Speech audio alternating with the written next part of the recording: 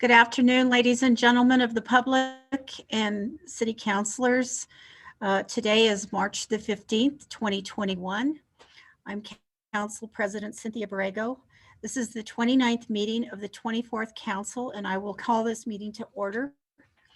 It appears that all of our councilors are present, and I think no one has called and said that they were not going to be with us. So if you're not on the call at this point, please log on. I would like to start our meeting with a moment of silence. And I would like to dedicate this because this is a year that that COVID began. So I'd like to dedicate our moment of silence to all of those who we lost over the last year to COVID. So if we'll just take one moment, please, councilors.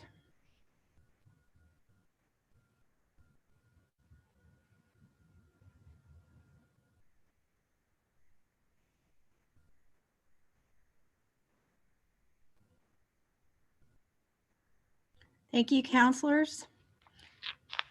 I would like to also begin our meeting with our Pledge of Allegiance, and we will display that on the screen. I would like to ask Councilor Davis if he would lead us in the Pledge of Allegiance, and I would like to ask Councilor Pena to lead us in Spanish.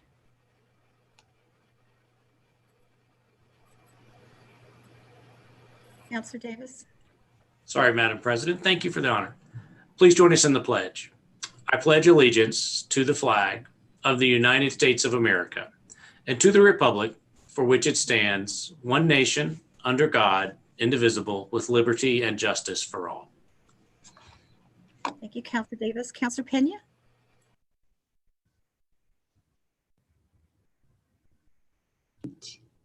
I'm trying to unmute. I'm sorry. It was just swirling. So, juro fidelidad a la bandera de los Estados Unidos de América y a la república que representa una nación bajo Dios, indivisible, con libertad y justicia para todos. Thank you, Councilor Davis and Councilor Pena. We appreciate that. I would like to read into the record some information for the public. As was noted in the press release from our office on Friday, posted on our website, and notice on our published council agenda, this meeting has special procedures given the governor's declaration of the public health emergency and restrictions on gatherings. Therefore, this meeting is being held via Zoom video conference. Members of the public, city staff, and the media have the ability to view this meeting live through 4 different platforms: GOV TV on Comcast Channel 16, the GOV TV website, YouTube, and Zoom webinar. These live streams can be accessed from most smartphones, tablets, or computers. For those watching on the live stream, thank you for joining us this afternoon. The video recording of this and all past council meetings will also remain available for viewing at any time on the City Council's website. Council staff is available via telephone if members of the public need assistance finding the videos online or any other assistance. Please call 768-3100 for assistance during business hours, which are Monday through Friday, 8 a.m. to 5 p.m. The council is accepting live general public comment today, as well as any written comments.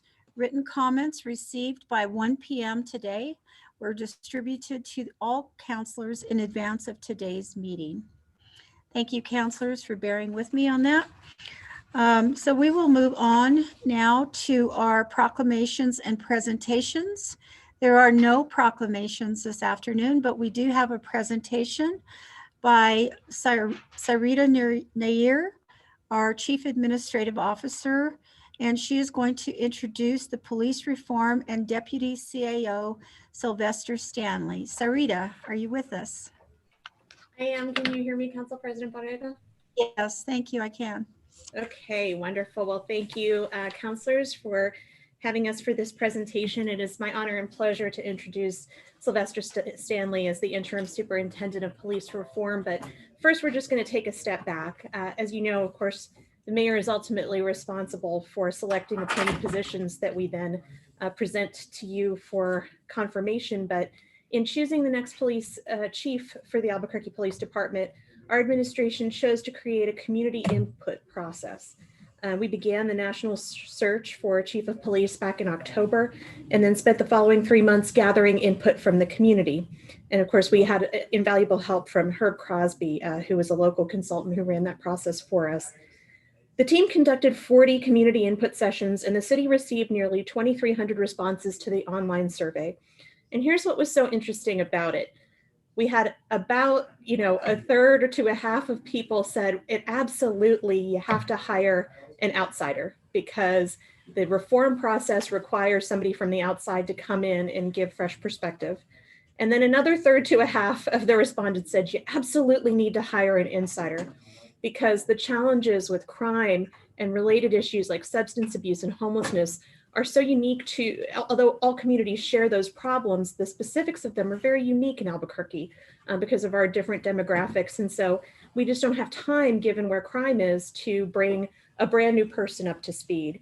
And so we thought we're probably not the only city that's had this sort of tension. And in fact, we found that a number of other cities have been trying out different models for their policing and reform structures because of these exact concerns.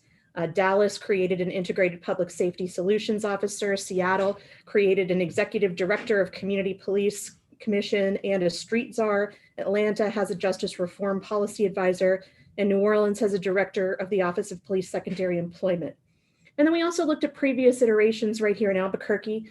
And what we found was that in general, people are coming to realize that the massive lifts of crime fighting and reform each deserve a dedicated role. So next slide, please. So this is the overall org chart for the entire city, but I'll direct your attention sort of to the middle. You'll see some blue boxes up there for confirmed positions, and one of them is for Police Chief Harold Medina, which you'll hear about later. And then you'll see what is a new branch of the org chart for the Superintendent of Police Reform, Deputy CAO, which is what Mr. Stanley will assume in the interim. Next slide, please. So here's a little blowout of how we're dividing these responsibilities between the chief and the superintendent.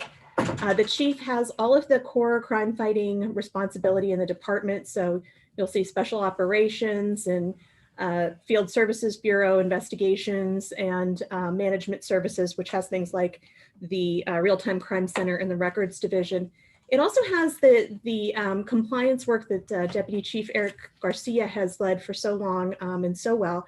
And that is really because that's a lot about making sure that all those divisions that are under Chief Medina are doing what they're supposed to do for reform. And so we felt that that was best left in that chain of command. But the new chain of command on the left is the superintendent role. And you'll see that it has the academy under there. And that just is so critical to reform. And also, just to be frank, it has been an area of intense criticism in the last monitor's report, and a matter of public record that we had to part ways with the commander of the academy for a number of reasons. So the superintendent will oversee cadet training, which is where we really begin to form the culture within APD, as well as continuing education and the tools to foster culture change. And that also includes ensuring compliance with the CASA when it comes to training and related matters. And then the other divisions that you'll see under the superintendent are internal affairs, professional standards, which used to be called misconduct, and internal affairs force. And again, just to be straightforward, these have also been areas of intense criticism of the monitor in the last internal monitoring report.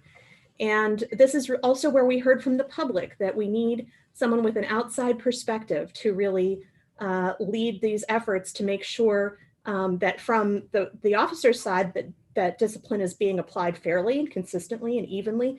And then also from the reform side that when there are those rare instances where there's a disciplinary matter related to reform, that is not swept under the rug and that is made clear that type of behavior is not tolerated. So that is the structure that we have in mind. And so with the next slide, I would just give you a few words. This is just sort of reviewing the duties, but I thought this would be a good one to close with. I'll just give you a few words about Superintendent Stanley. He has a long and distinguished career, and then he'll tell you a little bit about, he's been a 4-time chief, and he has a track record of reform that I think a lot of people don't know about that he's going to share a little bit about with you.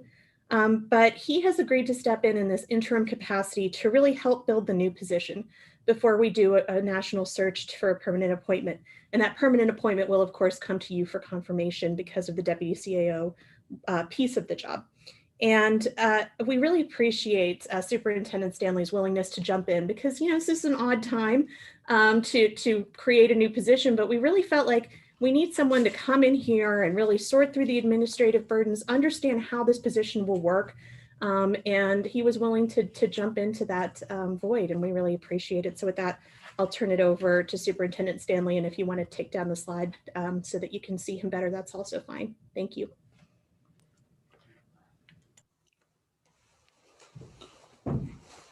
Madam President and council members, good afternoon. My name is Sylvester Stanley.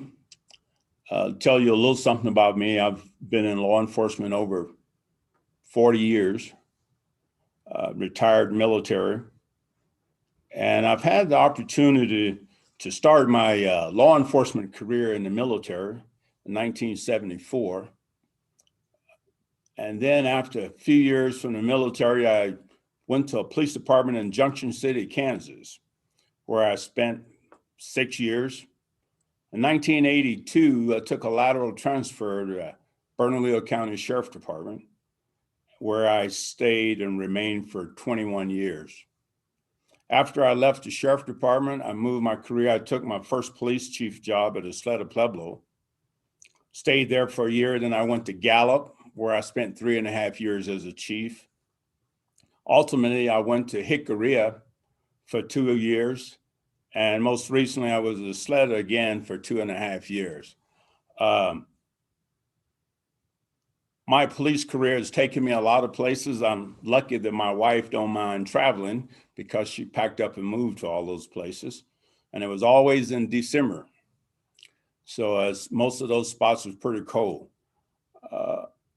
I've had the opportunity to bring to all of those departments professionalism, integrity, and being fair. I think the men and women and people of those communities admired me and respected me for that because I was always fair. Sometimes in those positions, we had to take disciplinary actions. When I was in Gallup, a number that I'm not too proud of, but it goes with the territory. For the 3 years I was there, we had to terminate 16 employees. You know, employees, especially in the police business, a lot of the time they don't get fired for the infraction. They get fired for not being truthful. And that's what happened in most of these cases. But the other men and women there respected that because they knew if we had people that was doing the wrong things, we wouldn't keep them on the department. So we had to terminate their employment. But anyway, that's just a little about me. Oh, I'm sorry, let me back up. I've been married for 40 years to the same woman. I have 2 sons and 7 grandkids, but if I didn't mention my family, I'd probably be in trouble. So I would stand for any questions if there are any. Counselors, do we have any questions of our Superintendent Stanley? Counselor Davis? Thank you, Madam President. And Superintendent, you'll have to excuse me. I'm always going to call you Chief or Captain. I'm not sure, like you're still Chief Stanley as far as I know. Let me say that I am so excited to see you taking on this role, and I want to commend Ms. Nair and the administration. Look, I just want to say, no one knows Albuquerque like those of us who live here, and no one wants this process to be done well and be done quickly like those of us who live here every day. I am a big believer that we have the talent in this city to get this done, and that we ought to invest in people who are invested in getting it right. So I think this is a really smart move. I think as Ms. Nair mentioned, splitting this position between the chief and a new superintendent is excellent. The two biggest jobs in the city right now are managing a crime on a daily basis and coming up with smart solutions to cooperate and to alleviate those issues and to get our reform efforts right. And I commend the administration for looking at a way to take on both of those, because I don't think any person can do both and do them give them full time and attention. But Chief Stanley, I really am. I'm anxious to be able to sit down and talk to you about your ideas. But let me say this: policing the police is not a fun or easy job. But you and I've had the chance over the years to talk about lots of things we saw that could be done better in law enforcement in different places, and I'm really excited. So I don't have any questions. I just want to give my enthusiastic support to the idea that you're going to help us build this position the right way, and I think you can bring some real strong relationships to the department and to the city through this effort. So I look forward to working with you and invite you to come and visit any of our neighborhood association meetings in any of our neighborhoods in Southeast anytime that you're ready to start talking about some of those great ideas. Well, thank you, sir. And I'm looking forward to having that break with you. Thank you, Councilor Davis. Councilor Benton? Yeah, similarly, Superintendent Stanley, I don't really have questions at this time. I look forward to a one-on-one discussion with you in the near future. You know, this previous council years ago, and under a lot of pressure, stepped out and said we've got to help APD reform itself. And you know, we've made some strides. I don't think there's anyone on this council or on that previous council who was not strongly supportive of our police department. And we've had our ups and downs with this consent decree process. And love to talk with you about that, my perspective, and hear your perspective. But I too, as stated by Councilor Davis, I think this is the right decision by the administration. I commend the thoughtfulness about what's being done here. I think highly of Chief Medina, and I think we made the right decision about that as well. So we look forward to working with you, and I think you have the support of every counselor on this call. Thank you. Well, thank you, sir. And I'm looking forward to being able to sit down with you as well. Thank you, Councilor Benton. Any other counselors? I don't see any other hands up at this time. Mr. Stanley, I very much, well, I spoke too soon. Councilor Gibson. Thank you, Madam President. Mr. Superintendent, thank you and welcome to the City of Albuquerque government. I am also very thankful that we have you on board.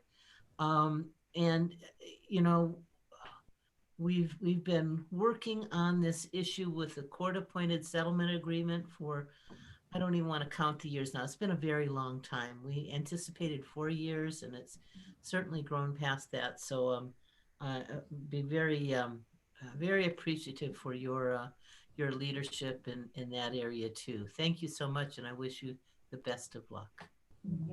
Thank you very much, Councilor. Councilor Pena. Thank you, Madam President. I just want to say welcome aboard. Thank you, ma'am. We like that, short and sweet. Councilor Sena. Thank you, Madam President. Yeah, you know, I'm just extending the same comments that was stated previously, but I also wanted to note and also grateful for you for mentioning your family, as I know I was talking to Chief Medina this morning as well, that these decisions are also something of a family decision and conversation, and welcome you to any of our neighborhood associations, as I know many of them are very interested and want to know more about this position as well. So welcome. Thank you, ma'am, and I will. Thank you, Councilor Sena. I don't see any other hands raised. I would just like to welcome you, Mr. Stanley, and I definitely acknowledge your background and your experience. I think it's going to bring a new light to our police department. And I know that you have a lot of local experience, and I think that's really very important, especially as we move forward working with our communities. I would welcome you also to the Northwest Mesa, and hopefully you'll be able to join us at one of our quarterly meetings. So thank you for being with us this afternoon. Thank you, Madam President. Yes, I'm looking forward to that. Thank you. Okay, with that, we will move forward. And I see the chief waiting in the wings, who will be on a little bit later, and I'm sure we'll have questions for you as well. Chief, thank you for being with us. Okay, we will move on to our item number 4, which is economic development discussion. And actually, counselors, I requested this item be placed on our agenda. I had a discussion recently with our director, Cynthia Jaramillo, regarding the funding that came down from the CARES funding for last year.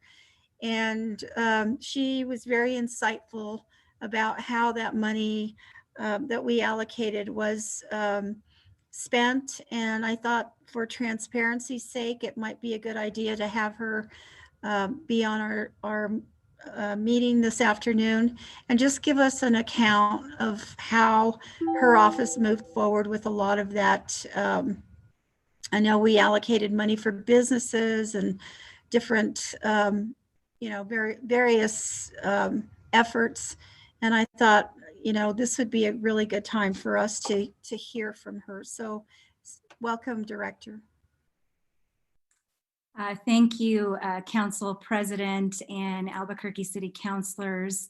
I'd like to share a brief presentation with you regarding CARES funding. I'll give you a quick update. We have prepared a presentation, and again, I will be brief in that I'll stick to the facts here. So again, thank you for the opportunity to share the work the Economic Development Department has been committed to over the past several months. Our team has worked on a number of high impact projects since the onset of the pandemic.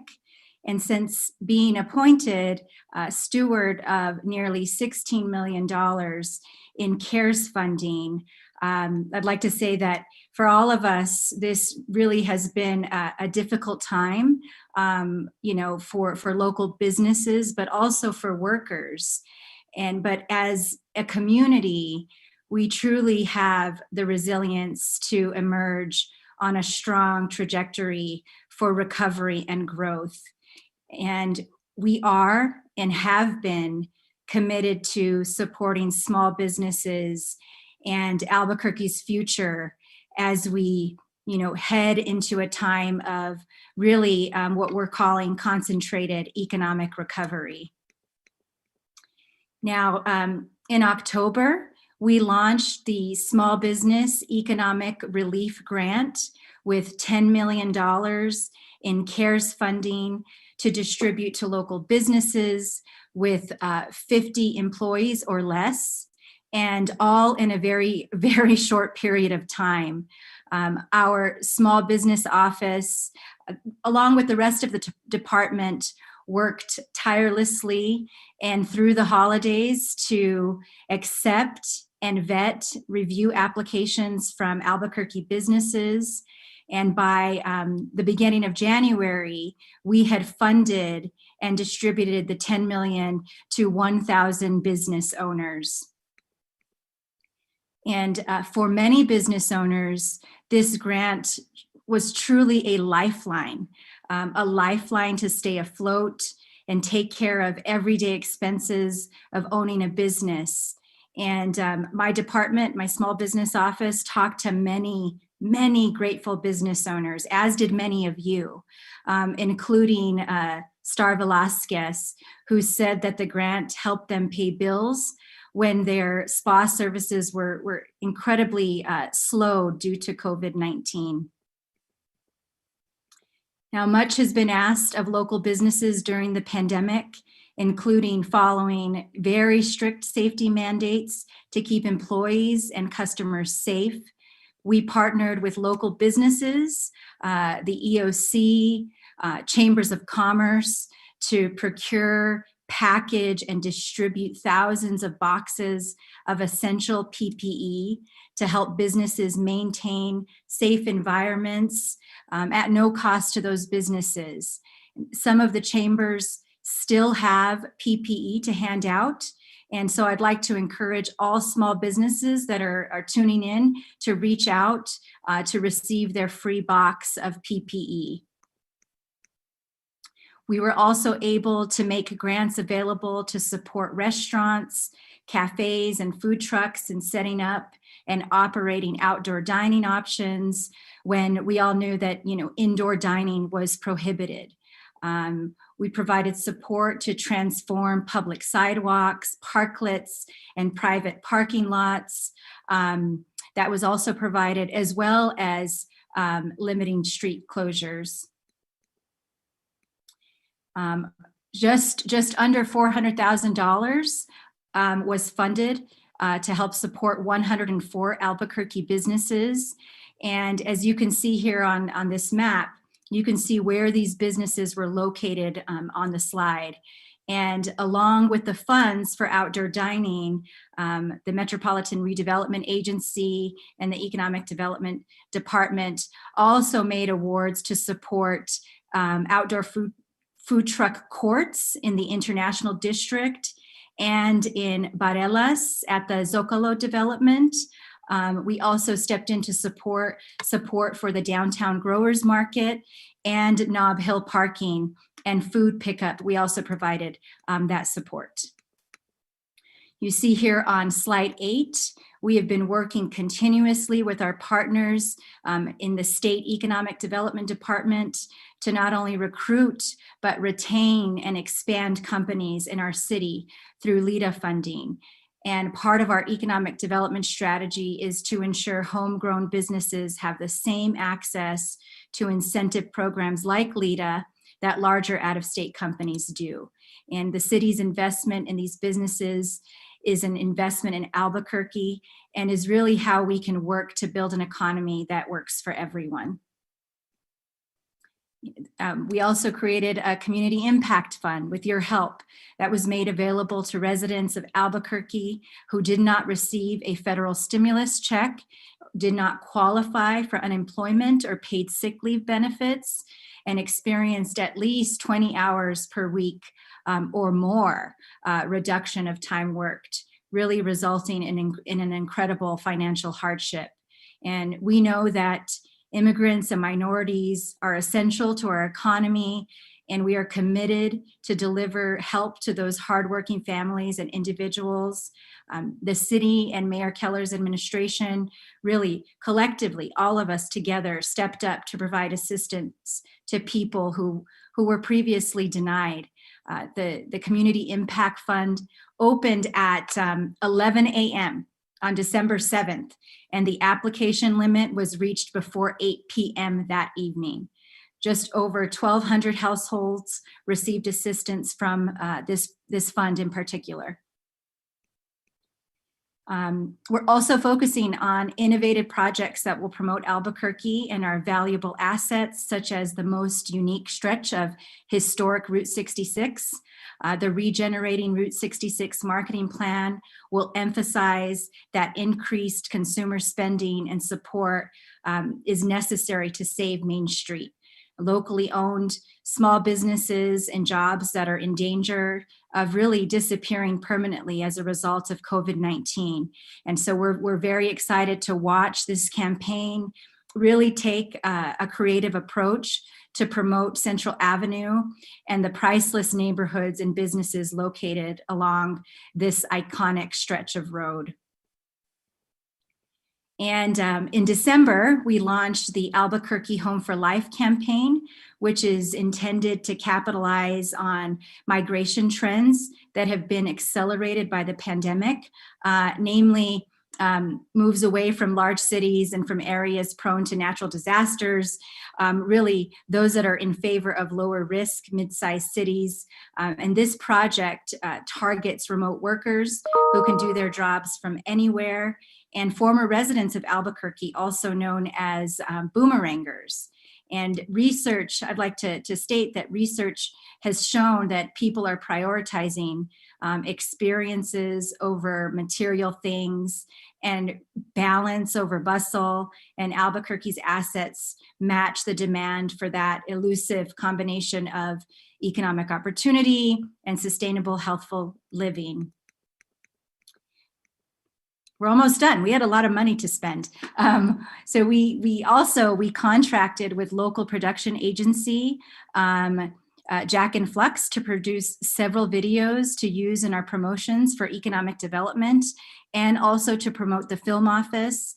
The videos that we produced feature testimonials from Albuquerque professionals and in the film industry, expressing their satisfaction and enjoyment working and living in Albuquerque. One of the film office videos was recently used in a Deadline Hollywood sponsorship for their annual Deadline Contenders events, which was seen all over the landscape of Hollywood and filmmakers. And the Albuquerque Home for Life video has been utilized on the campaign's website, social media, and distributed to campaign partners, all of our economic development partners across the state. It has also been supplied for a new city webpage with resources for newcomers to Albuquerque. And last, I just like to say that these projects are really just a part of the work that will put us on the path towards economic recovery. We will continue to plan for future job growth and strategic projects that we believe will bolster Albuquerque's economic sustainability. And as a community, we truly believe we have the resilience to emerge again on a strong trajectory to return to the monumentum that we had before the onset of the pandemic. And I'd like to just express gratitude and thank you to all of our city councilor members and the administration for continuing to support job growth and to support small businesses in the Albuquerque area. And with that, I'll just stand for any comments or questions. And thank you, Council President Borrego. Thank you, Director Jaramillo. I know that was a heavy lift because we threw a lot of money at your agency very quickly, and with a very small staff, you were able to meet those obligations, and I very much appreciate what your office did. And that's why I asked you here today, is because I really wanted to recognize that. I know it was really a heavy lift for you, and you guys are really, really busy. Any other questions of counselors? If not, thank you. One question, Councilor Sena. Thank you, Madam President. Not really a question, but just more of a comment and a shout out. I know I was on the National League of Cities conference and really proud to see Director Jaramillo represent Albuquerque and just the amazing work that we did, and really highlighting the work that we can do together as a city and how other cities really hope to learn from us as we're getting another round of relief. And so I was really proud to see Director Jaramillo there. And even though they definitely need to learn how to pronounce the Jaramillo, but was so happy to see her there and was just really proud at that moment. So just wanted to give her a shout out for that. Thank you, Councilor Sena. I hope the mayor's listening, Director Jaramillo, because you deserve recognition. Councilor Gibson. Councilor Gibson, you're on mute. Of course, I'm muted again still. Yeah, I just wanted to also say that was a great presentation. I think it was probably one of the best ones that I saw, and just wanted to thank you for being there. You were awesome. Thanks. Thank you, Councilor Gibson. More importantly, our business community thanks you. Thank you, Director. Okay, with that, we will move on to our general public comments, and I'm going to read into the record just for the audience. So Do we have a question and answer for the administration? Excuse me for 1 second.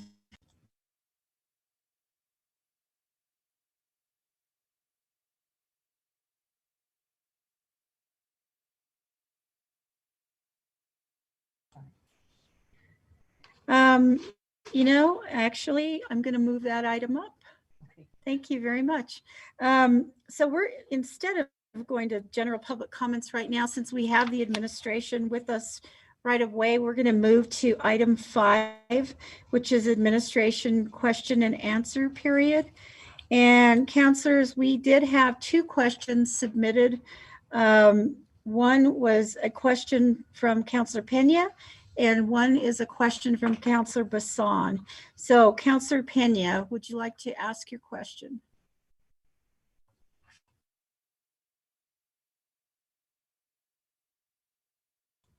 Counselor Pena, are you there? Okay, let's move on to Counselor Bassan, and then we'll try to get Counselor Pena back on the line.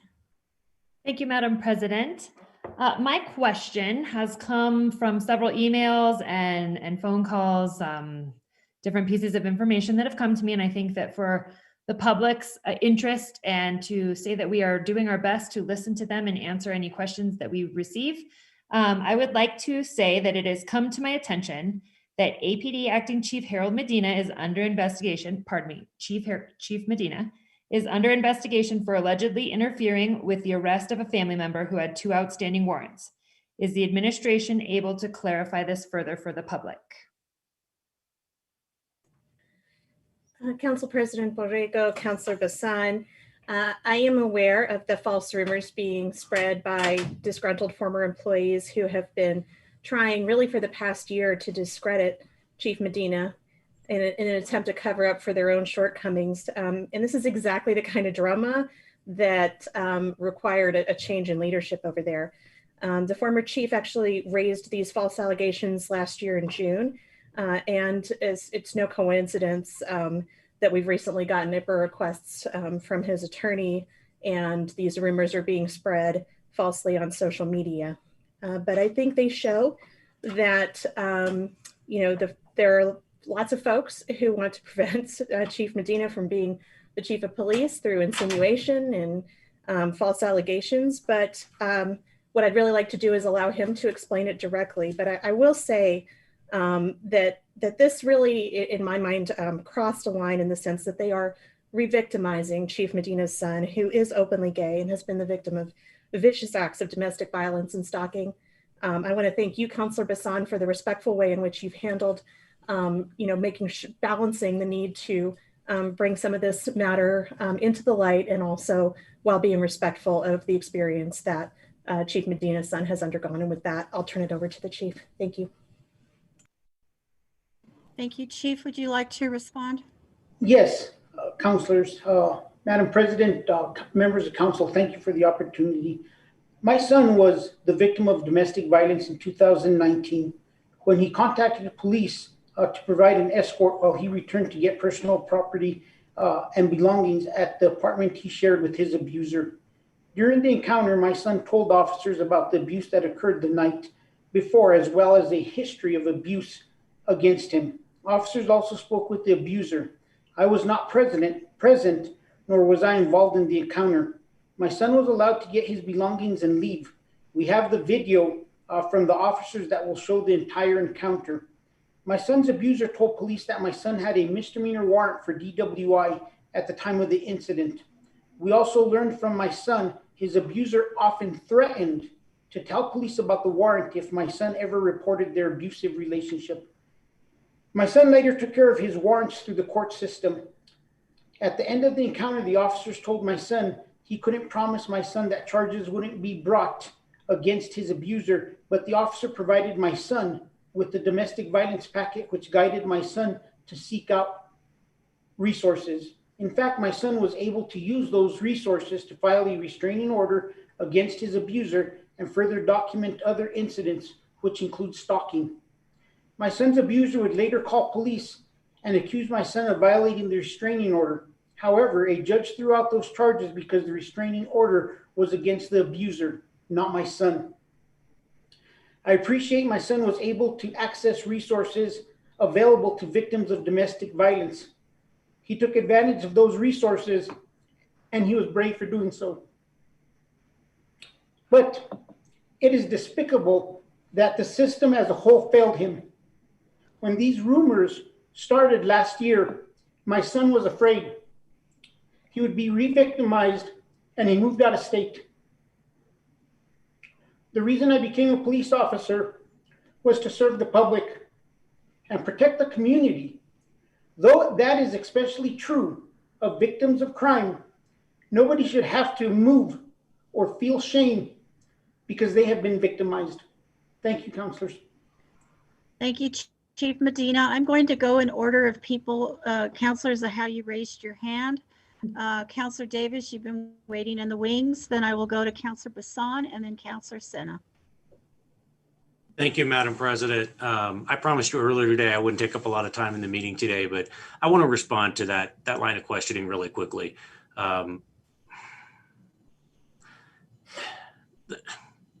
This is incredibly frustrating.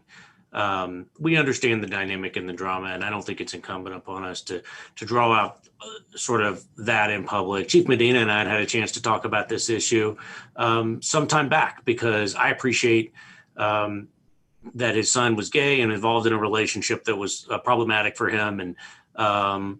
And I had heard these rumors and I asked about it, got some information, was able to resolve it without doing it in public. But let me just say this, the fact that we will let people bring these rumors out as a part of this process, or I'm just incredibly frustrated that the fact that we would draw out somebody's domestic violence history and replay all of those dramas in public because of an internet rumor.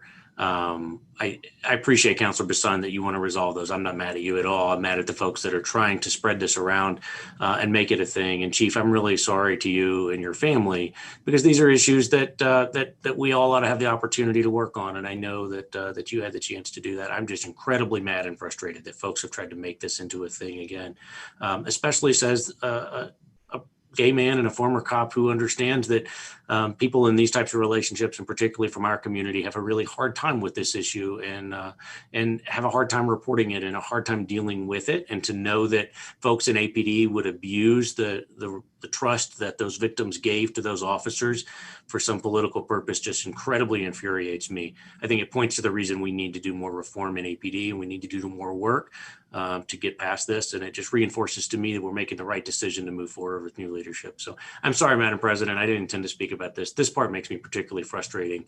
When all of us get into public service, we expect that our lives are fair game, but not that of our family for some political gain. And we want to know that if our families had troubles, they would be able to call the police without worrying that it ends up on the 6 o'clock news or in a city council meeting. So sorry, that's my soapbox for the day. Chief, I apologize to you. And I'm just horrified that you have to sit there and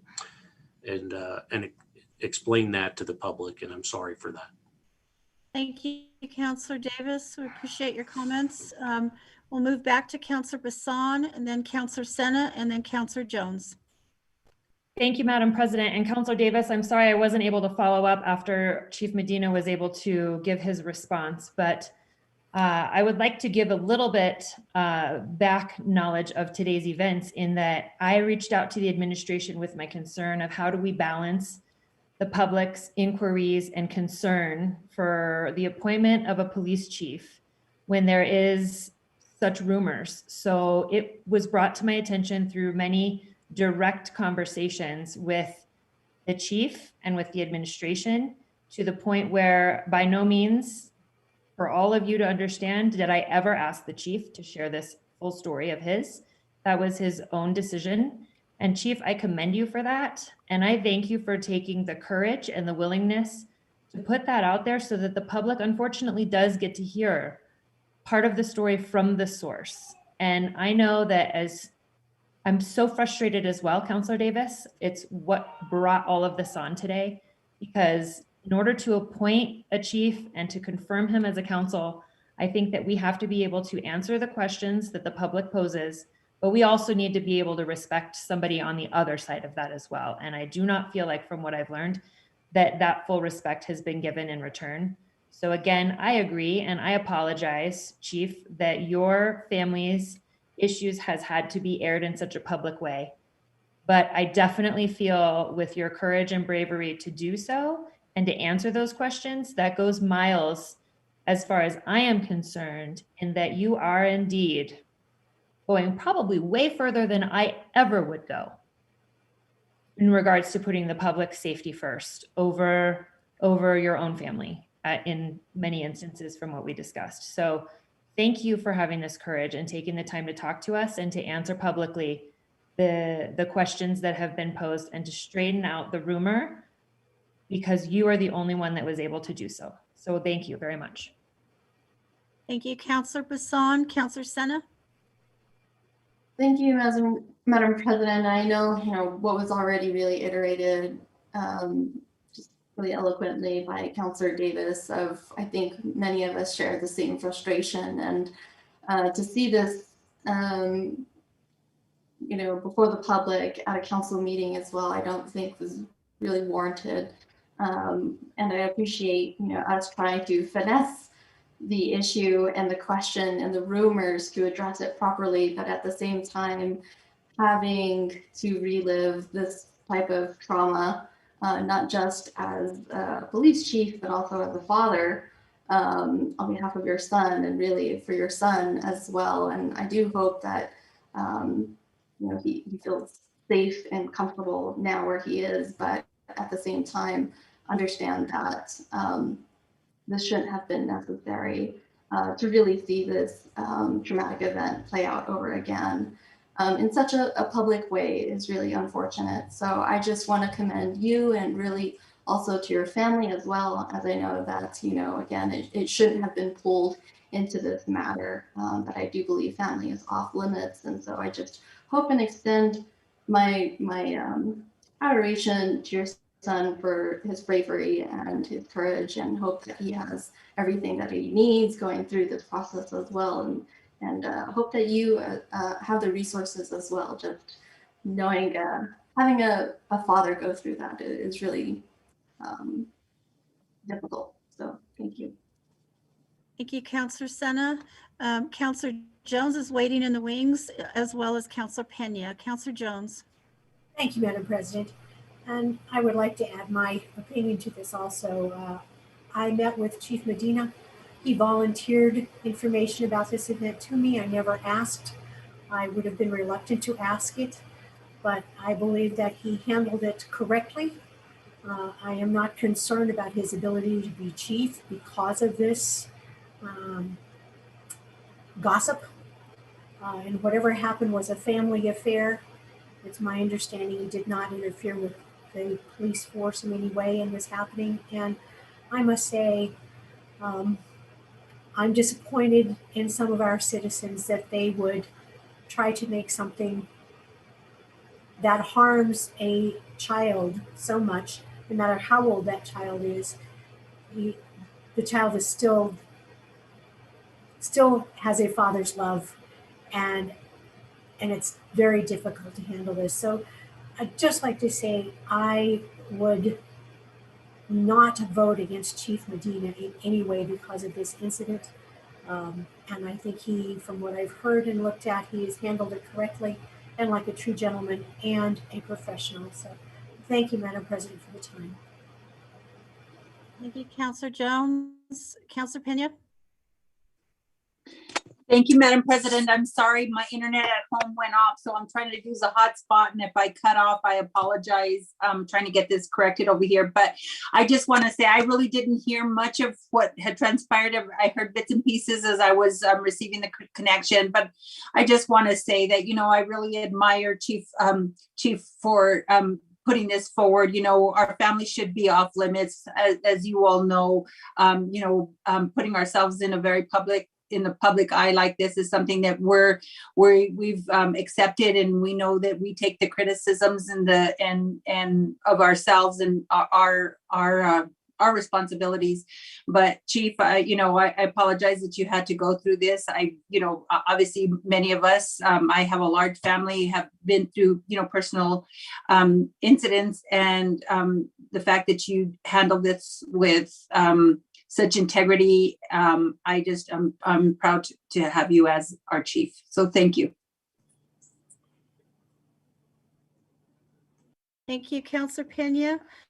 I would just like to say that with regard to such a high profile position, sometimes we often become targets, and things that our family does, or situations that have occurred in the past, and that's unfortunate. And I just want to say that I'm empathetic with the chief's family, and probably the way that he's feeling in all of this, and feeling like that group of people that maybe are not as supportive. I'm sorry about that, but I think that the chief has handled much of this and I've met with the chief, his passion, his dedication, his experience in the community.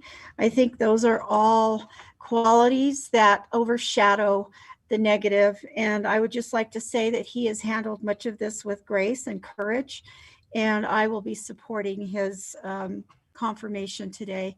Is there any other counselor that would like to speak? If not, Chief, we're going to come back to this later on under appointments, and we appreciate that you are with us and listening to this. And I think that the council does support you. Thank you. Thank you. So with that, we are going to move on to our. Yeah, we need to kind of ask her question. Oh, I'm sorry. We have one more issue under our administration question and answer. And Councilor Pena, we were looking for you a little bit earlier, so I'm glad you're back on with us. I'm still, and I don't have my iPad, Madam President, set up, so I'm barely hanging on here. So anyway, but yeah, there you go. I'm pretty excited. I'm pretty excited that we have Director Holcomb here. He's going to give a presentation on what they're doing at Transit. But, I had been asking about Sunvan tickets, and he has a very important update. Thank you, Director Holcomb. Thank you, Councilor Pena, Madam President. I'm actually going to defer to Stephanie Dominguez. She's our Deputy Director. She's put a brief PowerPoint presentation for us to talk about the new ABQ Ride Tix app that we have up and running and some of the things that it can do. So Stephanie, if you don't mind. Good afternoon, Madam President and councilors. Thank you for inviting us this afternoon to speak to you about our ABQ Ride Tix app. This app has been available since about 2018. You can purchase your bus passes on this application. It's available in English and Spanish. If we can go to the next slide, please. It's very simple to use. There's different options to purchase passes. We're happy to announce that you can now purchase Sunvan passes on this application as well. Over the past few months, we've been really working with staff to kind of go through them, the process and procedures, making sure those are in place as we roll out this new option on this app. So here's just a brief overview of the simple steps it takes to purchase an app. Once the purchase is complete, you can select to activate the app, and we can go to the next slide. And our drivers validate passes, and there's a couple of different ways that they do that. As you can see on both of these screens, there's a ticker. Once the ticket is active, there's a countdown, so the driver can identify that it is in fact an active pass. And then if you tap the pass, there's a QR code that's constantly changing. So those are just the two ways that our drivers validate the passes.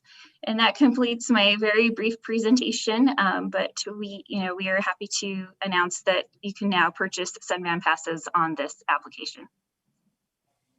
Thank you, Ms. Dominguez. Mr. Holcomb, did you have any other additional comments? No, and I apologize. It's a work in progress. It took us a little while to get it up and running, but it looks like it's working now. It's been working for, as Ms. Dominguez said, probably about a month or so. Councilor Pena and I had a discussion last week, and I mentioned that it was up and running, and she was just as excited as we were. So we're glad that we could share that with you. Yes, Madam President, if I may. Yes, so thank you, Director. I really appreciate it. Lots of my family and friends are going to be really excited about this. You just had one other small announcement that I thought maybe you would want to share that you had shared with me the other day, and that was about rides to vaccinations. Yes, Madam President, Councilor Pena, we are actually working with NMDOH, Commission for the Blind, and a couple of different disability communities in town, and we are providing transportation for not only our Sunvan clients who use our service, our Sunvan paratransit service, but for those individuals as well. So we're excited that we're able to do that. We know that there's definitely a need for the disabled community to be able to get those vaccinations, and we're really happy to be able to help work with those organizations to try and get those vaccinations done. So we're excited about that as well. Thank you, Councilor. Thank you, Madam President. And again, thank you. I mean, this is just really such a tremendous help. You know, I have 2 loved ones that are in wheelchairs, and just really getting around just to purchase the Sunvan tickets is going to make a huge impact on their quality of life. So thank you, Director. Thank you, Madam President. Thank you, Councilor Pena, and I'm really glad that you raised this issue. I just listened in, Director Holcomb, to a nurse who's studying for her master's degree. And one of the issues that she raised to myself and Mayor Hall from Rio Rancho, who was also on the call, was some of our seniors that are not meeting their doctor's appointments because of lack of transportation. So I think, you know, with regard to COVID, that's really important, but I wonder if you all could maybe look into that. I'd like to put you in touch with that individual to talk a little bit more about the research that she did regarding that whole issue of health and our seniors. So if you would bear with me, I'll have my assistant maybe send you that information, and maybe you can look into that issue. Madam President, absolutely. Just have her contact me. If it's not something that we can do, I can certainly reach out to the Department of Senior Affairs, who actually has a transportation system that between one or the other, hopefully we can figure out a way to try and help them out. Absolutely. Thank you very much. All right. Thank you all. With that, Councilor Gibson. Yes, thank you. Ooh, I just made you go away. So I just wanted to add that you were talking about Rio Rancho and someone up there who is having difficulty making their doctor's appointments. If that is the case, if I did hear that correctly, I would also recommend that they reach out to Rio Metro. We do have bus services and demand service for transportation, limited, but it does exist in Rio Rancho. So I just wanted to add that in. So thank you so much, Councilor. I appreciate that. They need to. And actually, we were planning to do a presentation to Rio Metro. So thank you. Okay, with that, councilors, if there are no other comments, then we will move on to general public comment. And I am going to read into the record some information that staff provided regarding our public comments. And good afternoon, everyone. For those joining us to provide live public comment, as was stated earlier, we also received written comments that were distributed to the councilors in advance of today's meeting. Members of the public will be able to address the council if they have signed up for live public comment per the rules published on the agenda and on our website on Friday. Speakers will be moved into the meeting room 2 at a time. They will remain muted with their camera off until they are called upon to speak, at which point they can turn on their camera, unmute themselves, and will have 1.5 minutes to provide comments to the council. After that, they will again be muted and return to be an attendee of the Zoom webinar. The ground rules are for today's meeting. Each participant has 1.5 minutes to present. Comments are to be addressed to the councilors only through the council president. Any disruptive conduct will result in removal from the Zoom webinar.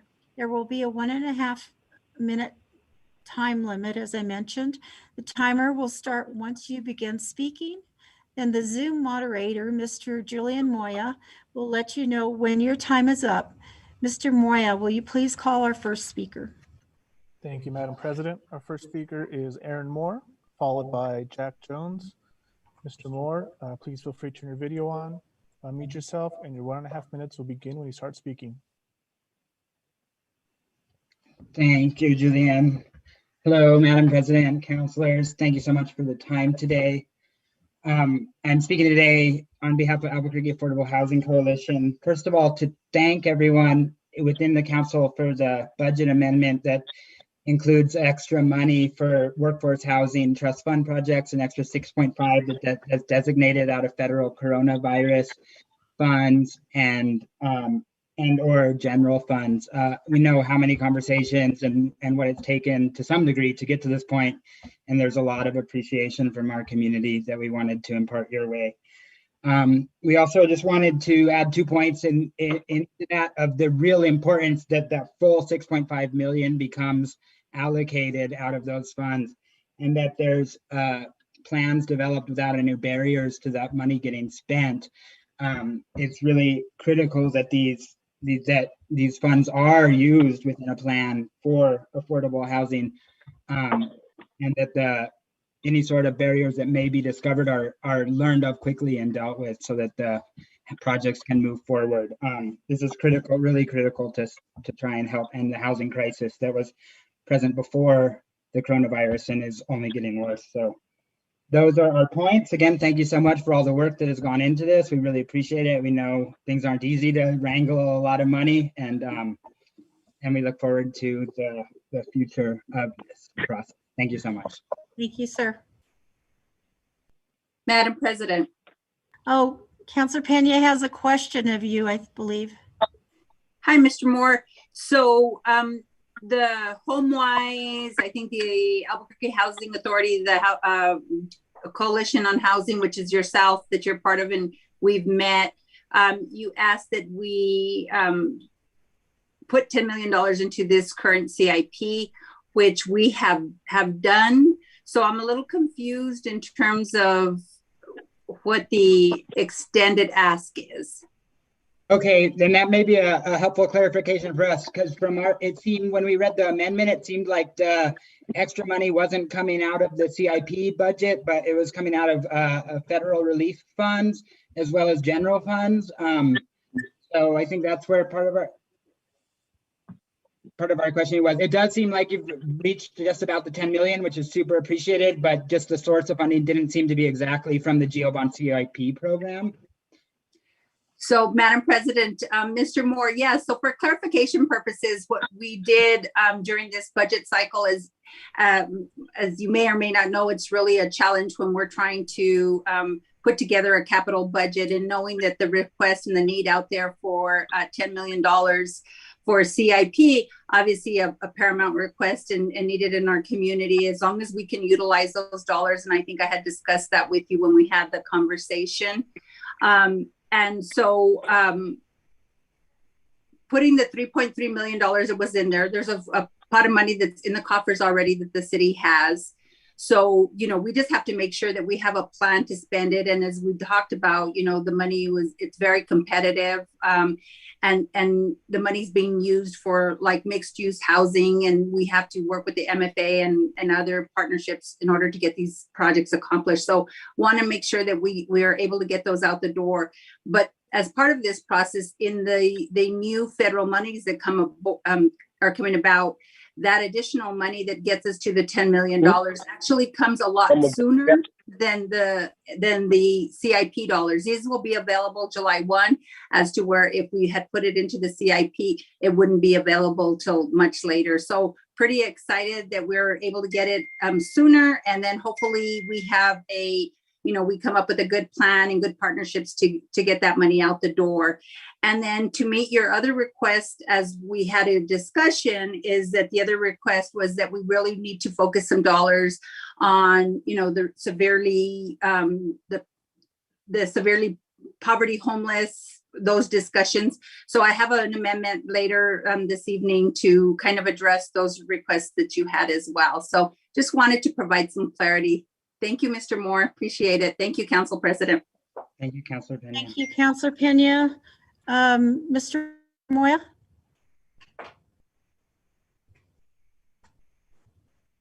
Thank you, Madam President. Our next speaker is Jack Jones, followed by Kate Hildebrand. Mr. Jones, please unmute yourself, and your 1.5 minutes will begin when you start speaking. Madam President, City Council members, thank you very much for listening to me and hearing my request. I want to talk to you about a couple of things. One, I've been in law enforcement for a number of years, kind of like Superintendent Stanley, and I've known Superintendent Stanley for 35 years. My congratulations to you all for picking him to lead the Albuquerque Police Department, and I think you've done a great job with that. One of the things that I have is that on March 9th, the Albuquerque Journal, front page above centerfold, point 2 people to lead APD. You know, there's 5 deputy chiefs there. You have an individual by name of Damon Martinez, who used to be a U.S. attorney that's at Albuquerque Police Department. I think he's still there. But how many people does it take to lead Albuquerque Police Department down this path? There's been other agencies that have gone through the DOJ problem, DOJ issues, and they've been able to work their way through it. I think that there's things that APD can do. My heart goes out to Harold Medina. That question needed to be asked, and I think it needed to be answered. I think he went into much more depth than I think he should have. You know, Councilor Bassan was right, but I want to tell you that that question has been running around Albuquerque and the state of New Mexico for some time now. So thank you guys very much for answering that question, Chief Medina. Thank you for answering it. Now it's clarified, and you guys can move on with that. I want to tell the City Council that I think you all are doing a great job. I really applaud you for the things that you've done and how you're doing business. And I know it's hard, and I know there's lots of things that are happening within the city that are above and beyond the things that we're talking about right here. And I live in Albuquerque. Thank you, Mr. I'm a Jones. lifelong. Your time is up. Thanks, guys, very much. Thank you. Our next speaker is Kate Hildebrand, followed by Bree Sillery. Ms. Hildebrand, please feel free to turn your video on, unmute yourself, and your 1.5 minutes will begin when you start speaking. Good afternoon. My name is Kate Hildebrand. For a decade, I was the housing planner for the city of Albuquerque. The Workforce Housing Trust Fund, created in 2007, aims to provide dedicated ongoing city revenue for preservation and development of affordable housing that might not otherwise be reliably funded in a city budget. I'm happy you see the need for $9.8 million allocation to the trust fund. And yet I am worried that 2/3 of that is proposed to come from emergency funds or the city operating budget.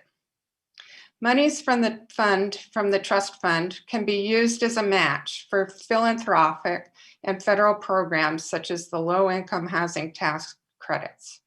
Thus, its value is far beyond the money deposited into the trust fund.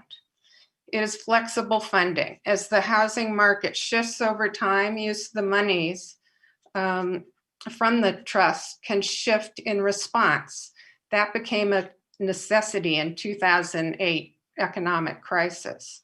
Your investment of $9.8 million through this CIP bond cycle will create a lasting community asset that improves lives, creates new jobs, protects public health, and generates tax revenue. Thank you for your consideration, and I appreciate this opportunity to talk with you. I just want to say to Ms. Hildebrand, I worked with her for many, many years on affordable housing, and the quality that you brought to you and your husband, Rick Richardson, brought to our city has really set the path forward for affordable housing, and I very much appreciate you, Kate. So I wish I could see you, and thank you for being with us this afternoon. Thank you very much, and thanks for what you're doing too, Cynthia, and all. Thank you. Our next speaker is Bree Sillery, followed by Dr. Joe Valles. Ms. Sillery, please, I see your video's on. Please unmute yourself, and your 1.5 minutes will begin when you start speaking. Good afternoon, Madam President and members of the council. Pleased to hear about the $9.8 million that's been allocated to the Workforce Housing Trust Fund. And you've really answered a lot of my questions earlier regarding this funding stream. And we just wanted to ask for the maximum amount possible. And I'm so thrilled to see how much work has gone into getting these funds into the Workforce Housing Trust Fund. And this is going to make a serious impact. As many of you know, we have a severe shortage of affordable housing units. And right along with that, it impacts the ability of our organizations to use housing vouchers because we do not have enough units in order to utilize those. So this is great. Thank you. And I hope to see this again in the upcoming budget as well. But we'll talk more about that next year. Focus on this year. Thank you, Madam President, members of the council. Thank you.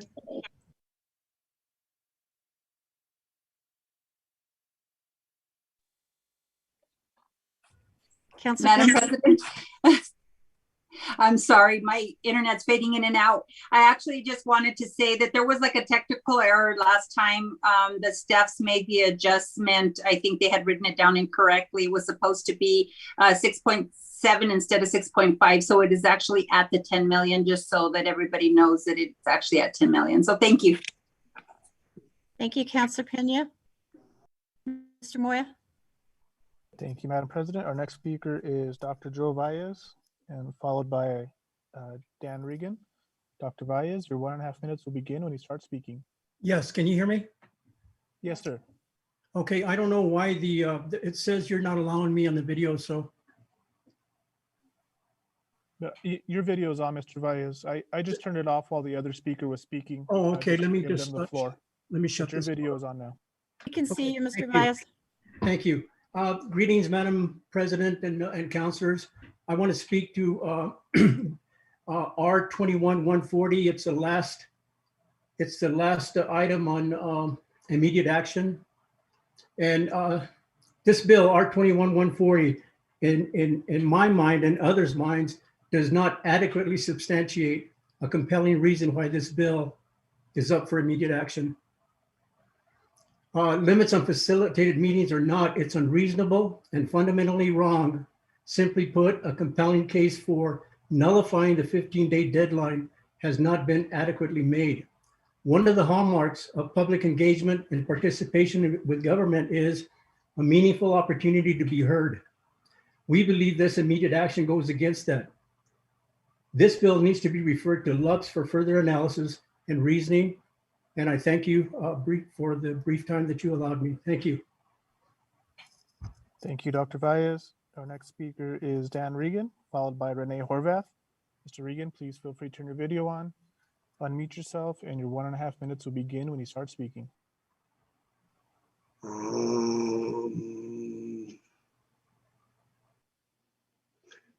Okay, can you hear me? We can see you, Mr. Reagan. Okay, it feels like we're dealing with a play within a play. R21-140 removes neighborhood awareness and input that was built into the IDO from the first version. And the council today is being asked to act immediately on this resolution that came into existence late last week, as the best I know. And such action will exclude any neighborhood input, much less informed, knowledgeable, considered feedback from the taxpayers who own 75 to 80% of the private property in our city. It has been less than 4 months since the IDO Rev of 2019 was finalized. The 15-day notice window existed prior to the 2019 revision. I'm not sure what changed. It feels like we, the neighborhood association folks and coalitions, are in a closed metal barrel that is being tumbled willy-nilly, and that no one inside the barrel has any access to any of the controls. If R-140 needs to move forward, please send it to LUPS for a full hearing after the full rationale has been provided to the NAs, to the neighborhood associations and coalitions. I would like to know the source, and I'm talking original, not derivative, the actual source for R-140. Who did it actually originate with? I appreciate you all paying attention, and I thank you for all the things you do and the help you bring to the city. Thank you. Thank you, Mr. Reagan. Mr. Moya? Thank you, Madam President. Our next speaker is Renee Horvath. I see you there, Ms. Horvath. Your 1.5 minutes will begin when you start speaking. Okay, thank you very much. I just want to comment on the last two resolutions on the agenda that are related to the IDO. And real quick, the first one, R-121-139 relates to walls and fences.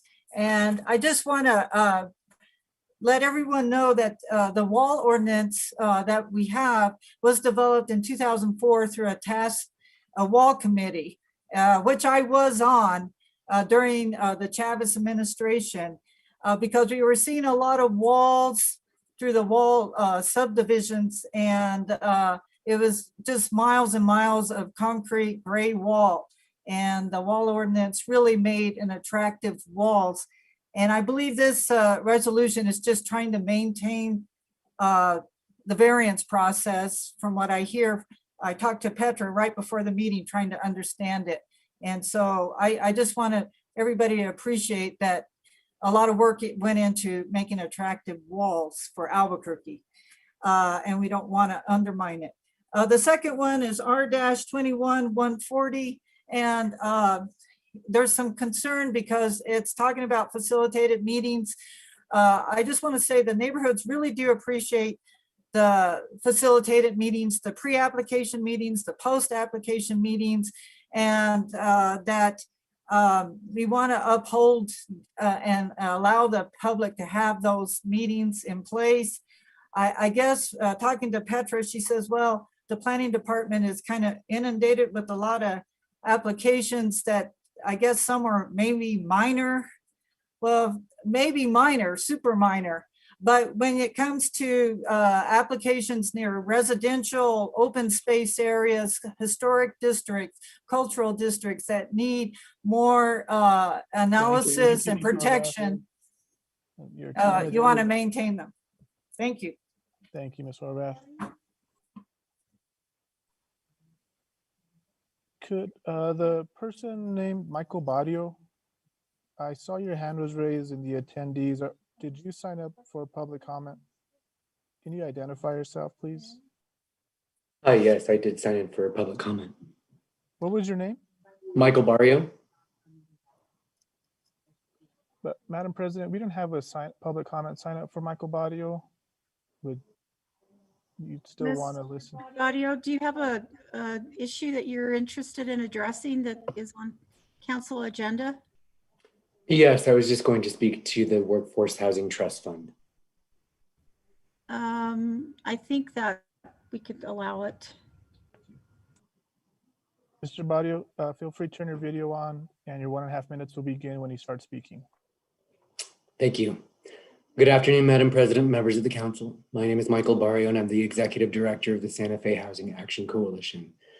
I'm here today to express our strong support for consistently and adequately funding the Workforce Housing Trust Fund. I want to say thank you for your work to make sure that that trust fund has had funding in the past. As you know, trust fund investments lead to broad prosperity, economic activity, job creation, immediate and long-term GRT creation. As you know, it also challenges the private sector to create innovative approaches for addressing our housing challenges.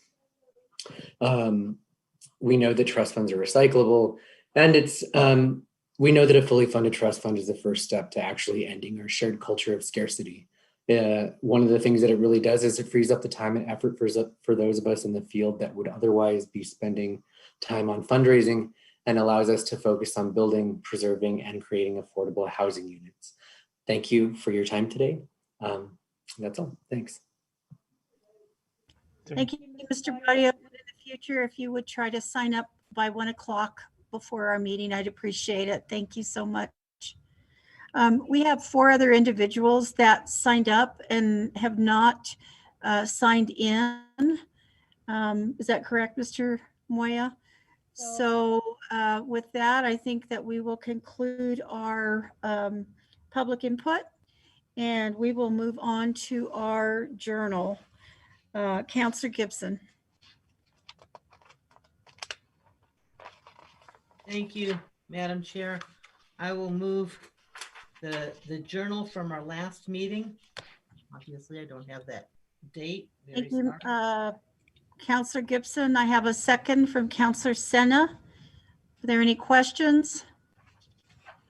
If not, I need a vote on that. Ms. Ortega. Counselor Bassan. Yes. Counselor Benton. Yes. Counselor Davis. Counselor Davis. Counselor Gibson. Yes. Counselor Harris. Yes. Counselor Jones. Yes. Counselor Pena. Yes. Counselor Senna. Yes. Counselor Borrego. Yes.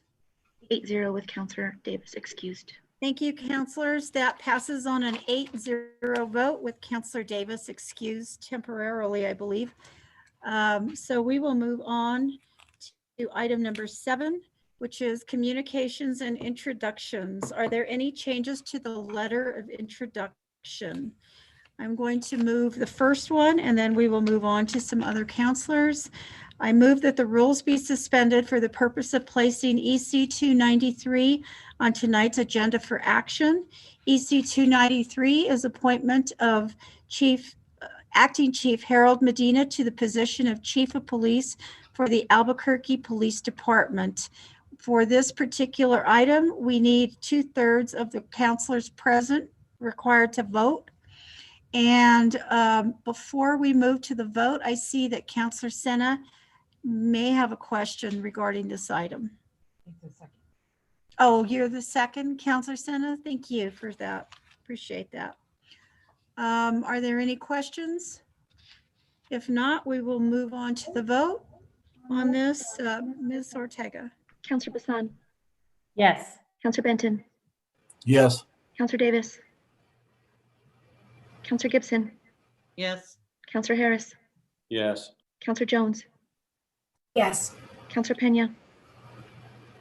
Yes. Counselor Senna. Yes. Counselor Borrego. Yes. 8-0. Thank you, counselors. And it appears that Counselor Davis is still not with us, so that passes on a 8-0 vote. Thank you very much, and congratulations to the chief.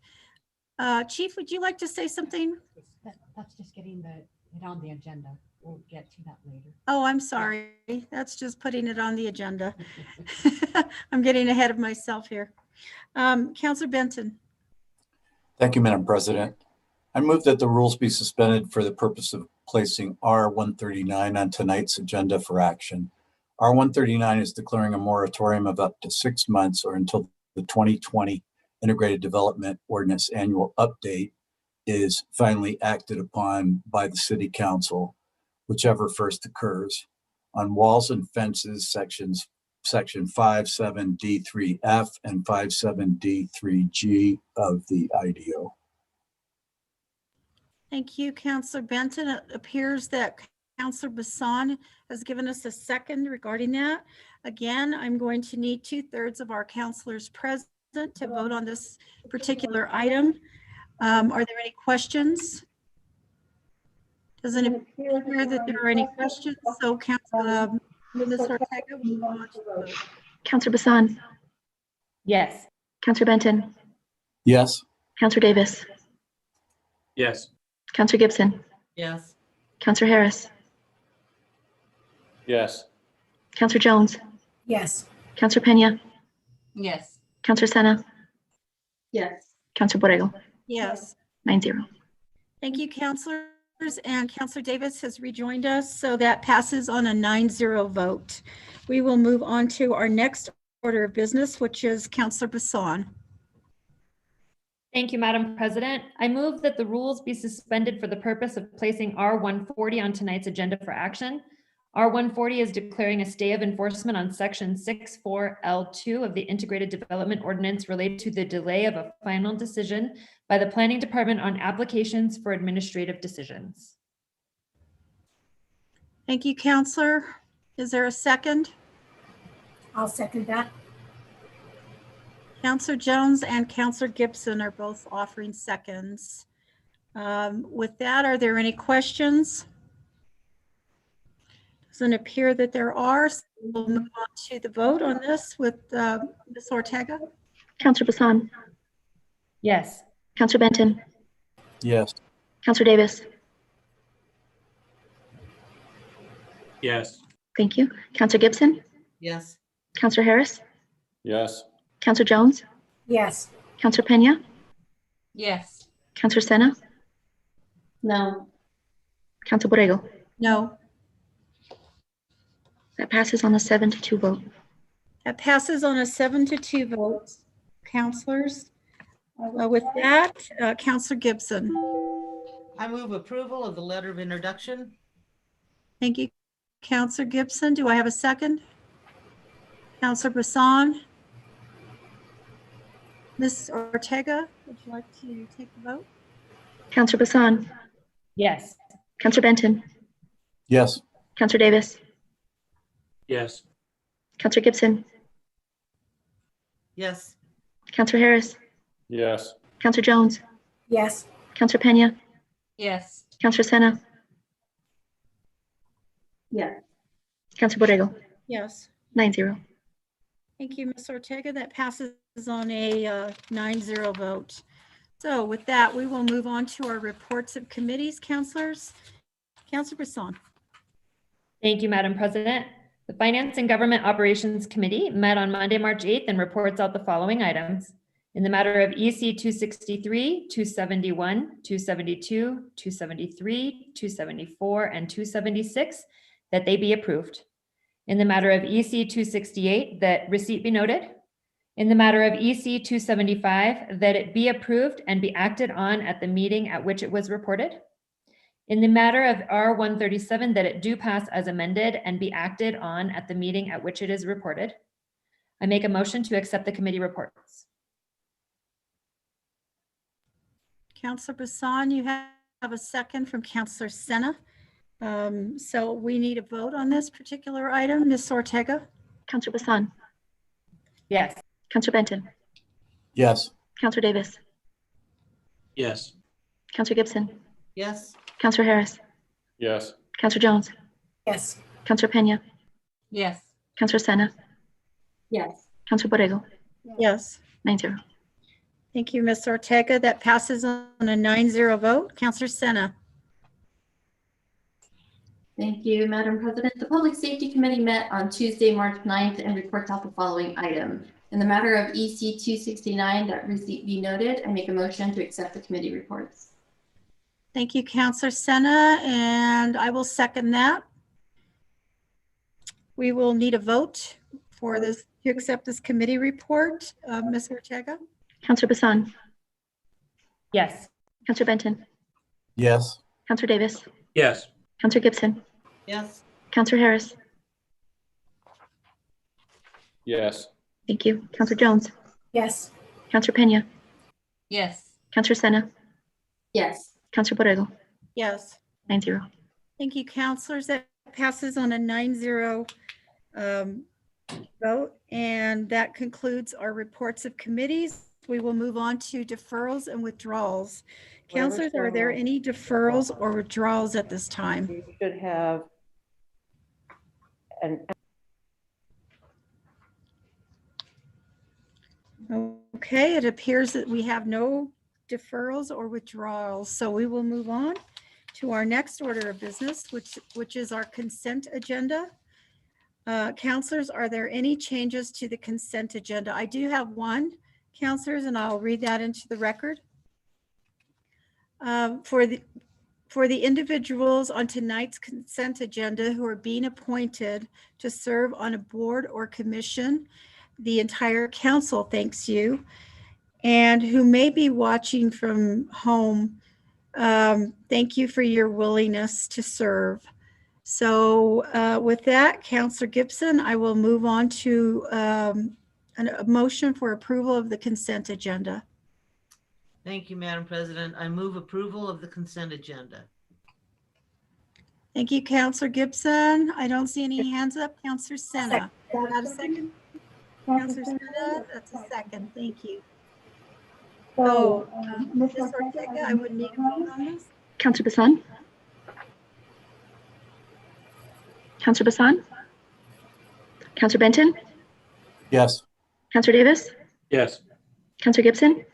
Yes. Councillor Harris? Yes. Councillor Jones? Yes. Councillor Pena? Yes. Councillor Senna? Yes. Councillor Borrego? Yes. 8-0.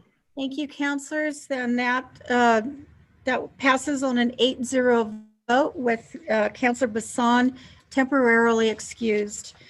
So we have some announcements. I don't think Councillor Bassan is on, so I will read it into the record for her. There will be an Albuquerque-Bernalillo County Government Commission meeting on Thursday, March 25th at 5 p.m. via Zoom video conference. So with that, we will move on, councillors. We do not have any public hearings this evening, so we will move on to our approvals. Item 13. Councillors, item 13 is EC. The first item is EC 293, appointment of Harold Medina to the position of Chief of Police for the Albuquerque Police Department, and I will move confirmation. And it appears I have a second from Councillor Davis. Any discussion?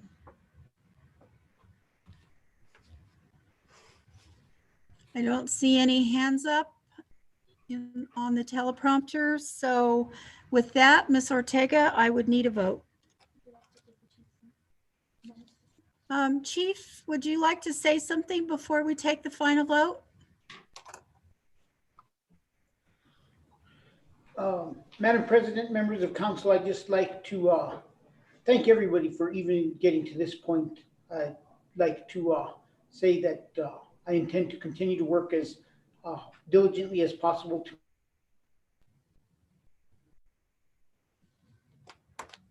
Chief, we can't hear you.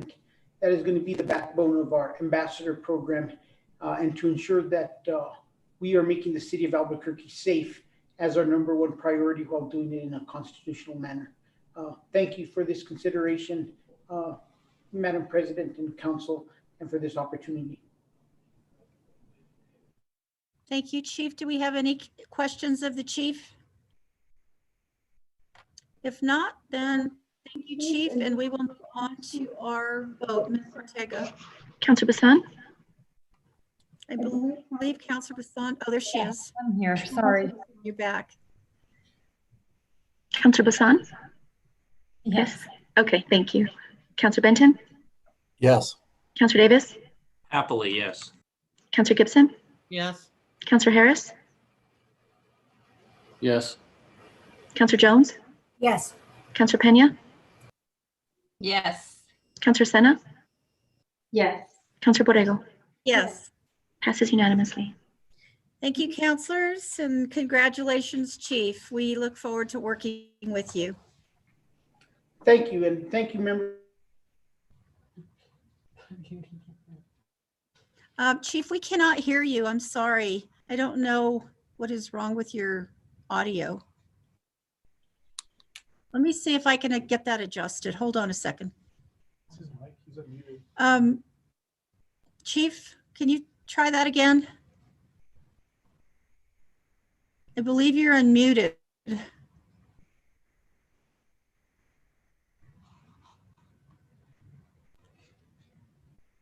Chief? You're on mute. Try it again. We're going to try. There you go.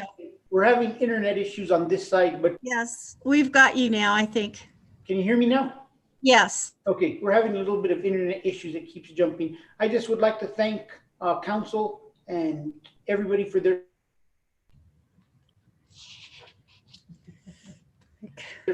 to be chief And I intend for us to continue to communicate as strongly as possible and ensure that we move forward in making our city safe and make sure that our police department is respecting the rights of all of its citizens and constitutionally policing us in a way that's going to help us create a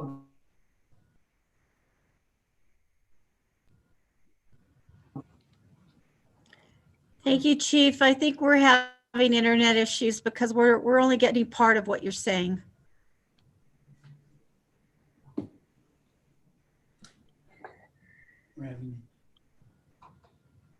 Madam Chair, I think we heard him earlier when, you know, he made quite a statement, so. Yes, he did. And thank you so much, Chief. I think he saw that you have the support of the council. Thank you so much. Thank you, Chief. Okay, so with that, we are going to go ahead and move on to our next order of business, which is final actions. Councilor Benton. Thank you, Madam President. This is 051, approving a project involving Los Poblanos LLC pursuant to the Local Economic Development Act and city ordinances to support the acquisition and renovation of a production facility in Albuquerque, authorizing the execution of a project participation agreement and other documents in connection with the project. I move it do pass. Thank you, Councilor Benton. I need a second. Councilor Bassan. Are there any questions of the council before we take a vote on this item?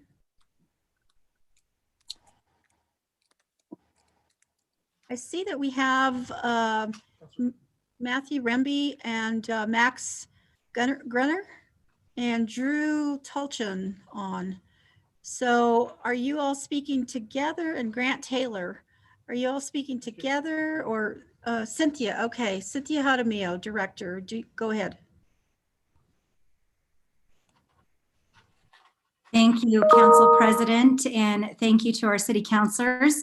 As mentioned, Matthew Remby and Jay Remby from Los Poblanos are with us. I just would like to give a brief summary and also point out that Chris Muirhead, our bond attorney, is also on with us, who can answer any technical questions regarding the project participation agreement. And Max Gruner from the state's Economic Development Department is happy to answer any questions regarding the state's LEDA funding. So I'll get right to it. Los Poblanos is requesting $25,000 in LEDA funds from the city of Albuquerque for help with the acquisition of a building and land for a new production facility for the Los Poblanos Historic Inn and Organic Farm. The expansion is intended to increase Los Poblanos, their production of artisan lavender body products using essential oils from botanicals grown at Los Poblanos. The property located at 1318 4th Street, and actually 315 and 317 Kinley Avenue are owned by a third party and is under contract for purchase by the applicant upon approval of the state of New Mexico and city of Albuquerque LEDA funding. While the funds will be used for some building renovations, their primary use will be for building and land acquisition. The company is also requesting assistance from the state of New Mexico's Economic Development Department for LEDA funding in the amount of $250,000, for which the city's Economic Development Department will serve as fiscal agent. Now that transaction is not under review as part of this process, but I just would like to mention it. I'd also like to mention that Los Poblanos has committed to create an additional 24 jobs over the next 5 years. The majority of those 24 new positions are anticipated to range from production line workers, supervisors, and a quality control manager. And would also like to point out that the hourly wages are projected to range from $14 an hour to $48 an hour. All will be considered full-time positions with full employee benefits. And with that, at this time, I would invite the company to share any comments. Good afternoon, gentlemen. Is there anyone who would like to speak? Thank you. Yeah, thank you, Madam President and Director Jaramillo. I appreciate the opportunity to be here. Yes, she pretty much summarized it. We are excited to be able, even though we are located in Los Ranchos, we're Burqueños, and so it's nice to have a project where we can be in downtown Albuquerque. Obviously, it was a challenging year in hospitality, and we were fortunate to have a somewhat diversified business with our products, our value-added products that are supporting a lot of the farmers in the Rio Grande River Valley. This project would really kind of double down on that, would allow us to branch out into more value-added food products, potentially craft spirits, and more of our body products. So giving farmers advanced contracts going out 2 years to commit to their crops so we can continue to invest in farming in New Mexico and create value-added products that promote our state. Thank you, Mr. Remby. Anyone else care to speak? Mr. Gruner? I'd like to say something if I could. Oh, Jay Jay. Remby? Jay Remby, how do you do? Great to hear from you again. Madam Chair and councilors, thanks for having us. We really appreciate everything that you're doing. It doesn't matter what you do. It always seems to fall on deaf ears on some people. So we appreciate all the hard work you're doing. And I just want to say, this support is excellent as it gets my brother, Matt, and my family, and then our wonderful Los Poblanos staff down closer to downtown. And we just need more effort downtown to turn it around, get better businesses, more people on the feet or on the street. So to have Matt and our family supporting this building, I'm just excited to get more help down here. And, I think with this expansion, this investment, you'll see more good things to come from the Remby family with hopefully more investments and to make our city better. So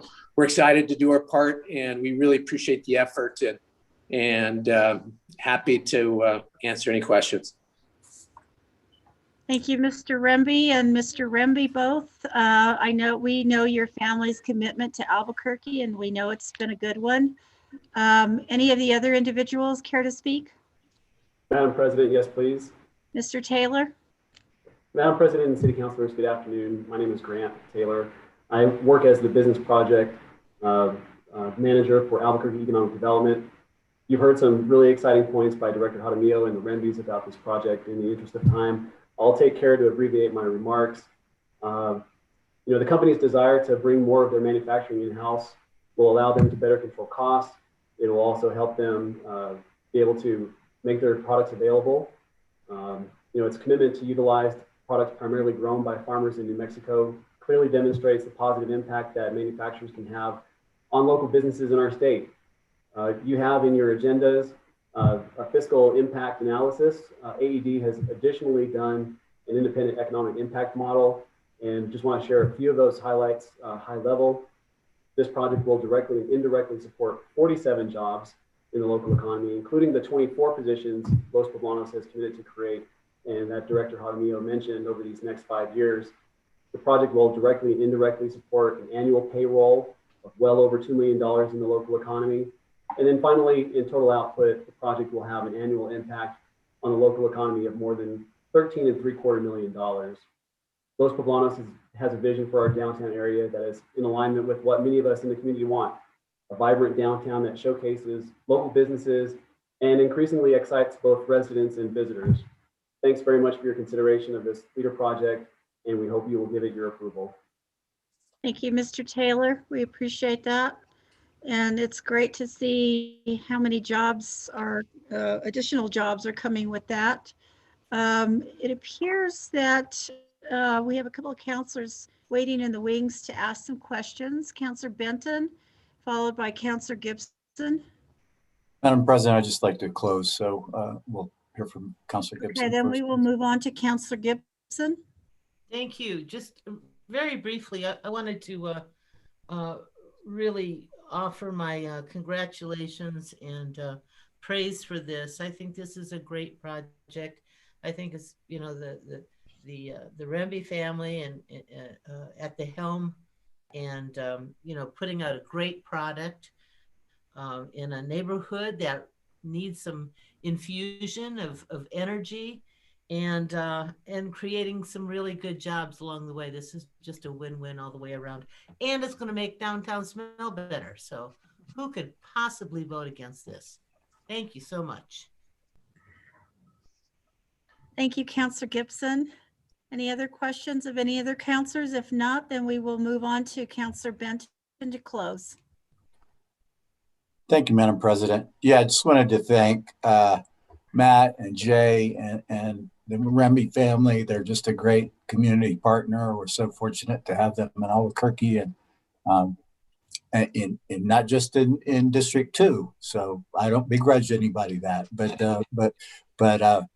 yeah, as stated by Councilor Gibson, this is it's a great little part of town. It happens to be a couple blocks from my first home in north side of downtown, and good things are happening there. You know, it's had its challenges, but some really good things are happening, and this is one of them.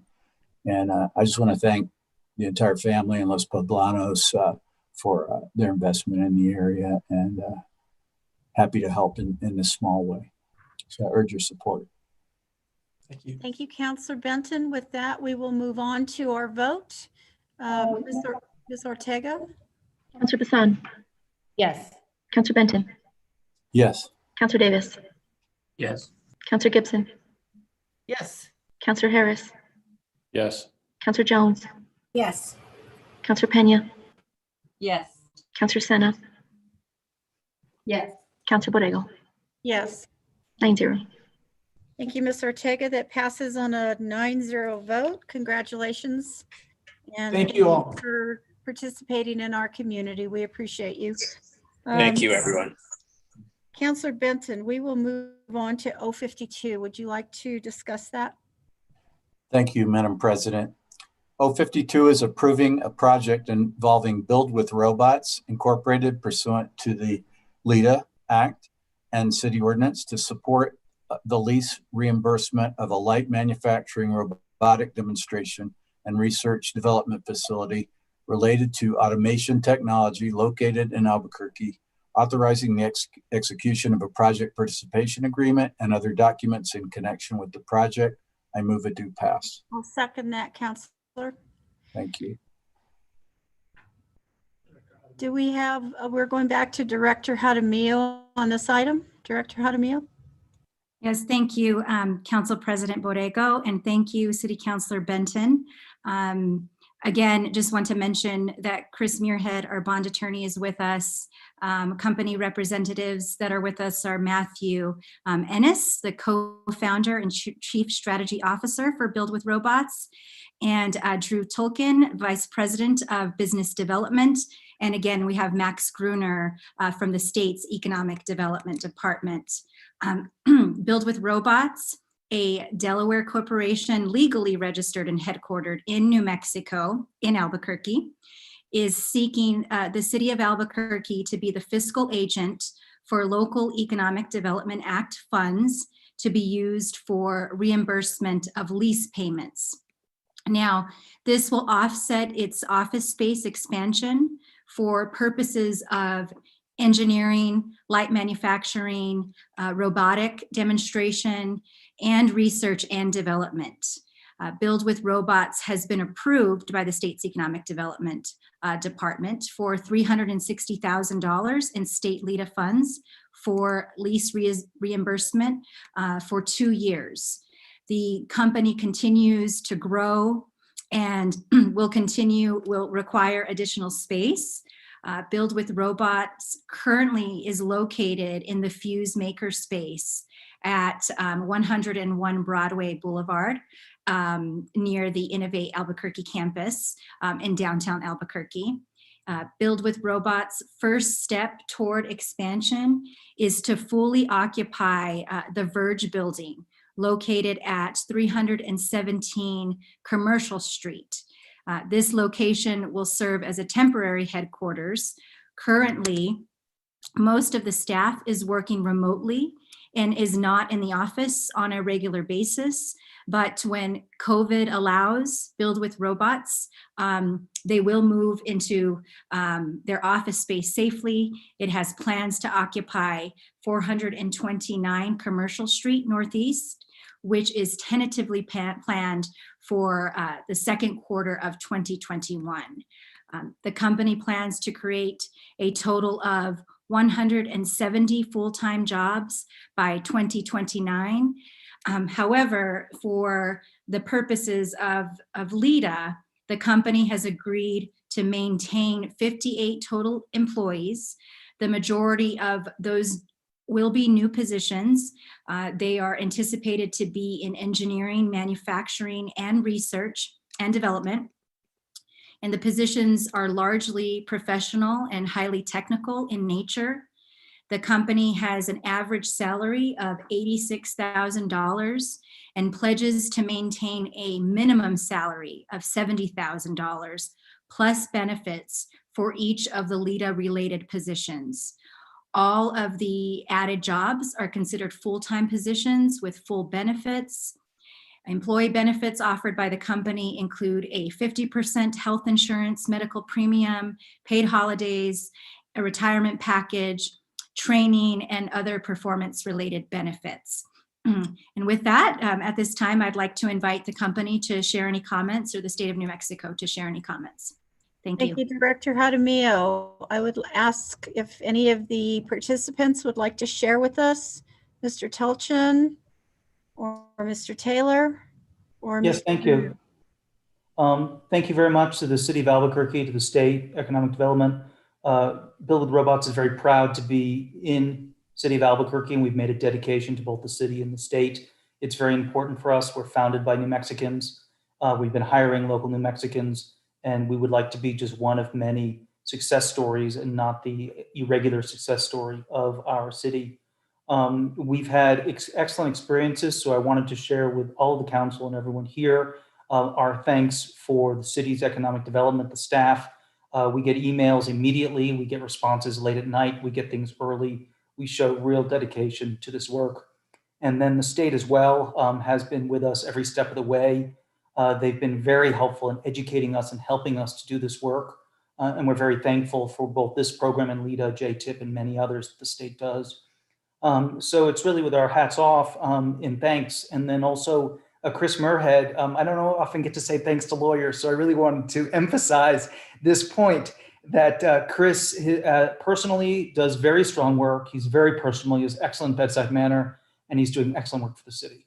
So with that, I turn it back to you. We look forward to many, many employees. We hope to blow these numbers out of the water, and we hope the city can look with us with pride. I'm sorry, it's just really excited. Thank you, Mr. Telchin. We appreciate you, and we appreciate the jobs that you're bringing to our city very much, especially during this time of COVID and coming out of this pandemic. Mr. Gruner, would you like to say something?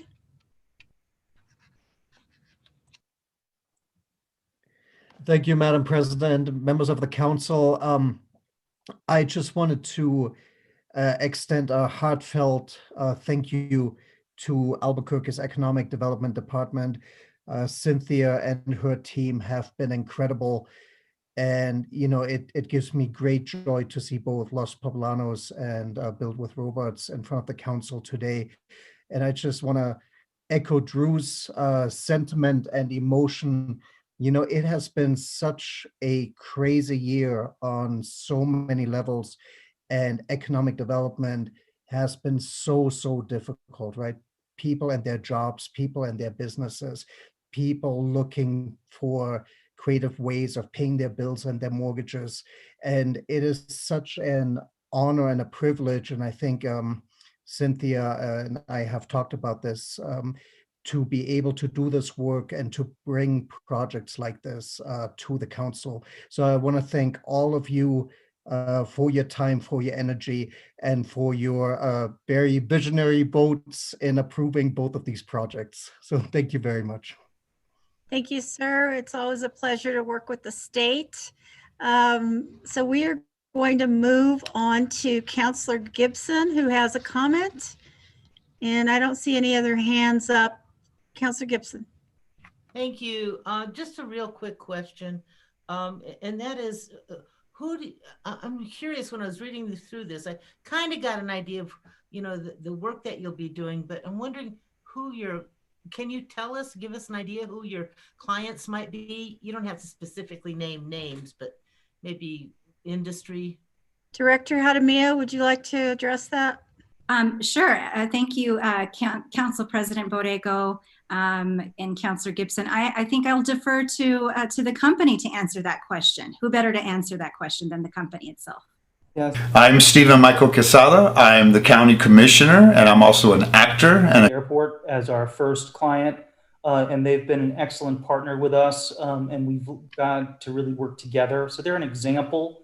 Airports have been a very strong potential, large spaces that are in need of great cleanliness and also disinfection, both now and then even beyond when COVID's more controlled. We've also had great success with schools. Our local media has shared some really wonderful stories, both here in the city of Albuquerque, as well as in Arkansas. And with COVID CARES money, everyone knows that we need to get kids safely back into schools, and we're a very strong product.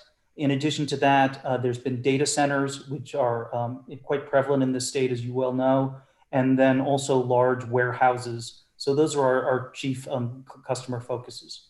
Thank you. Very good. Thank you so much. Any other counselors?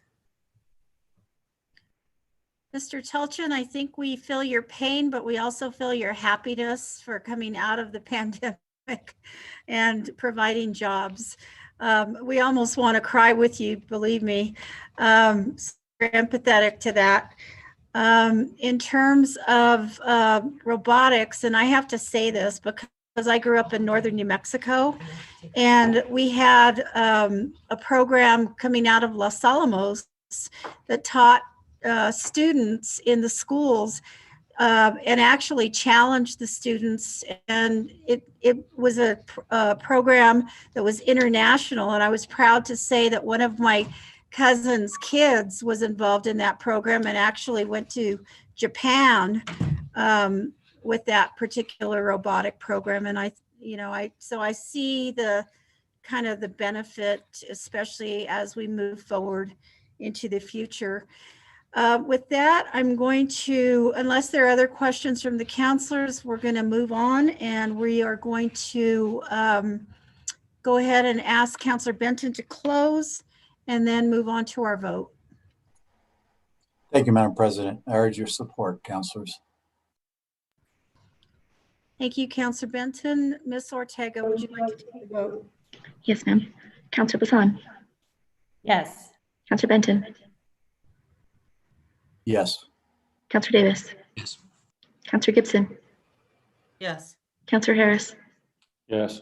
Councillor Jones. Yes. Councillor Pena. Yes. Councillor Sena. Yes. Councillor Borrego.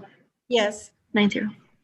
Thank you, counselors, and congratulations, Director Jaramillo, and to everyone involved in this project. That passes on a 9-0 vote. So with that, we will move on to our next order of business, which is item C. Councilor Bassan. Thank you, Madam President. In the matter of R138 I would like to move a due pass authorizing the giving of notices for bids for the sale of City of Albuquerque general obligation bonds consisting of $22,960,000 general obligation general purpose bonds, Series 2021A, and $27,980,000 general obligation refunding bonds, Series 2021B.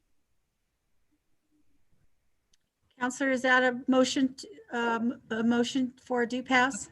For a due pass, please, Madam President. We have 2 seconds. Councilor Sena, Councilor Benton. Thank you. Are there any questions regarding this particular bill? Councilor Benton, did you have a question? Or is that just your hand up for a second? Okay, any other questions?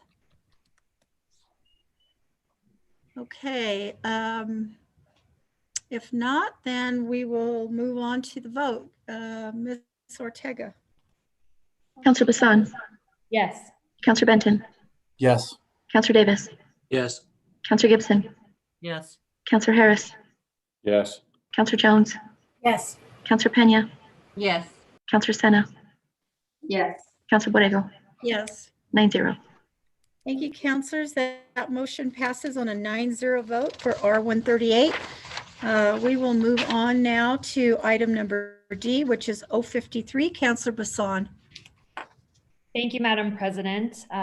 053 is authorizing the issuance and sale of City of Albuquerque general obligation bonds in 2 series in a collective par amount not to exceed $42,960,000, consisting of $22,960,000 general obligation bonds, Series 2021A, and $20 million short-term general obligation bonds, Series 2021C, authorizing an ad election of the city held on November 5th, 2019, to finance projects relating to public safety, citizen centers, parks and recreation, facilities and equipment, library, public transportation, museum and cultural facilities, streets, affordable housing, and metropolitan redevelopment, and City of Albuquerque general obligation refunding bonds, Series 2021B, in a par amount not to exceed $30 million.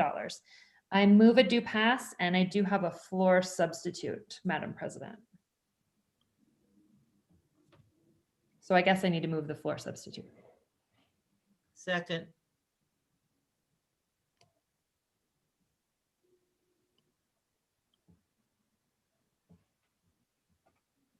Sorry, everyone's telling me I'm muted, counselors. So we need a second on Counselor Bassan's motion. Do I have a second? Counselor Gibson, thank you for that second. All right, Counselor Bassan, you have an amendment? Yes, I do. I have a floor substitute by request, Madam President. I don't know if Mr. Moya wants to put it on or if I shall read the entire thing. I don't believe that we have, Madam President, Ms. Ortega. excuse me, we don't have that at the moment, but I believe we may have bond counsel on the line that could perhaps explain it for you, Counselor Bassan. That would be great, Ms. Ortega, please. Who would that be? Chris Muirhead. We were talking about you earlier, Chris. So, and we know that you do a great job. So would you like to address this? Yes. So sorry, I'm back. Madam President, Councilor Bassan, so thank you. The floor substitute is just to provide the opportunity. Normally, these are done as a competitive sale. This substitute adds in the opportunity to do a negotiated sale of the bonds. Given the market situation, the financial advisor to the city thought that would be appropriate to have some flexibility to maximize the interest rates benefit to the city. So the floor substitute just adds that opportunity to the city once it gets time for pricing in the next 2 to 3 weeks.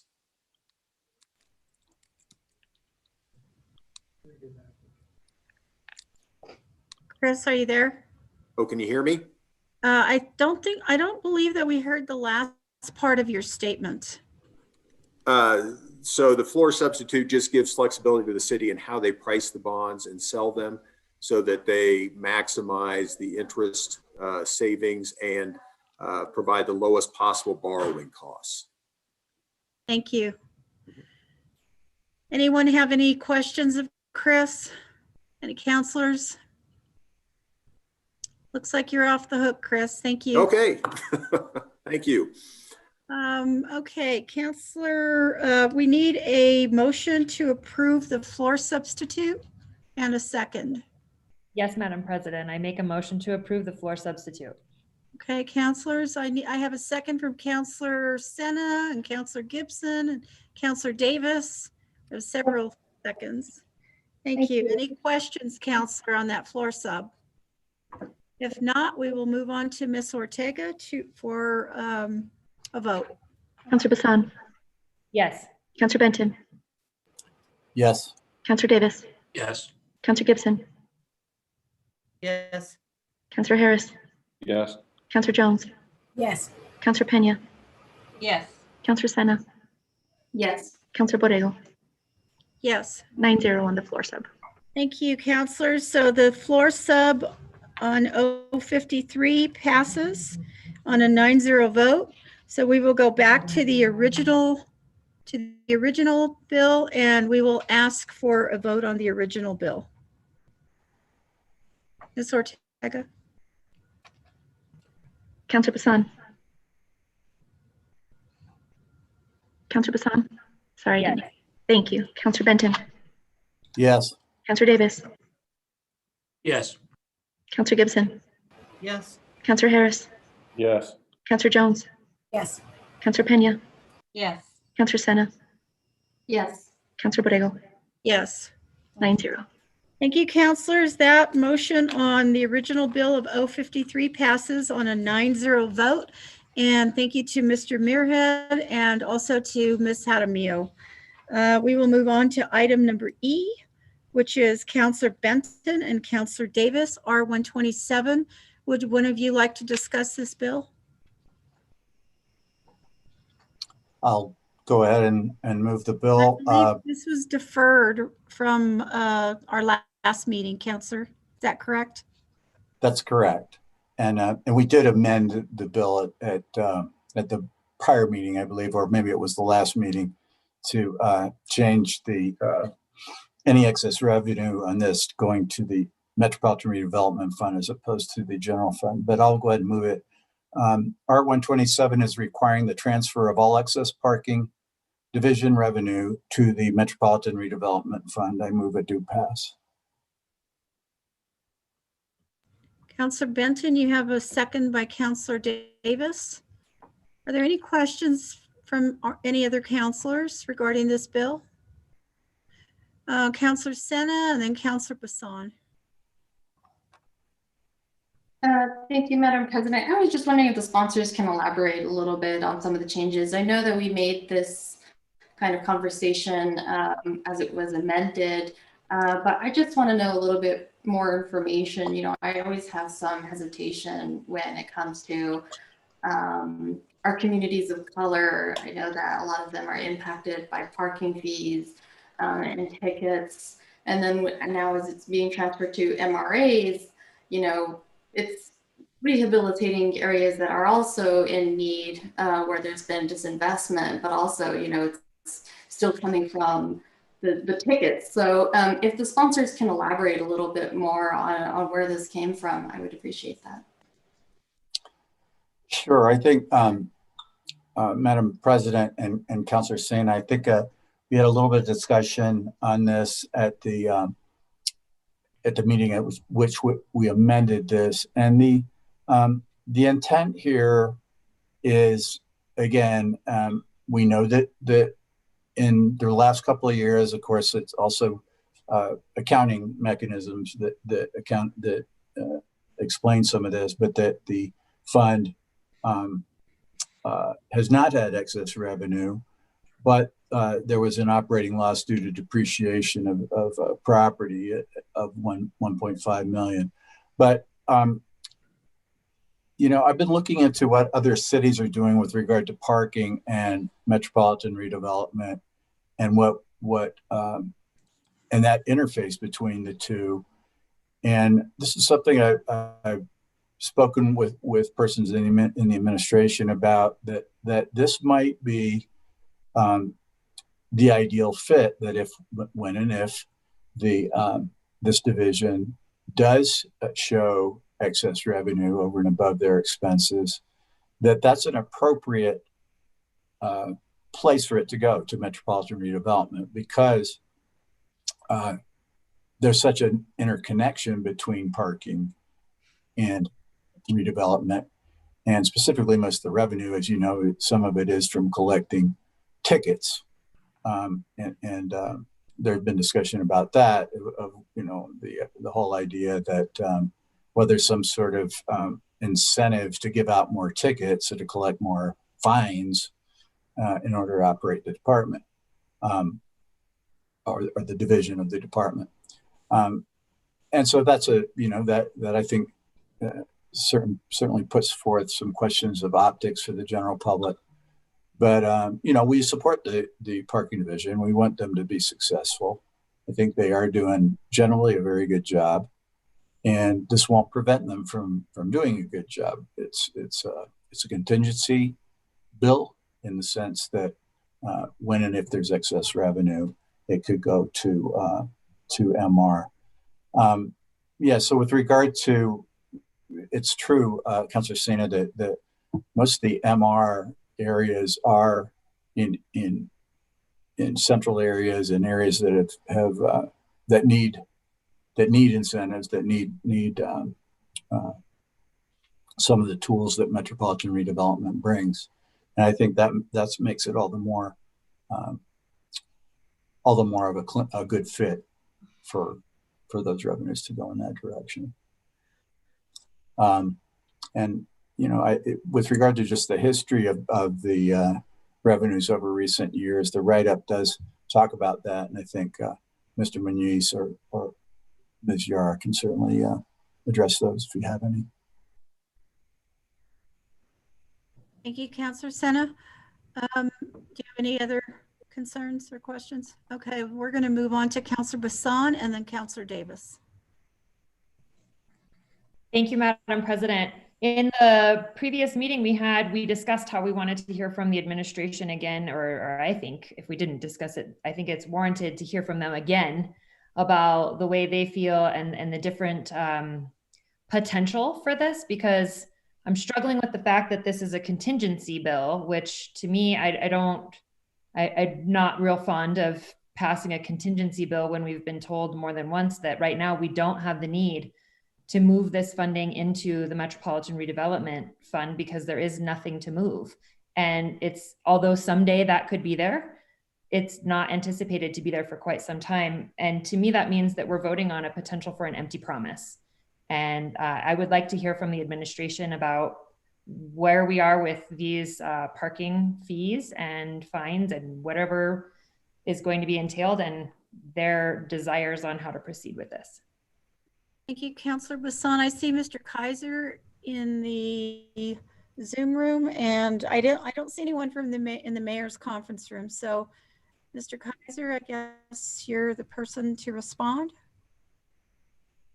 Yes, thank you. Good evening, Madam President, City Councilors. In regards to transferring the excess revenue over to the MRA fund, I've talked about in the past couple sessions as to where there just isn't any type of excess revenue to transfer over there, and nor do I anticipate any type of excess revenue for the next about 5 to 10 years.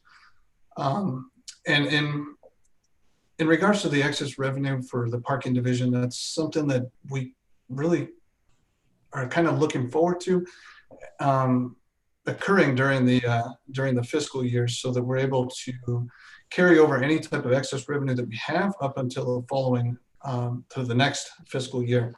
And the reason behind that is it gives us like a buying power, and essentially. So you see some of the upgrades that we've done within our parking structures recently. That was done with some of the excess revenue that we carried over from the last fiscal year. So that allowed me an opportunity to have that buying power with the vendors and to bring down the pricing onto that one and to save revenue within the parking division, so that we're able to offer a lot more to our citizens in terms of our future goals, such as smart city parking. And then some of the previous stuff that I brought up dealing with some of the other areas that we need to address here in the future, such as elevators and things of that nature. Some type of, if we are able to have any type of excess revenue going forward, we would like to have the opportunity to try to, save at the year end and then carry on over into the next year if everything goes according to plan and everything is, once we get out of COVID, once we get out of COVID and everything bounces back, we're hoping to have that type of opportunity, and hopefully it goes that way. And then if not, we're able to still focus on many other projects that we have to accomplish within the parking division, such as, like I talked about, the smart city parking and the safety needs of the structures. And for me, I'm coming from the parking division, and of course I can't speak for the administration. I just don't see the need to transfer the excess revenue into the MRA funds going going forward. Maybe it's something that we can look at way down the road once we're able to accomplish all the fixes that we need to do within the parking division. Thank you, Mr. Kaiser. I see that the mayor's conference room has signed back in. Mr. Rael or Mr. Is there someone else that would like to address this? Madam President, Pat Montoya, Director for the department.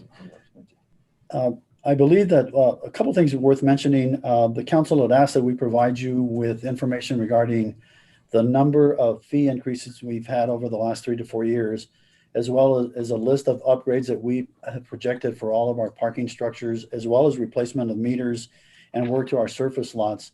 I was hoping that, or I'm hoping that you had the opportunity to take a look at that, but you can see, and Mr. Kaiser can just mention the dollar amount, but we're in the millions of dollars of improvements that need to be made to all of our structures, replacement of meters and parking. So we do not anticipate any, revenues over and above beyond what we plan to spend during the fiscal year. And I believe Councilor Bassan is correct in when she mentioned that this may not be the best year to judge what excess revenues we may have. Revenues for the department are down considerably, I think somewhere in the neighborhood of 50 to 55% because of COVID. So this is I think not the right time to gauge what excess revenues we may have because revenues are down. And both Mr. Kaiser and I stand for any questions that you might have. Thank you, Mr. Montoya. I'm sorry I couldn't see you in that conference room, so I didn't call on you. Okay, we have Councilor Davis that's waiting in the wings. Madam Chair, I just wanted to respond to Councilor Senna's question earlier and a little bit of Councilor Bassan. This was an issue that came up because of the concerns about not necessarily policing, but in this case, parking policing for profit a little bit.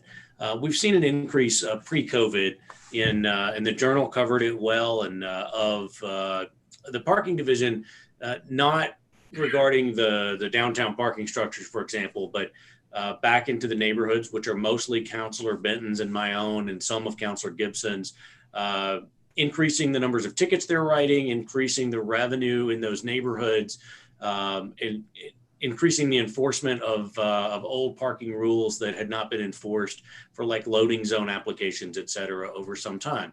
And I don't necessarily disagree with the idea of doing enforcement, but it raised the question of what we're doing that for. And we had increased the number of parking enforcement officers, and also had seen the administration was increasing the number and the types of enforcement that they were doing without a lot of public input, and then responding to the council's questions and concerns by adjusting those. And so this was a strategy to say, look, we want to separate out the idea of enforcement from revenue generation, and no discount, no problem at all that if parking revenue generates money, that the council could appropriate it to projects downtown and parking garages, just like we do others.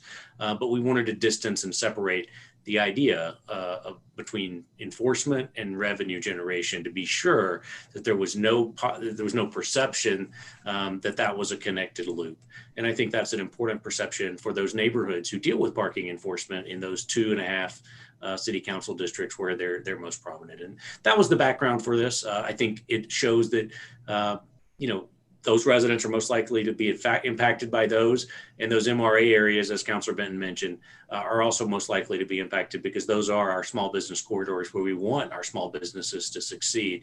And we know in Albuquerque, most of those are minority owned. So it's a weird loop, but it does all connect in our minds anyway. So we hope we can earn your support so that we can set this up now so that when we do have excess revenue in the future, we have the right structure for it, and that we can help make that decision with the administration on the appropriate place to put those funds in case there are other more pressing needs at the moment. Thank you, Madam President.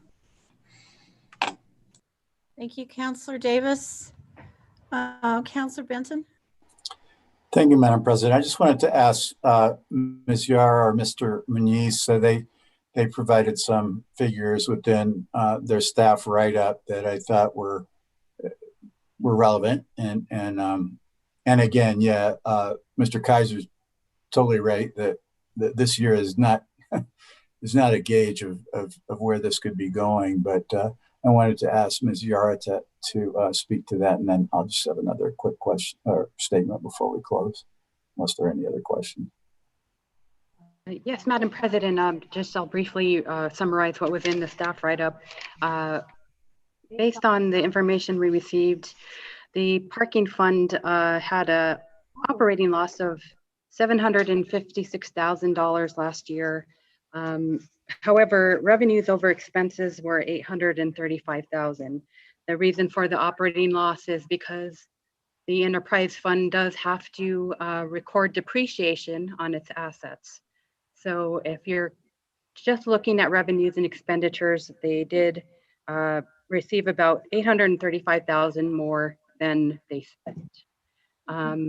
It's also important to note that most of the funds in the city, including other capital funds, other special project funds, other debt service funds, and enterprise funds, have to be charged for internal service charges that the city does for warehousing, fleet, etc., insurance.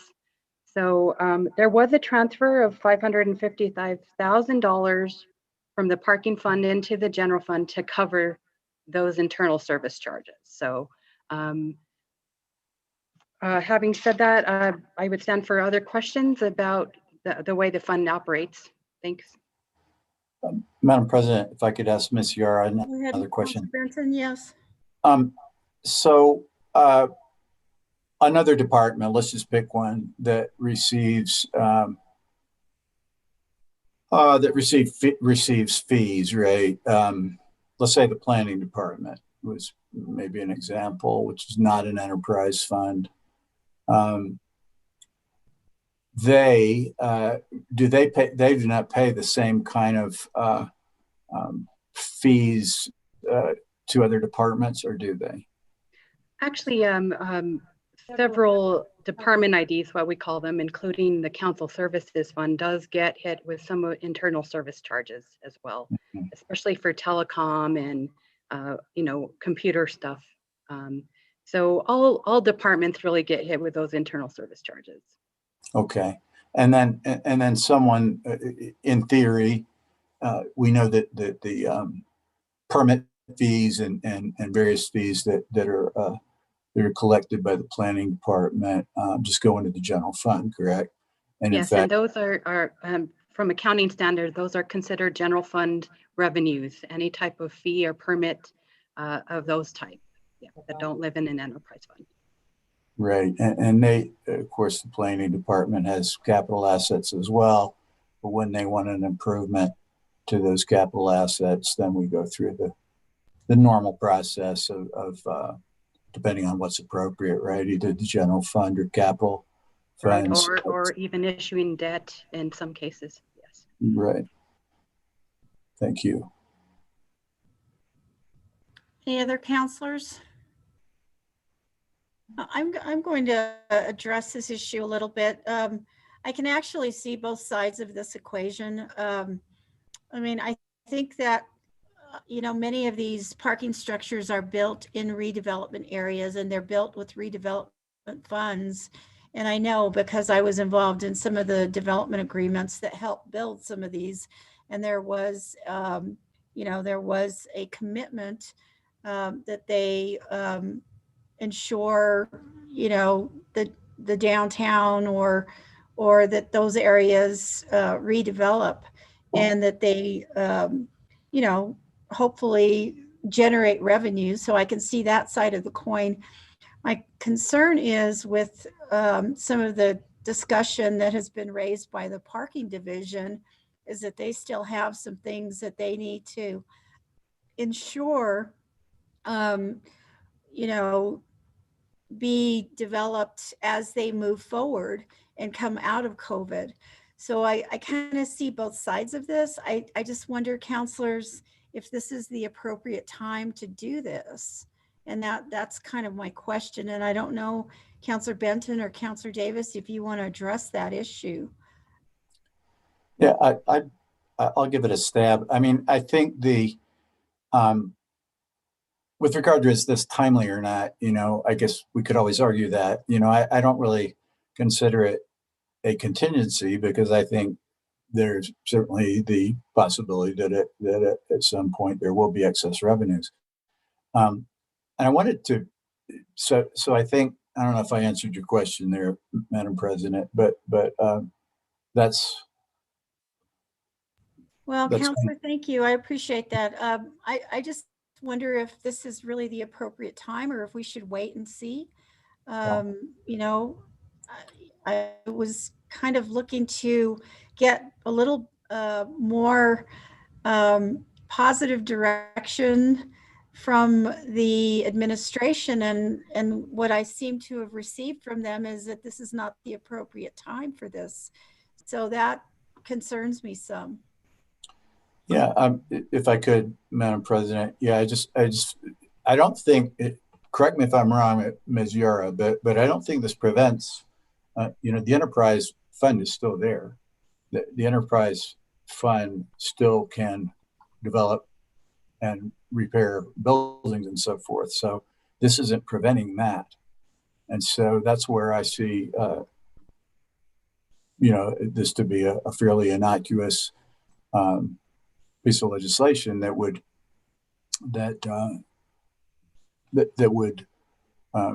at least look to the future and not create a perception of an incentive to, as Councilor Davis said, enforcement for profit, as opposed to for the very good reasons that we have a parking division and that we do need to, in certain places, have parking meters. And certainly we use, I mentioned the redevelopment and neighborhood stuff, like the neighborhood parking permits. That's a hot topic.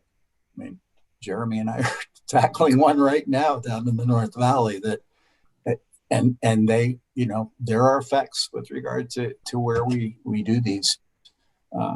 We declare these zones and we ticket people and we prevent people from parking on a public street in certain circumstances. But that's why I kind of see it interconnected with redevelopment and neighborhoods. Thank you. I'll leave it at that unless there anybody else wants to speak. Councilor Gibson has a question, it appears, or a comment. Thank you, Madam President. So trying to keep things simple here. This is an enterprise. They do have the capability to sell bonds, or DMD can sell bonds based on whatever revenue that they're generating. We can't change the fact that they're an enterprise fund. I don't know why we would want to direct funds, their revenue funds, away from them to MR or anywhere else, really. We're not talking about that. Not even when they're not breaking even, I don't think that we're talking about a huge amount of revenue that's being generated. So I'll probably vote no on this. Thank you.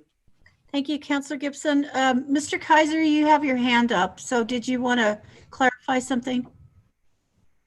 Yes, Madam President, and to address Councilor Davis's questions in regards to the citations.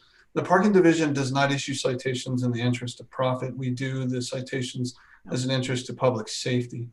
I don't want anybody to walk away from this meeting thinking that the parking enforcement is just going out actively looking for any type of citations to issue. I highly encourage you guys, like if you guys are interested, I can provide the information onto there, but like calls for services and things like that. These are what the citizens of Albuquerque are asking us to do. And so we go out there and respond. I mean, just within a rolling year, I think I just looked at it not too long ago, but just 311 by itself, not including our division, there was over 2,000 calls for services asking for our parking enforcement to go out and to address some of the safety concerns that they were facing within the neighborhoods. And then I understand that there's been a huge change within, like the past, 2.5 years as to where the parking division wasn't running at the same speed it is now onto that one. And so there's been a lot of changes into there. And then I'd be more than welcome to have those conversations as to like what type of changes, and spend some time with the counselors if they're interested, as to see what type of changes are going into place and how things are transitioning into the more of the smart city parking in terms of enforcement. Thank you, Mr. Kaiser. Any other questions of counselors? Any other comments? If not, then I guess we will move on to the vote on this particular item. Counselor Benton or Counselor Davis, did you want to close? I think we've done that, ma'am. Thank you. Thank you. Ms. Ortega? Counselor Bassan? No. Counselor Benton? Yes. Counselor Davis? Yes. Counselor Gibson? No. Counselor Harris? No. Counselor Jones? No. Counselor Pena? No. Counselor Sena? Yes. Counselor Borrego? No. That motion fails on a 3-6 vote.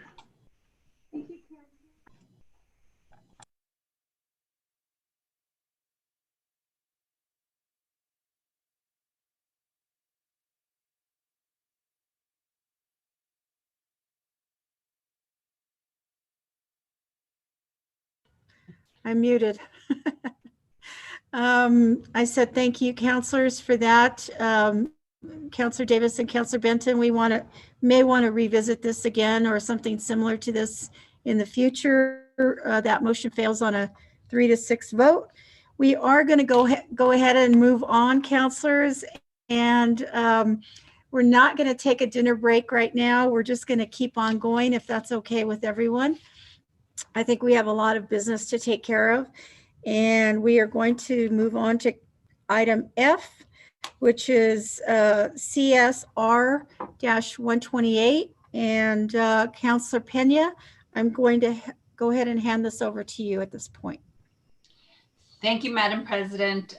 Committee Sub R128 is approving the programming of funds and projects for the 2021-2030 decade plan for capital improvements, including the 2021 two-year capital budget. I move it do pass. Thank you, Counselor Pena. And we have a second by Counselor Bassan. Thank you, Counselor Bassan, for that second. Thank you. Counselor Pena, would you like to discuss this?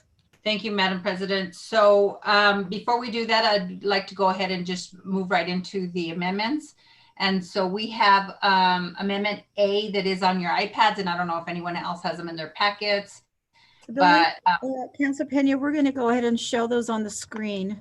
Yeah. So this amendment, it's floor amendment, which would now be called floor amendment number 1.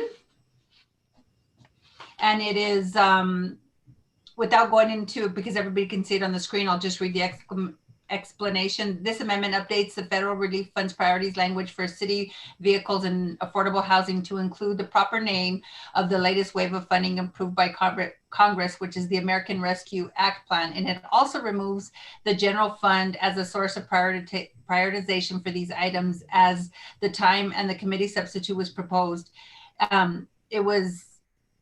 It was not certain if the city would receive the additional Corona relief funds. And additionally, the amendment corrects the clerical error made in the amount prioritized for affordable housing, which would bring the total amount of the GO bond and American Rescue Act funding for affordable housing to $10 million. It should have read 6.8 million rather than the 6.5 million. Thank you, Counselor Pena. I'll second that motion. Thank you. If there's no discussion on this, Madam President. Any questions regarding floor amendment number 1? Does not appear so. So we will move on to the vote on that. Ms. Ortega? Counselor Bassan? Yes. Counselor Benton? Yes. Counselor Davis? Yes. Counselor Gibson? Yes. Counselor Harris? Yes. Counselor Jones? Yes. Counselor Pena? Yes. Counselor Sena? Yes. Counselor Borrego? Yes. 9-0 on Amendment 1. Thank you, counselors. That motion passes on a 9-0 vote. So we will move on to Counselor Pena, floor amendment number 2. Thank you, Madam President. Floor Amendment 2 is just the distribution of myself and another counselor weren't able to get our distribution for our set-asides in last at the committee level. So this is just my distribution for my set-asides, and I would urge your support. Thank you, Counselor. I'll second that motion. And I believe this also clarifies the set aside on the library, parks and recreation, public safety, senior family, community center, and community enhancement. And I believe those are that's all that's included in this amendment. Is that correct? Yes. Okay, we have a motion and a second. Any questions regarding this amendment, counselors? Doesn't appear so. Ms. Ortega for the vote. Counselor Bassan. Yes. Counselor Benton. Yes. Counselor Davis. Yes. Counselor Gibson. Yes. Counselor Harris. Yes. Counselor Jones. Yes. Counselor Pena. Yes. Counselor Sena. Yes. Counselor Borrego. Yes. 9-0 on amendment number 2. Thank you, counselors. Amendment number 2 passes on a 9-0 vote. Counselor Pena, this is for amendment number 3. Thank you, Madam President. This is for amendment number 3, and this would be Counselor Borrego. And counselors, just I can explain this a little bit. We are kicking off West Side Boulevard this week, actually, and it's a $10 million project that's a federal match with the city of Albuquerque, and this is looking at a phase 2 to include some quality of life improvements down the line, and then we are also looking at and so that funding is coming from DMD Streets and City Building Improvement Rehab. And we are also looking at, I think that's it, right? Yeah, Madam President, just to clarify, so this amendment would take $500,000 of city building improvement rehab money, leaving them with $1.5 million.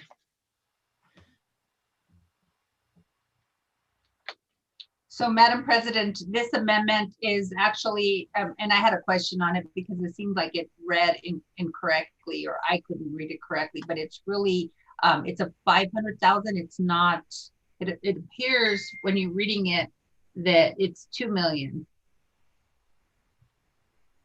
Madam President, can I Ms. clarify? Yara, would you clarify that? Because it really is only $500,000.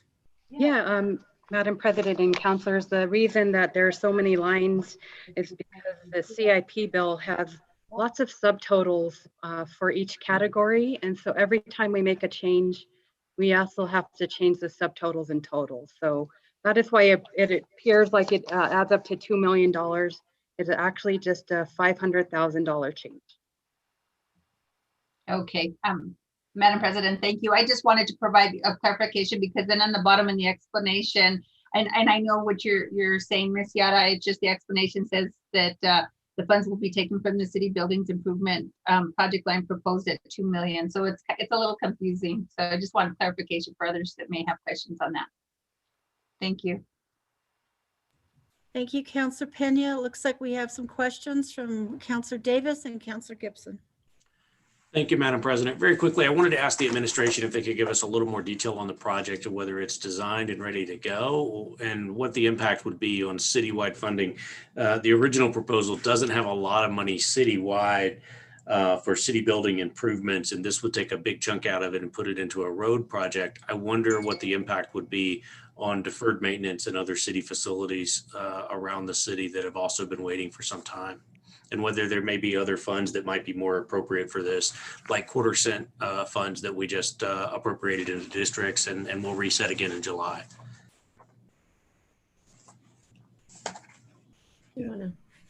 Madam President, I can address that. Councilor Davis.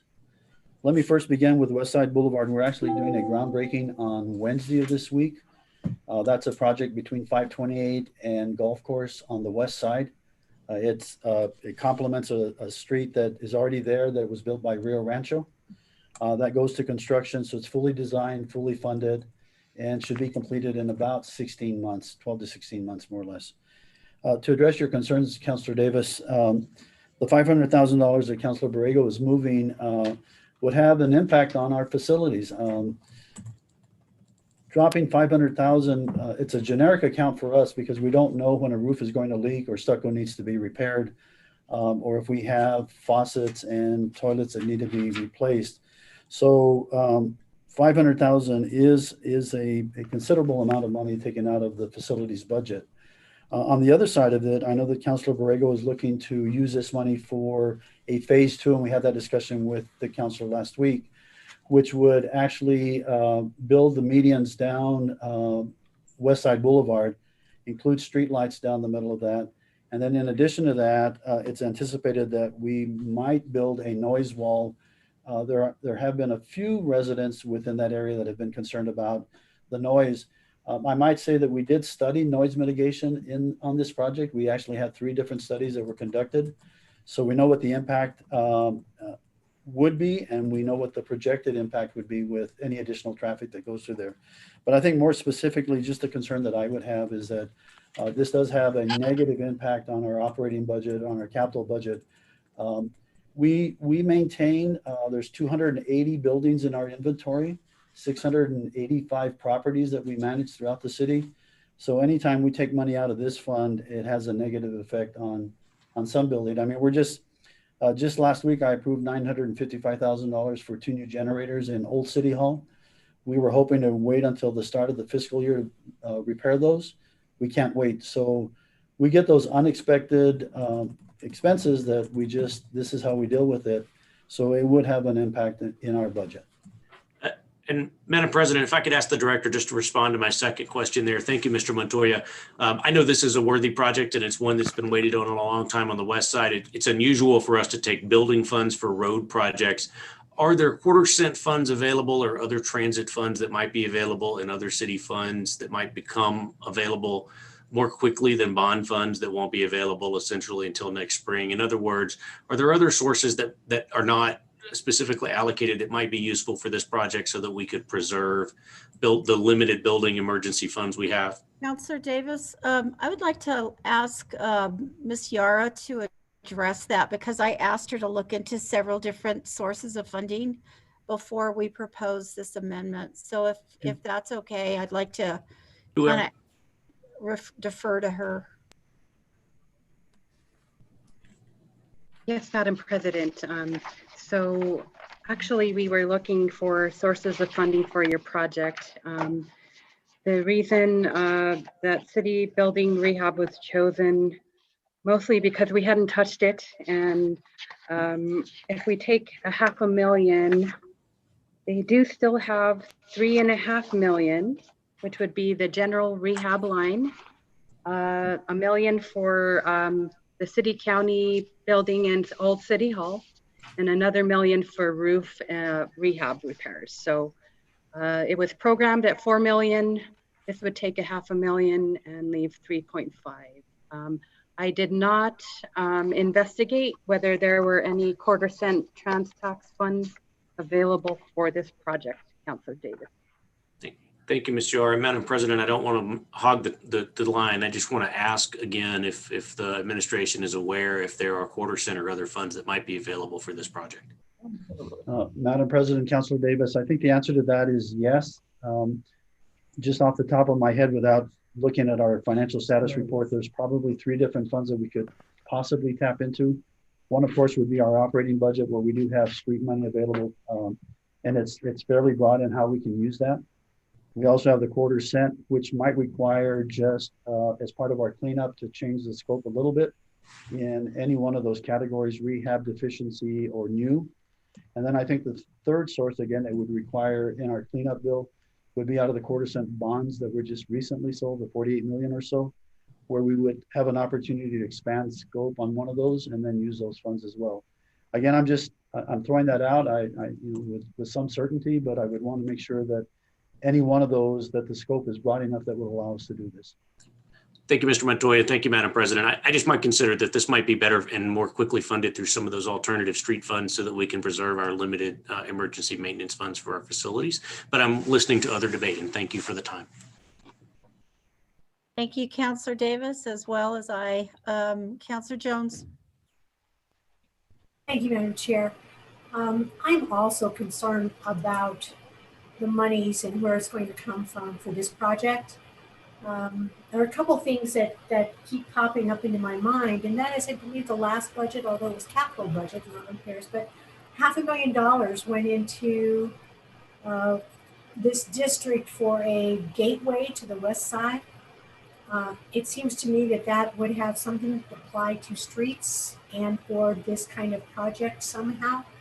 I know that our city buildings are in dire need of repair, capital repair. Having looked at a few of them, and I would hate to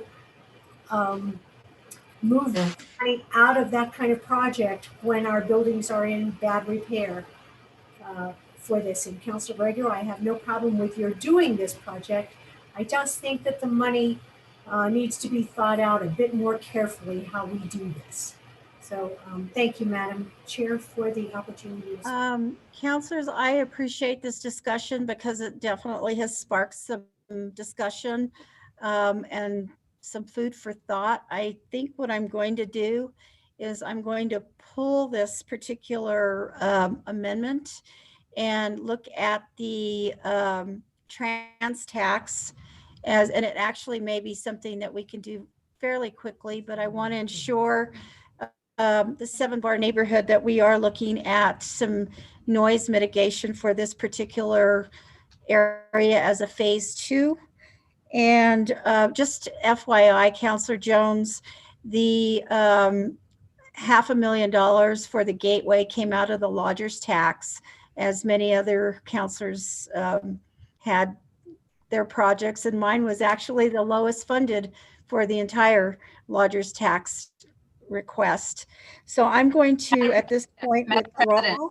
Madam President, before you pull it, I'd like to say a few things. I actually support this amendment. I think it's, during the CIP process, you hadn't requested really any additional dollars. And when I was just trying to create, looking at each district and create equity and balance, and when you mentioned that you had this project, I had said that it would be a great project for you to move forward. And I think that with the building stuff, we could actually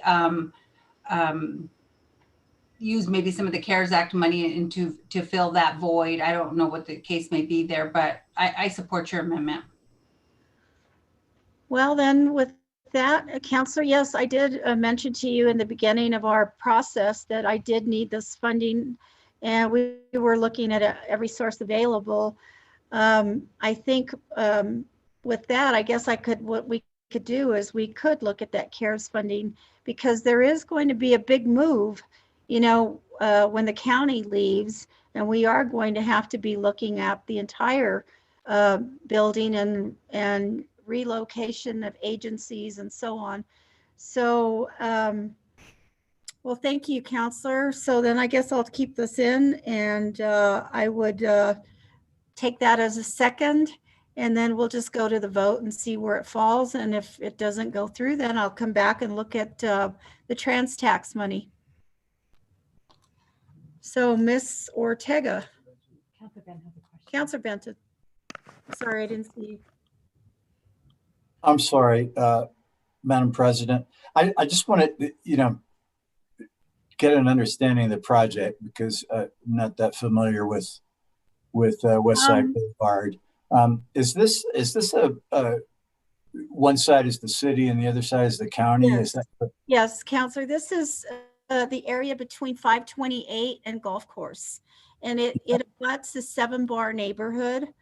And basically the north side is Rio Rancho, the south side is 7-bar. The road runs right along the edge of the neighborhood, and there's not a lot of right-of-way in there.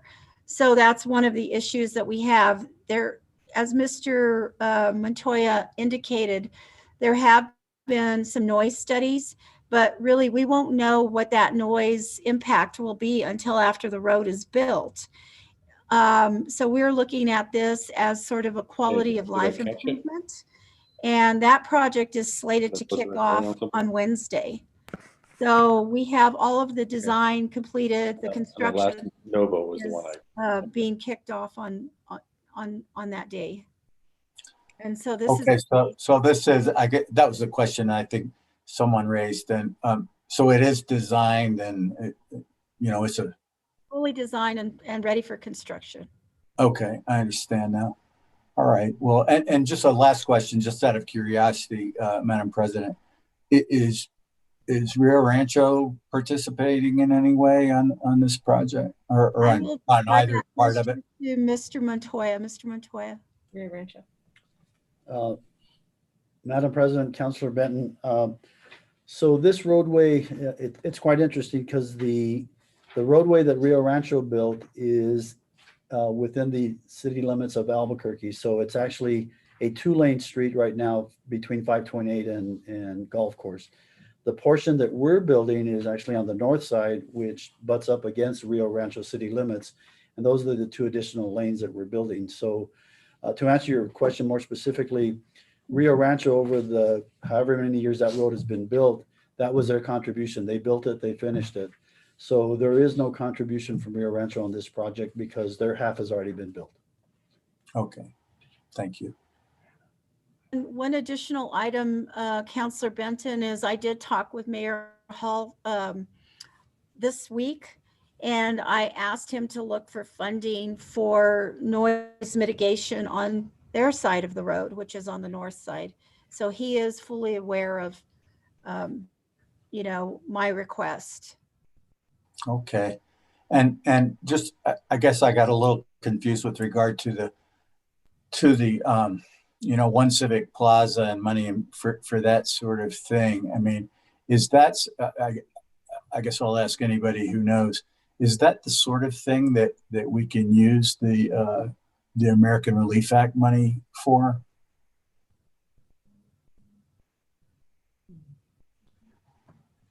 Can someone answer that question, Mr. Rael? Mr. Bach? Madam President and Councilor Benton, the act was just recently passed and we're still awaiting direction from the federal government in terms of what are the allowable uses with those funds, but hopefully we'll know here in the next 10 to 15 days, but we're still waiting for that direction. Okay, thank you. Okay, Councilor Sena. Thank you, Madam President. I guess I'm still trying to clarify as to what exactly else is needed for this funding for the project itself, and also really where the road is, because I know I do drive on the road. This is the road leading towards Presbyterian Rust. Am I correct? This is actually, Councilor, this road comes off of 528 in Rio Rancho, and it goes up to it. This particular build out would go to Golf Course Road. And so it's the northern edge of the city of Albuquerque and the southern edge of the city of Rio Rancho. And it's a very heavily traveled road. It does go all the way up to Ventana Ranch, but that's not where this construction would occur. Okay, thank you for that. So if that helps you visualize that. Councilors, any other questions? Thank you for your support. I guess with Councilor Pena's support, I'm going to go ahead and move this forward and see where it lands, and then we will decide after that how to move forward. Ms. Ortega. Councilor Bassan? No. Councilor Benton? No. Councilor Davis? No. Councilor Gibson? No. Councilor Harris? Yes. Councilor Jones? No. Councilor Pena? Yes. Thank you. Councilor Sena?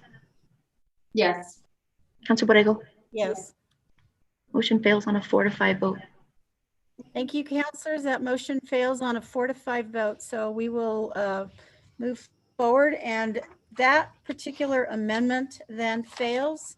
And we will call our next floor amendment number 3, number 4. Our next amendment is floor amendment number 4, and this is also my amendment. And I will move this amendment. This is for an additional fire station, 18 Bay. And I don't know if, I guess, Ms. Yara, do you want to explain this? Yes, Madam President. So this is actually similar to the previous amendment as far as where the funding is coming from. It would add $100,000 for an additional bay at Fire Station 18. That would be supplemented by your commitment, Councilor Borrego, of $100,000 from your district set-asides. And I'm not sure if it's been designed or if you know that information. Counselors, actually, this is at the request of the fire department. They need an additional bay in that particular area. And as you remember, Fire Station 18 is one of those fire stations that has had limited improvements over the years. I did do a small landscape project. This is the fire station that's at the corner of, well, it's almost at the corner of Montano and Golf Course. And so that this is really at their request.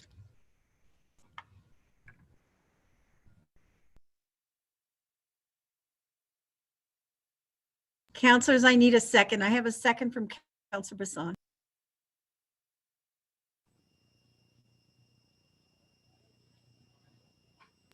Any questions? If not, we'll move on to the vote. Councilor Bassan. Yes. Councilor Benton. Yes. Councilor Davis. Yes. Councilor Gibson. No. Councilor Harris. Yes. Councilor Jones. Yes. Councilor Pena. Councilor Pena. Yes. Thank you. My Councilor Sena. going in and out. Okay. Thank you. Councilor Borrego. Yes. Motion passes 8-1. Thank you, counselors. That motion passes on an 8-1 vote. Councilor Jones. And this would be floor amendment number 5. Thank you, Madam President. This is simply repurposing from money that we had originally put in the budget on both GeoBond and I'm sorry, Madam President. Councilor Jones, this is actually for your set-asides. oh, this is for my set-asides. Thank you. Thank you, Stephanie. We are repurposing what we put in set-asides because we were looking at and made an offer on a facility for a swimming pool and a community center, which doesn't look like it's going to happen. So we have simply repurposed the money for that to take care of the facilities, the other facilities within our district. This is all contained within District 8, work for the library, Parks and Recreation, Public Safety, Senior Family Community Center, and Community Enhancement. It is just a movement of already designated money from District 8 back into District 8. I would urge your support. Thank you, Councilor Jones. You have a second from Councilor Davis. Are there any questions? If not, we will move on to Ms. Ortega for the vote. Councilor Bassan. Yes. Councilor Benton. Yes. Councilor Davis. Yes. Thank you. Councilor Gibson. Yes. Councilor Harris. Yes. Councilor Jones. Yes. Councilor Pena. Yes. Councilor Sena. Yes. Councilor Borrego. Yes. 9-0 on amendment number 5. Thank you, counselors. That's floor amendment number 5, and that passes on a 9-0 vote. So we will move on to floor amendment number 6, which is Councilor Benton.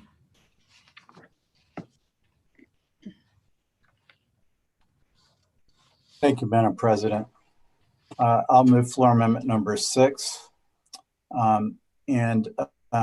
This is for 2 projects for which I recently found out and will appreciate the support of our delegation representing parts of District 2, that this will complete both of these projects. These projects are each in an underserved area of the city.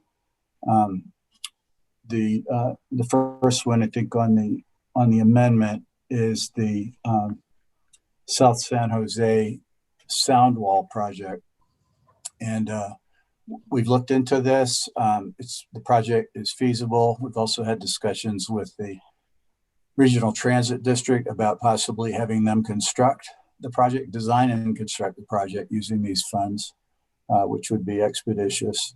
But if you know San Jose, it was built up along the railroad tracks.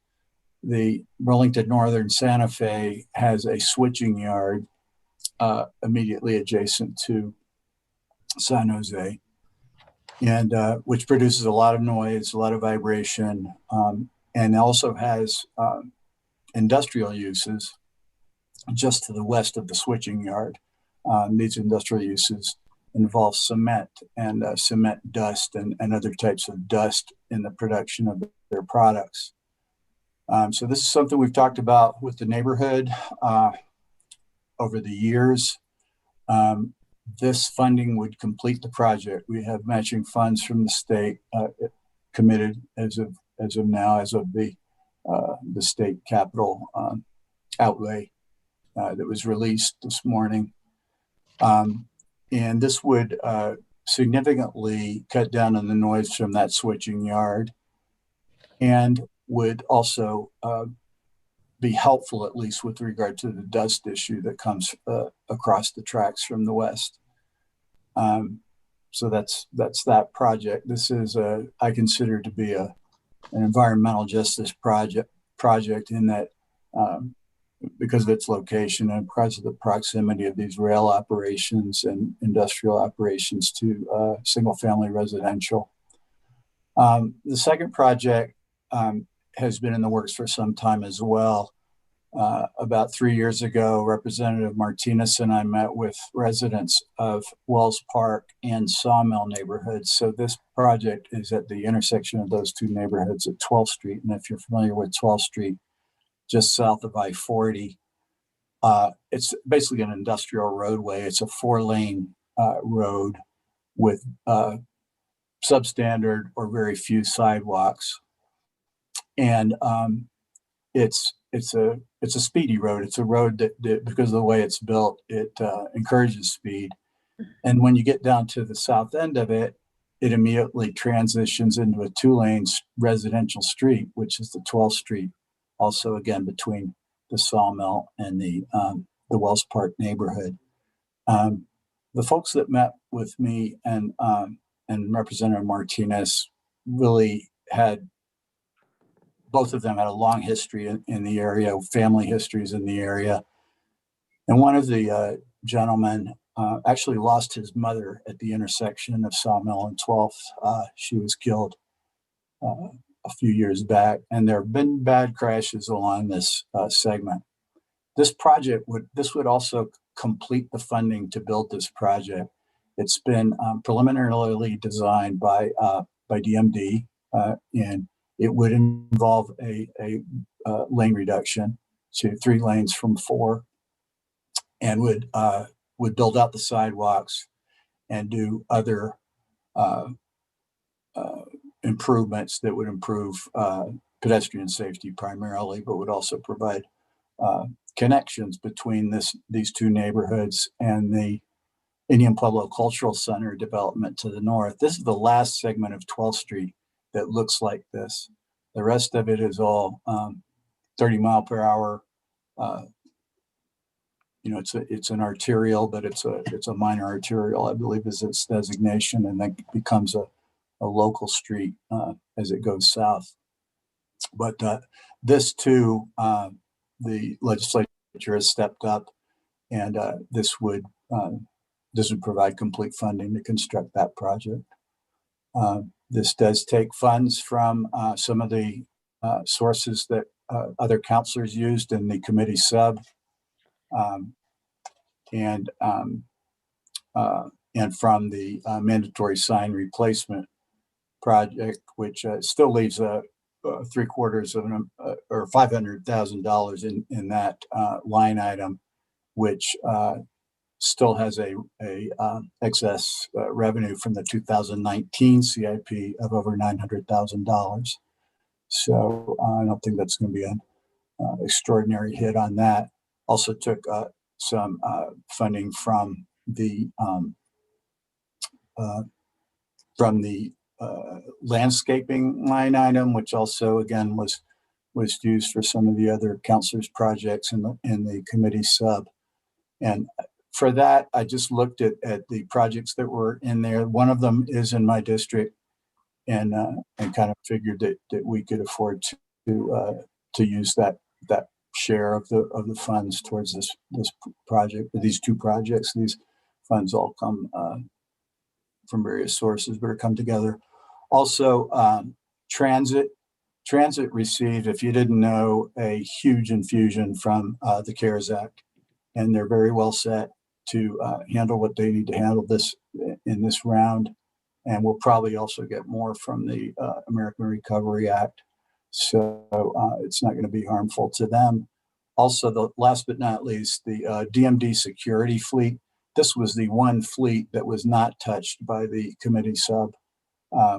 These are general purpose vehicles, light duty vehicles, and with the same rationale, it would take this last remaining bit of fleet money, which we've all pretty much agreed can be dealt with from the operating budget as we approach that, and from, of course, COVID relief fund as well. So I think that pretty much summarizes it. I think I've got all the sources and how it would go, but this would complete both of these projects, both of which serve historically underserved neighborhoods. Thank you, Councilor Benton. I have questions from Councilor Pena, Councilor Bassan, and Councilor Gibson. Thank you, Madam President. Just to start off with Councilor Benton, I understand and I see the need in the community. When I set out to do this budget, there's a bunch of factors that, I was working on in terms of trying to, as I mentioned earlier, to create balance within all of the districts. And I know it's a hard thing to achieve just because of the mere fact of where certain projects lie, where like you have downtown and other areas, right? But looking historically, for example, the West Side has received historically like 30% of the city CIP budget. And so what I was trying to do was to create and add some projects to the West Side Councilors districts, at the same time, not really affecting any single councilor's project, right? So when we're looking at these dollars, I mean, I have a question for the admin in terms of one of the items that I have talked about, and even in previous CIP budget, is the mandatory sign requirement. I was told that we're not allowed to touch that, right? And this is not just this CIP, but other CIP cycles. So I have a question about that. And then really looking at, we have council-specific projects. And that's where I was trying to create balance amongst all the different council districts. And then we have our citywide distribution that we all, kind of just get tagged for. One of what's in there is the rail yards project, what's in there, which is in your district. So we all have about $7.2 million that goes for citywide projects. So when we look at this and taking out money from the citywide project dollars, although you said there's some that wouldn't, one is you explained it was in your district, it really reduces the overall citywide district projects. And then, when you're looking at which districts, and again, you can never achieve exact balance, but if we look at districts of where lots of the capital dollars are going, you know, your district happens to be one of them. So, you know, I just really, I support it. I understand what you're trying to accomplish. I mean, I have projects similar to that in my district that, you know, are really in environmental justice issues. And, you know, I don't think I could support this amendment as it's written, but I would love to hear from the administration in terms of what they, you know, if they support the project or if it would affect DMD, and then the mandatory sign markings is something that I've been told that cannot be utilized.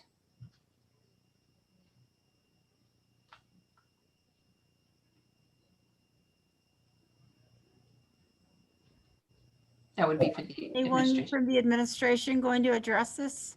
Madam Mr. President, Councilor Pena. So let me first start with, these are two new projects that I don't believe DMD is aware of, unless Mr. Minicucci may have had conversations with our engineers, but this is the first that I see for either one of these, the noise wall or the project on 12th Street. And Councilor Benton can correct me if I'm wrong, but again, I think this is new for us. If I could, Mr. Director, yeah, DMD has worked with us on the design of the 12th Street project and preliminary design and feasibility of that project. So that has been something we've been working with them on. And in fact, they've given me the cost for the full design, which is part of our figures here.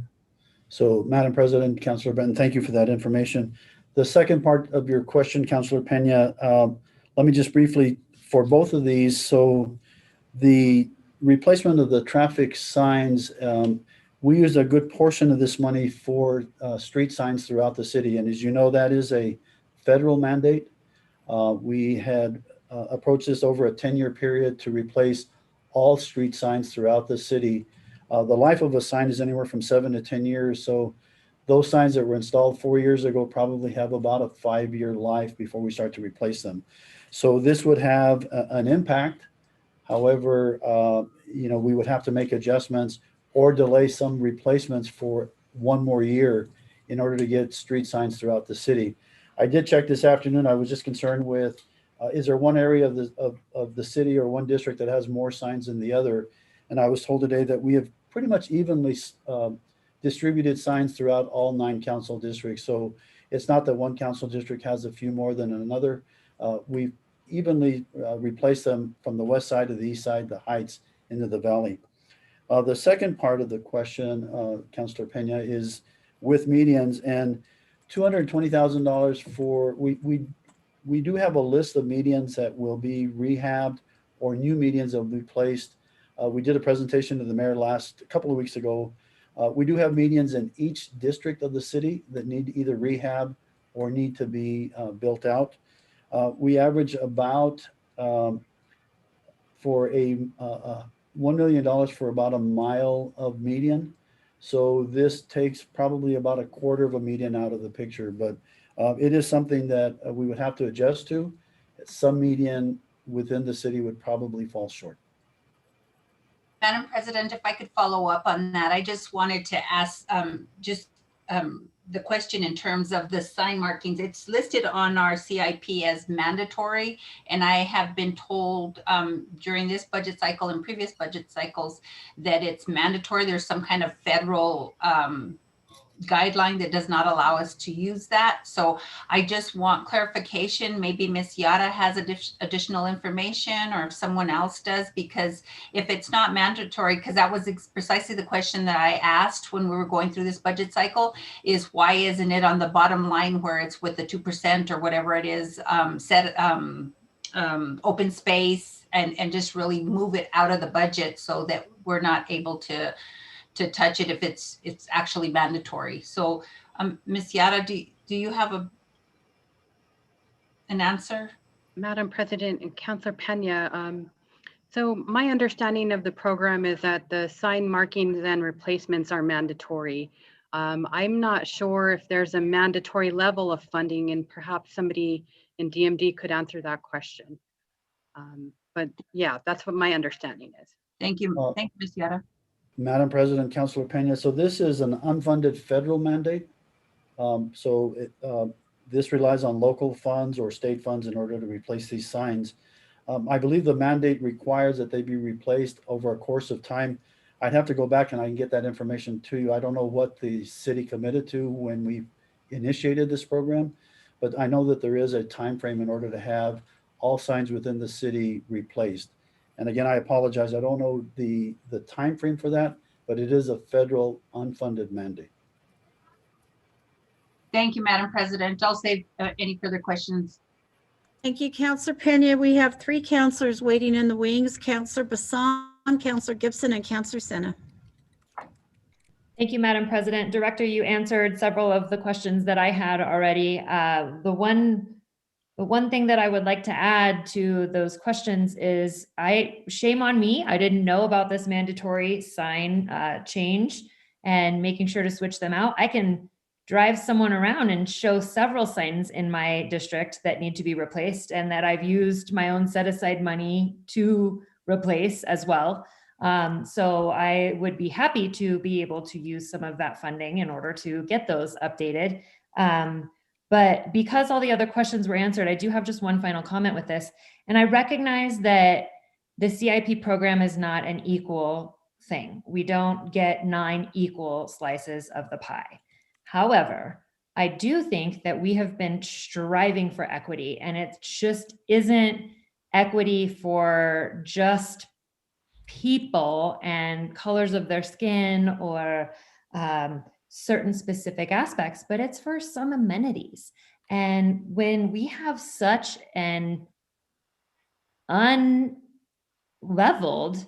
situation here, as far as one district getting quite a bit more over other districts, when there are needs to be met, I am having a hard time with adding on more, even though I think it's fabulous that there will be some finality to these 2 projects. I can't support it, as I think there are other things that need to be funded if we're going to be pulling these monies from areas that I think we shouldn't be pulling them from in the first place, because we do have a need. Thank you, Councilor Bassan. Councilor Gibson. Thank you, Madam President. First of all, the mandatory signs, yeah, I understand, and I remember that is a mandatory thing from the federal government. But we've used that money before. In fact, I don't remember what year it was, but I remember writing amendment, drawing from that myself. Several years ago. So it's not sacred money. It's, we do have a mandate, but it's like the director said, it is not funded. And we used it for purposes that weren't related to signs at all, something very different. The other thing I want to mention is the neighborhoods that these projects are going into have historically been underserved, and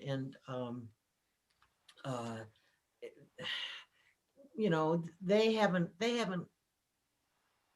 gotten their piece of the pie as far as I can see. I think anybody who's familiar with Albuquerque would probably agree with that.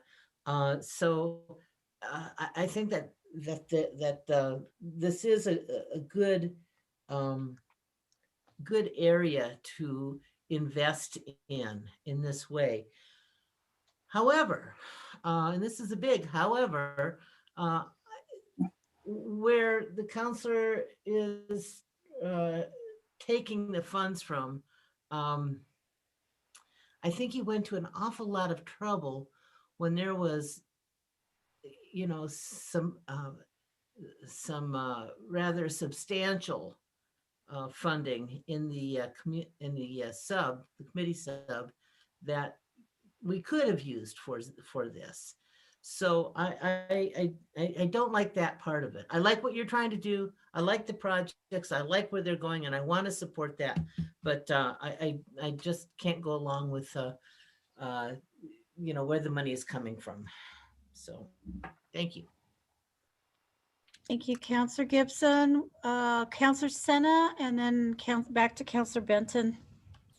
And I also have a few comments.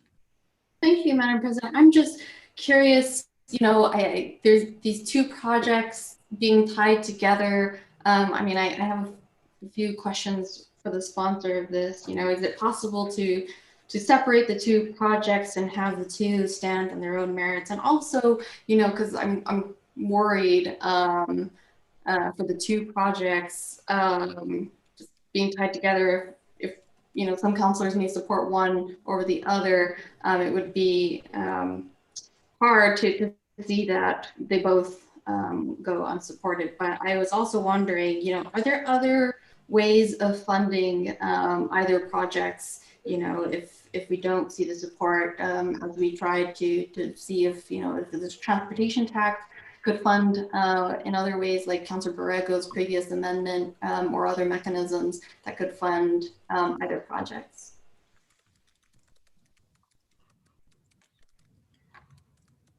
Thank you, Counselor Senna. Does anyone want to address that, or should we just consider that a question on the table? I'll try to address it if I may, Madam President. Go ahead, Counselor Benton. Yeah, I took exactly the same approach that was taken in the committee sub. There were multi-million-dollar projects added from in the committee sub that were taken from citywide funding, and as I pointed out earlier, as an example, the mandatory sign, the answer to that is there's no dollar figure associated with the mandatory sign. We need to have a mandatory sign program, and we have one. And there is $960,000 at last count from the 2019 CIP in that fund. So there's no problem with mandatory signs, and there's nothing mandatory about these figures. It's just that we're supposed to have that program. So I'm talking about the committee substitute that came out of FGO. And granted, I wasn't clear about how that process was going to occur. So I'm trying to do it now. That's what I was encouraged to do when we were trying to defer it in committee. I'm doing what was suggested to me. But that's what this is. These are two bona fide projects. One of them's already funded. If it all goes well with the state, it's already, the funds are committed to fund a quarter of that project. This would fund the other quarter. That's the sound wall. And I've done, you know, we've done our homework on this. We know it's feasible. We have discussion with the transit district about getting it built. It's ready to go. With regard to the landscaping, as I said before, there were 7 projects in the median landscaping, at least with DMD's list in the budget book. You can look it up. One of those was in my district. I don't think it's ready for prime time. Out of the 300,000, if we just split it evenly for 7 median projects, it would have been about 300,000. We'd take 220 out of there. The committee sub also took from fleets, from general purpose fleets, a considerable amount of money from various departments. For some reason, this DMD security was left alone. And so I'm following, when I say that, I'm following the thought process of the committee substitute coming out of Cal. That's really accurate. So with regard to who's getting the most of the pie, I mean, I do want to remind this council that we've passed this policy. Now, maybe we haven't passed it for this budget. We passed it for the upcoming budget, that we would be looking at equity. And equity is not equal. It is not equality. It's not splitting everything by 9, seeing, making sure that someone wasn't left out. It's supposed to be based on equity. These are 2 neighborhoods that have not had anything of this sort. We haven't had any median project during my time on the council in District 2. And prior to that, the old District 3. There's not been any median projects done in those places. And in San Jose, you know, this is a quality of life. It's an environmental justice project. Similarly with Sawmill Road and 12th Street, basically having a neighborhood with an industrial sewer type roadway coming right into the neighborhood at high speed. So, you know, we've done our homework with these projects. They're legitimate projects. My bad that I didn't participate in the listing of top 5 projects for the chair to choose from the COW. But you know, I had an issue with that process as well. But I think these are fair projects and legitimate projects. As was said, yeah, sure, the rail yards is in my district. A lot of things, you know, City Hall's in my district. There's all sorts of money being spent in District 2 because it's in the center of the city and it's got a lot of old stuff and it's got a lot of cultural assets like the rail yards that we all agree is an important project. It's not my project, it's not a project for the neighborhoods. So I think I'll use that as a closing and say I asked for equity. Benson, before you close, I have some comments also. All right. Well, let me finish then. I'm asking for equity, not equality. I think let's look at where these projects are and who they serve. Thank you, Councillor Benton. Councillor Sena, did you have some additional comments? Well, I just was hoping that the sponsor would at least address my question of his willingness to wanting to pull the amendments on the 2 projects to stand for each of them on their own. I appreciate that, Councillor Sena, and I understand that. I probably should have done it that way, but based on our rules, we'd have to defer. We would have to not defer. We would have to move this along to our next meeting because of our council rules. I apparently, and I think there's a real flaw in our rules. I can't amend my own amendment after this meeting has started. Thank you, Councillor Sena.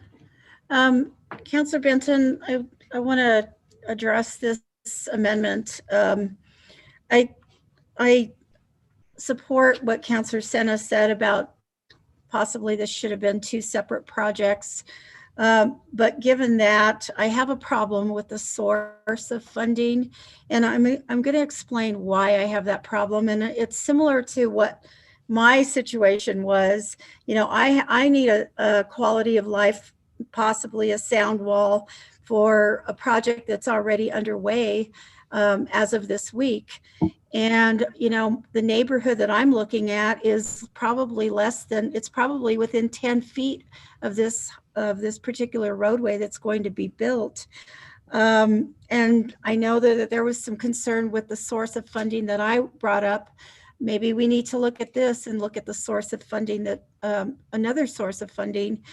When I think about roadways, especially roadways, the West Side has the most new roadways and probably a need for more signage. So when I look at equity, I wonder about equity when it comes to, I mean, there's different areas. Some areas need more parks, some areas need more signage, some areas. So I don't know that signage is the appropriate place. In my particular neighborhood, in my district, I've had to use my set aside for a number of sign replacements, including Paseo del Norte at Rainbow. I'm looking at my set aside right now for the signage at Irving, at Universe and Paradise. And, you know, DMD is looking to me to pay for the signage. And I have a lot of new roadways coming into my area. So it concerns me that, you know, my amendment was shot down because of the source of funding. It's concerning to me that maybe we need to take a look at all of these amendments to determine what the best source of funding really is. And maybe we haven't taken enough time to look at them. But for that reason, you know, because I'm bringing up a similar issue, which just got voted down in my area, I do support your projects, but I think that maybe we need to look at some other sources of funding. So for that reason, I will not be supporting this amendment. And I don't know if we should just go to the vote on this now and move forward on it, unless other counselors have any other comments. I don't see any hands up, so I guess we will.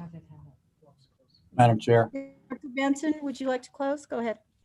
I would like to move, since this isn't working out, you know, I mean, I reiterate that the committee sub took from major streets and intersections $500,000 out of 2 million. From major paving rehabilitation, took out 1 million out of 2 million. These are citywide funds that are more important, really, I would argue, than the mandatory sign replacement. The intersection signalization, 1/3 of that was 1.5 million was taken out for the committee sub. And median and interstate landscaping, almost half of that was taken out, 950,000 out of 2,090,000. So I'm not purporting to do anything different than was done in the committee process with that substitution. And you know, I feel like we're not playing from the same deck here.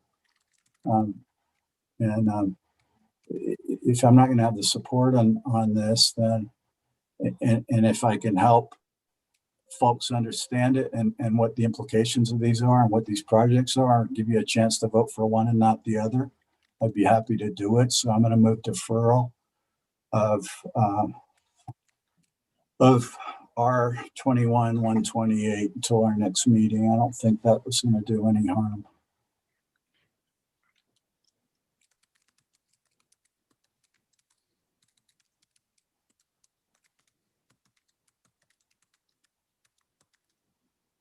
Counselor Davis, that's a second that you're offering? Okay, thank you. So then I am not clear, Ms. Yara, how we would defer this if we are going to pass the floor substitute tonight. Would we have to withdraw this? Actually, Madam President, the ordinance governing the CIP plan allows the council to adopt this up to the first meeting in April. So you are allowed to defer this to that meeting. The deferral motion takes precedent over all motions. So we do have to take that one. So we would defer the entire floor substitute? Yes, and the amendments that passed tonight already would carry over to the deferral on the 5th. So those are passed and part of the bill as they were passed today. So what you're telling me is that Councillor Benton's deferral and second from Councillor Davis would defer the entire floor substitute. If the whole council votes in the affirmative for that motion. Well, let's go ahead then and take our vote on this. And this is floor amendment number 6. Ms. Ortega? Does Councillor Davis has a question? Councillor Davis, do you have a question? Oh, Councillor Gibson, I'm sorry. Yeah, we look a lot alike. You're muted, Councillor. So I just want to make sure that I'm clear on what we're voting on. Can you clarify that for me, please? Ms. Yara, would you clarify that, please? Yes, Madam. So the vote that's going to be taken right now is for deferral of the committee substitute bill to the April 5th council meeting. Madam President, I did have a comment. I wanted to ask a question of Ms. Yara. Go ahead. Thanks. I just wanted to ask, I think this is timely for another reason. We just saw the state's capital outlay proposal come out an hour before the meeting today. A number of the items I glanced through seem to correlate with some counselors' projects. I know counselors and legislators have been teaming up, and I think I just wonder if Ms. Yara and her team have had a chance to evaluate the impact of those capital outlay allocations on this potential bill, and if, since the legislature will adjourn on Saturday, we'll have a better sense of that, if that would, if we anticipate that we might have additional amendments based on capital outlay allocation. Thank you, Councillor Davis. And Councillor Sena, you have a question also. And let me address that, Madam President. Oh, go ahead. Yeah. So, Councillor, we did just receive the capital outlay information hours before this meeting. I know that several counselors were able to review their items, but staff has not been able to do a comprehensive review of that information. Mr. Menacucci, I'm sure, is looking at it right now, but we don't have a report for you all yet. Thanks, Madam President. In that mind, I do think it's prudent for us to defer so that we can incorporate those as well. Thank you. Thank you, Councillor Davis. Councillor Sena, you had a question? I'll yield my time to Councillor Pena for the moment, and then I'll raise my question if needed. Councillor Pena? Councillor Pena, you're muted. Thank you, Madam President. Sorry about that. Actually, you know, I have concerns about deferring just based on, you know, using the capital, as Councillor Davis said, because if you use the capital, you know, the governor has up until April the 9th to veto. So if we make some movement or adjustments based on what we've seen in the capital bill now, it really doesn't necessarily mean that that's what it'll look like on April 9th with the governor's veto pens. And then plus, I mean, I think that if I were to receive dollars in my district in this capital outlay budget from the state, that I just wouldn't want to leave it up to chance for other counselors to look at monies that I've received from the state as an opportunity to use for other projects as well. So, you know, I understand, Councillor Benton. I know there's, you know, when you're talking about equity and equal, I stated that initially that, you know, I know we can achieve. I was trying to achieve some balance though. And when you look at the items that were taken from the CIP budget, I really worked hard to make sure that I didn't touch a single counselor's projects. And that's from every single counselor, but I did try to identify dollars within the district-wide projects to create some balance with other counselors that didn't receive it in the mayor's budget some dollars. So, and by doing so, and by, you know, having the affordable housing dollar ask, I mean, and you know, you've been committee of the whole chair, and you know, that was a very difficult task to do in order to try to achieve that without taking money from any of the counselors. We just happened to be, you know, blessed with this opportunity where we've got these CARES Act dollars, or whatever the new title is, that we're able to achieve both things while leaving all of the counselors whole. And, you know, I'm real proud of that. And that's why, you know, when we're looking at it and trying to achieve that balance, I understand what you're trying to do in your district. I appreciate it. You know, you're just doing your job just like we all are trying to, just like I'm trying to create balance and more equity in my district. So, you know, I don't begrudge you for doing that. You're doing your job, but I really feel that the budget that was put forward, you know, really worked to aim to do that. So that's it. Thank you, Madam President. Thank you, Councillor Pena. So we have a motion on the floor to defer in a second. So we are going to go ahead and vote on that motion and then see where it goes.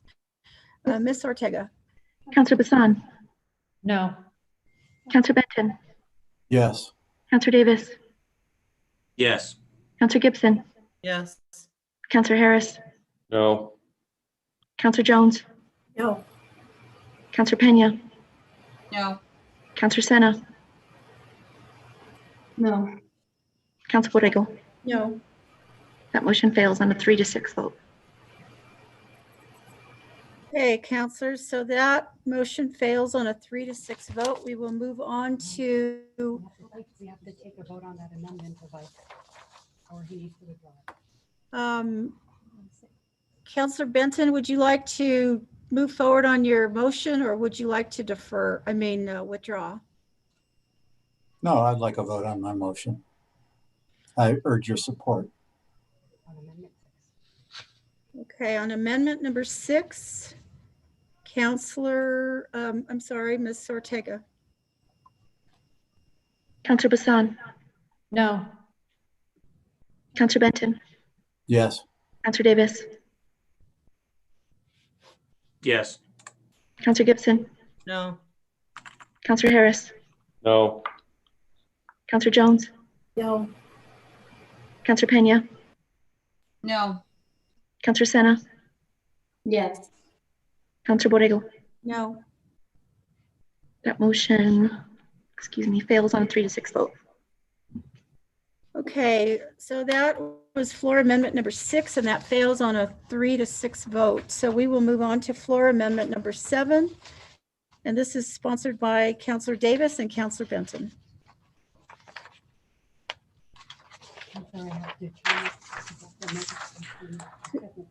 We have one little technical correction on this. So Ms. Yara is going to explain that to the council. That's the 6.7.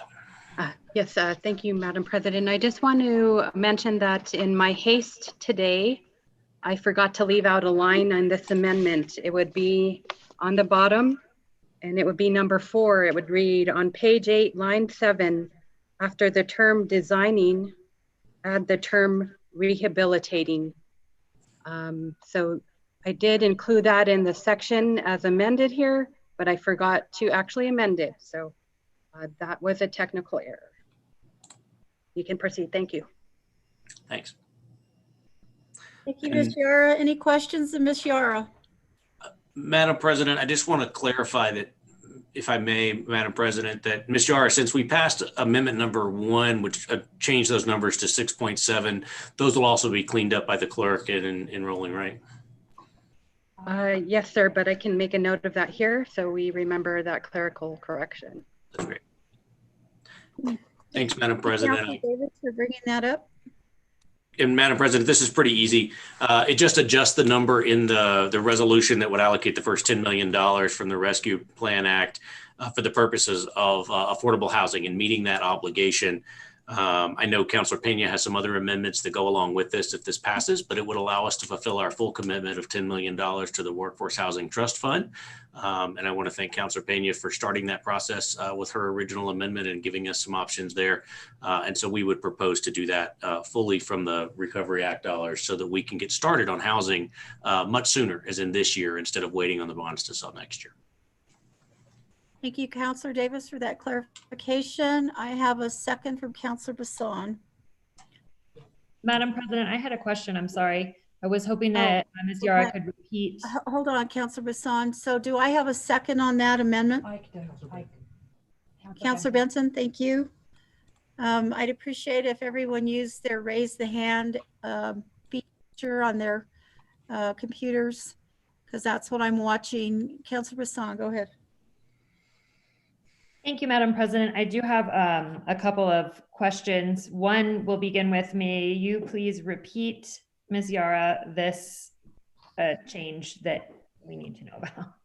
Yes, so I would just be adding a line at the bottom of the amendment that would say on page 8, line 7, after the term designing, add the term rehabilitating, so that this money could be used to rehab existing housing units as well.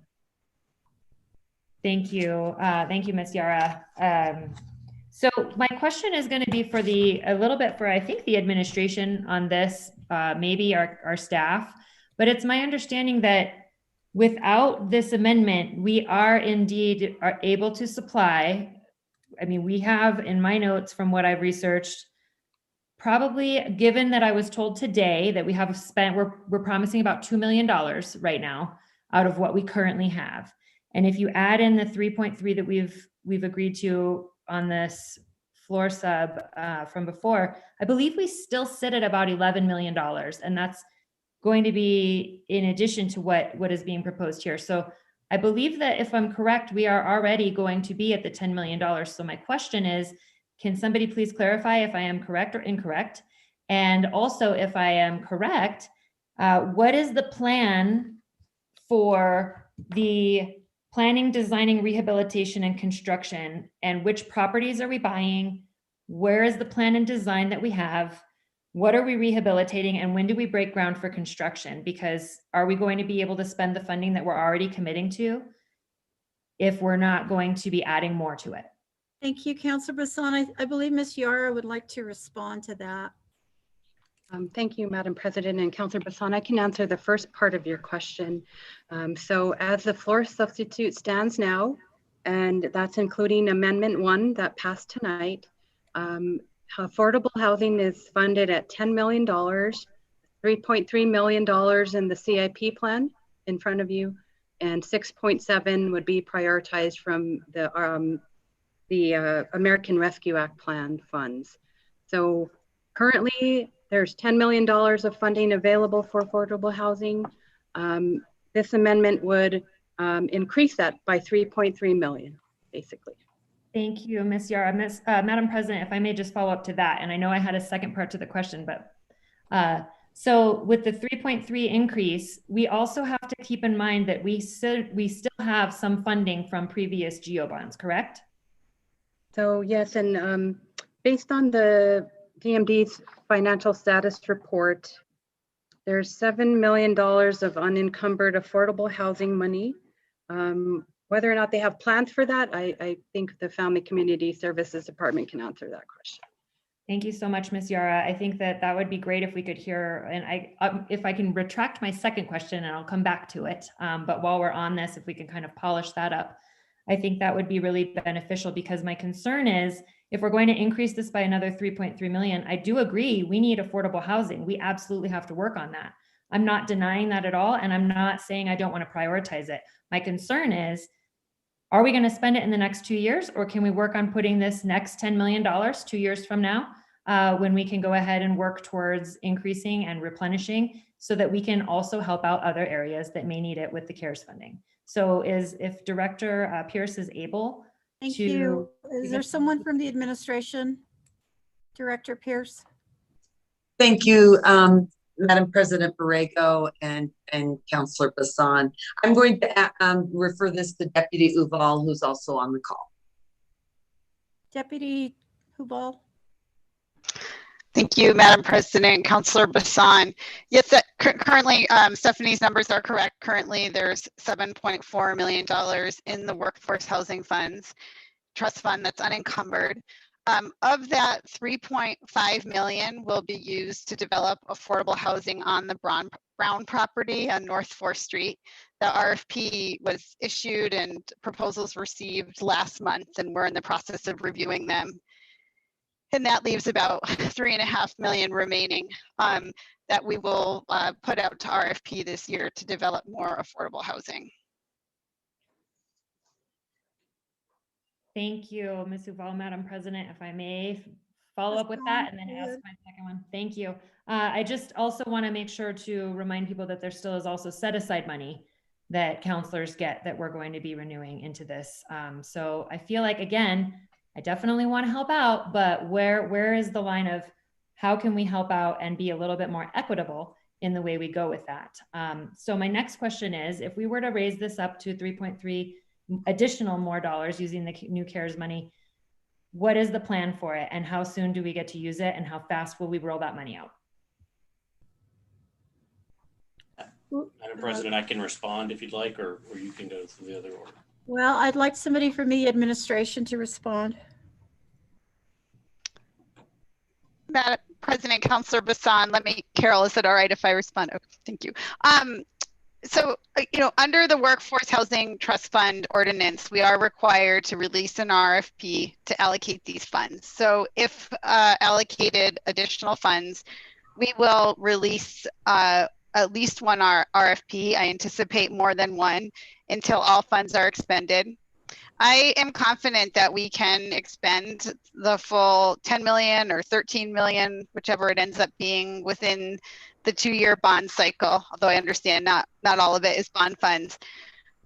When we issue an RFP for workforce housing trust funds, it's a competitive process. We have more applications than, or we have more requests for funding than we have funding available. So I feel confident that there is a demand out there for these funds. I will also add, in our housing committee, of which Councillor Benton participates, we've had the housing committee under the Homeless Coordinating Council. We've been talking about the need to not only construct new housing, but preserve existing affordable housing as well. And I think with limited resources, we get into this situation where we're sort of pitting one against the other. And I feel that with this additional pot of funds, we really would be able to fund both types of projects. And that would also really open up the pipeline to what's out there. For example, we know the Housing Authority has lots of housing units that they need to rehabilitate and would be very interested in applying for these funds when we issue an RFP. So let me get this straight, just for reiteration purposes. So we have 7.4 million unencumbered currently, and 3.5 million that we're looking to do an RFP this year. And this particular amendment would add 3.3 million. Is that correct? Ms. Yara? Madam President, yes, that's correct. Okay, is there any other discussion? I have some hands up. Councillor Sena, Councillor Benton, and Councillor Bassan. Well, Madam President, may I please follow up with Ms. Huval's comments? Yes, please go ahead. Thank you, ma'am. The one final word that I have to say about this is that it's a little bit difficult for me to understand why the administration originally put forth a request for something to the tune of $6.4 million. And now we're going above and beyond that. And again, I recognize that we can do lots of good things with lots of extra money, but how do we find a balance with it?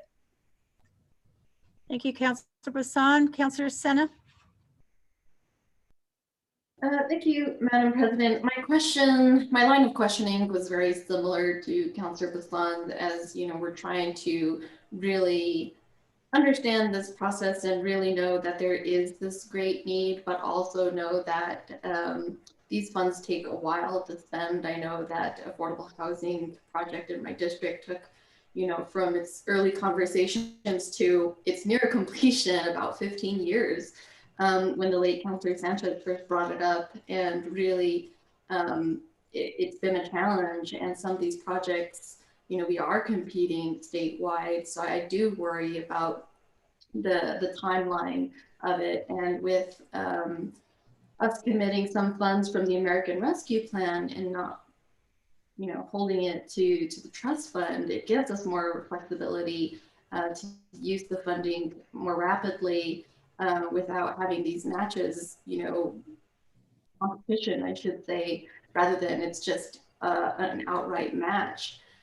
So, I think that overall we're trying to think through how we spend this funding and how we address the overall housing issue, because it is really profound, not just in our city, but as we heard throughout the nation during our conference with the National League of Cities, and just how other cities are trying to address it. And I do believe that we could use funding to do a lot of the rehabilitation. I know that there's other amendments coming along, but really having tried to research this area, and we go into FGO each month with abatement properties, which I feel that we could certainly utilize funds to start rehabbing and saving these homes and people from being unsheltered. And now we're just really coming down to the cent, down from the dollar to the cent of it, and really how much. So I guess I want to clarify too that it's 3.5 of the 7.4, or is that additional? It's 3.5 of the 7.4 that we still have remaining. Is that correct, Ms. Huval? Is that a question, Councillor Sena? You want a clarification? Ms. Yara? I'm sorry, Ms. Hubal. Madam President, Councilor Sena, yes, just there's currently 7.4 million unencumbered in the Workforce Housing Trust Fund. Of that, we anticipate using 3.5 million to develop the Brown property, leaving about about 3.5 million left in the fund. I'm not doing my math well in my head, but the 7.4 million minus the 3.5 that's going to Brown is what's remaining and has not yet been committed to a specific project. Madam President, can I follow up with that? So with that 3.5 committed of the 7.4, the remaining balance plus the additional funding that we hope to provide, it would get us, sounds like, above 10. Or am I doing, if Ms. Yara could clarify that we would meet 10. Sure. Clarify this, please. Yeah, okay. So if we take into account the, what is it? 3.4 plus 6.7 plus 3.3. So you're close to 15 million. Yeah, with this amendment here.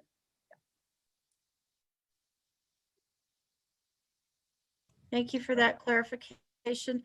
Councilor Benton, before I go back to you, can I ask Councilor Harris to speak since he hasn't said anything this evening? Sure. I just want to make a comment and perhaps ask the Director Pierce to comment.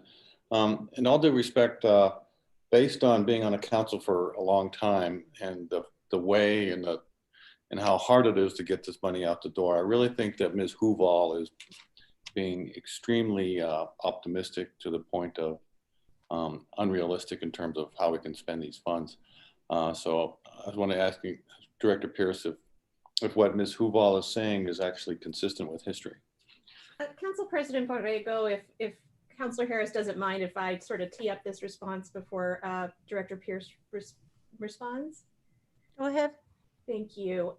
So, I think our department personnel is caught between a little bit of a rock and a hard place in this conversation because, they want to make sure that they're committed and they're expressing their deep commitment to spending money in a timely fashion to address the most urgent needs in our community, such as affordable housing. But there, as Councilor Bassan raised, there was a reason why we had the original number in our original bond package that was lower, and that was because of concerns about whether the market to develop affordable housing could actually absorb more money. And our goal is not to have a lot of money sitting around on the sidelines. This has been a passion of our administration since we got here. And so I just want to speak up on behalf of our staff that's caught a little bit in the push-pull. Of course, whatever money that you allocate to the Workforce Housing Trust Fund, we will use our best efforts to get it out of the door in a timely manner. It would be stretching the tensile strength of our department administration to spend all of that money within 2 years. But of course, some of that is general funded, would not necessarily be subject to that same limitation. Thank you. Thank you, Ms. Nair. Okay, so with that, I don't see any other counselors in the queue except Councilor Benton, which I am going to go back to him since this is his bill and he may want to close on this. Let me thank Ms. Nair for that. That's all. Thank you, Madam President. And I would dispute what was just stated. Yes, it's true that in the past we have not gotten the money out the door through the department. I think there's an understanding, much more of an understanding right now, that this fund is not just for use for 9% low-income housing tax credit projects. That's what's very competitive. That's what's very hard to get out the door. Those are deals that take a lot to put together. And we've had these discussions with the Housing Committee of the Homeless Advisory Council, and I think the answer has been pretty clear. There's a lot that can be done with these funds besides 9% tax credit projects, at 3.5 million a pop. We can use this for property acquisition. As Councilor Sena was suggesting, we can use this for just regular housing rehabilitation or building rehabilitation and reuse. there seems to be plenty, as Ms. Uval was saying, of demand for these funds. And we just have to be, and I think the department now is prepared to be more diverse in the types of RFPs we put out to spend them. But I would agree with and having listened to numerous housing providers throughout the city, including our housing authority, that there will be no issue with spending these funds. And they don't have, by the way, with this fund, the funds do carry over. So it's not that they've got all be spent in the 2-year period. But in my opinion, if we get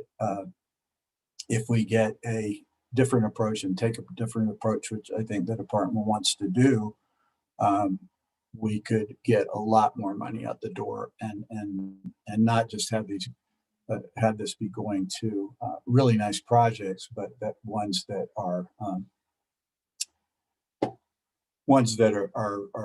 expensive per square foot or per dwelling unit, and that's the traditional 9% low-income housing tax credit. There's a 4% tax credit, and there are a lot of other mechanisms that we can use to get this money on the street. Thank you, Councillor Benton. Will I consider that your close then? Fine with that, unless Councillor Davis would like to close as well, but we urge your support. Okay, then with that, we are going to go to the vote, and I will defer to Ms. Ortega. Councillor Bassan? No. Councillor Benton? Yes. Councillor Davis? Yes. Councillor Gibson? Councillor Gibson? I will consider Councillor Gibson excused. Okay, Councillor Harris? No. Councillor Jones? No. Councillor Pena? No. Councillor Sena? No. Councillor Borrego? No, and I see that Councillor Gibson is back. So would you like to reiterate? Councillor Gibson on amendment number 7? Yes, my vote is a yes, and I just could not be heard, although I took myself off mute. Okay, amendment number 7 fails on a 3-6 vote. Thank you, councillors. That amendment fails on a 3-6 vote. Thank you, councillors. We'll move on to amendment number 8. And this is Councillor Pena. Councillor Pena. Thank you, Madam President. I'm not going to move this because this would have been if the other one had passed. So I will not be moving this amendment. But I do consider that to be withdrawn. Yes. This isn't moved. Yeah. Thank you, Councillor Pena. We will move on to our next amendment, which is amendment number 9. No, we'll change that. Amendment number 9 will now become amendment number 8. And this is also yours, Councillor Pena. Thank you, Madam President. You know, I'm real appreciative of all the discussion that's going around with the Workforce Housing Act. And, you know, I think everybody's just really interested in, you know, providing housing. And, you know, the information that I've received is that it's really kind of, as Councillor Harris was stating, that it's really kind of difficult to get some of these dollars off the ground. And, you know, so I know hearing from the administration, they're going to push forward and make sure that we get them out the door. But, you know, talking to people from the Housing Coalition and others, you know, there's another void that we have in the city. And I thought that we could use some of these dollars, since we do already have some in the coffers and it's already extends beyond the $10 million, that we could perhaps use some dollars to create, as you all know, I always vote against any condemnation projects. And I really hate that I do that, because I should vote. But the fact that we don't have any programs to maintain housing for people, or help people, or have a program to help people stay in their homes. You know, I heard from somebody from one of the housing organizations that there's a woman who is 88 years old who is already starting to get dinged by code because she has plastic tarps on the roof of her house because she can't afford to replace her roof. So really, you know, in light of that, I would like to really allocate some of these dollars to be able to create a program to help folks who are at risk of becoming homeless.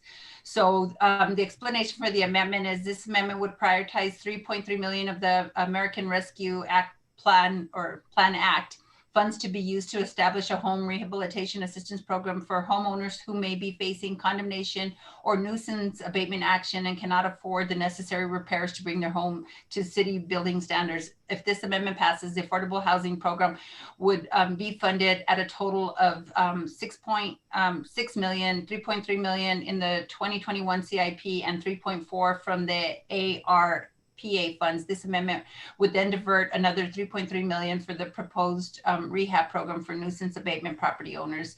So I wanted to talk to Ms. Yara and just let her know that what was the total again that we have based on the current CIP? It's beyond the 10 million currently, right? I mean, if this were to pass, I'm sorry.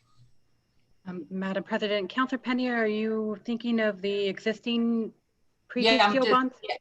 I'm talking about what, so we're the CIP, and then with the new CARES Act money, it would take us to the 10 million, plus we have some existing dollars. So we're beyond the 10 million, but I know this amendment applies just to these, but it would actually allow us to be a little more flexible with the dollars.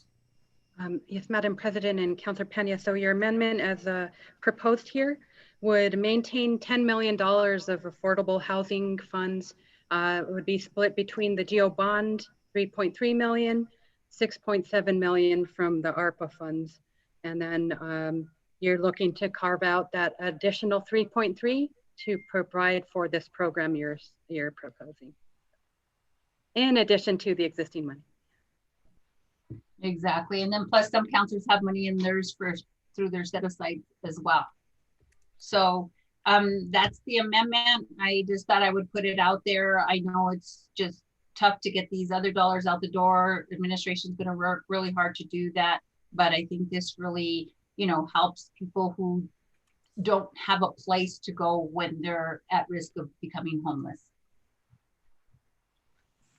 Okay, we have a couple of questions by Councilor Sena, Councilor Davis, and Councilor Benton. Councilor Sena. Madam President, it was a second, but I'll also use it as time to ask a question. I know that I wanted to talk to Director Pierce about this. Actually, we were talking for the few weeks or so that this is possible to be able to really do this program. And, you know, I was very interested in this as well, as I stated previously, that I believe we should be able to rehab homes. You know, we do spend quite a bit from our general fund to condemn houses. And I do believe that where we can, we should be able to provide some of that assistance. So if Director Pierce can kind of just shed light as to some of the research we were doing over the week. And Madam President, before Director Pierce answers that, I just want to apologize to Councilor Sena because this is some discussion that we had and I had had similar discussions with Councilor Benton as well. It's just that when this amendment popped into my head this morning because I know it was something that had been discussed, and I asked Ms. Yara to draft it without thinking beyond that. So I apologize both to you and Councilor Benton if you're interested in being part of this. So thank you. Thank you, Councilor. So we will move on now to Councilor Davis, Councilor Benton, and oh, we've got quite a few councilors. Councilor Davis. Thank you, Madam President. I want to ask maybe the sponsor, maybe the staff, as I understand it, this amendment would essentially lower the amount for new affordable housing from 10 million plus or minus where it stands now with the CIP dollars plus the ARPA dollars, and reduce that down to about 6.7, diverting 3.3 to a new rehab program. we know the full need is 10 million for new housing plus. In fact, it's probably about 80 million given the most recent report from Family and Community Services that says we have a need about 800 new supportive housing units in addition to rehab and other things. Given the fact that we can fund all of those things in one bill, I'm curious why the sponsor chooses to lower the amount for new housing from 10 million to 6.7 instead of keeping the new housing dollars at 10 million as we had proposed earlier. Madam President, could I actually get my question answered by Director Pierce first? Or, I mean, it's the pleasure of the President. I'm sorry, Councilor Senna. Yes, Carol. Yes, thank you, Madam. Councilor Davis, well, we're going to defer that. Okay. Thank you, Madam President Borrego and Councilor Bassan. I think the question was about using the funds in the Workforce Housing Trust Fund for rehabilitation. Absolutely, that is possible. It's important. Do agree that the need for our affordable housing and the Workforce Trust Fund allows for that flexibility and funding that's being discussed. So rehab is a really important tool in the tool belt to improve in our community for affordable housing. Thank you. Does that answer your question, Councilor Senna? Now we'll go to Councilor Davis again. Thank you, Madam President. And I just want to reiterate, I agree rehab is an important piece of this. In fact, I think it's a really important piece of the puzzle we haven't addressed fully or even barely scratched. My only question is, because we can afford to do all of this, I'm curious why the sponsor wants to lower the amount for new housing in favor of rehab instead of just doing both. Councilor Pena? Madam President, I actually think it does that. And within the Workforce Housing Act, staff had written an analysis on it, and it does. It says at least 25% of the funds shall be used for scattered site, single family housing, rehab, lease to own. So even doing this amendment, it's within the Workforce Housing Act. So it's not just, I think another counselor said earlier that, it's not just about new housing. So this is precisely what we're dedicating an amount to be able to do this. So I hope that answered your question. Councilor Davis? I think it does. I totally understand that. I just want to be clear on my question. We can afford to do both. We can afford to do $10 million plus a $3 million set aside for new plus $3 million for set aside. I wonder why we need this amendment at all when we should just fund both and make it 13 million instead of like decreasing the money for new housing, which is essentially what this would do.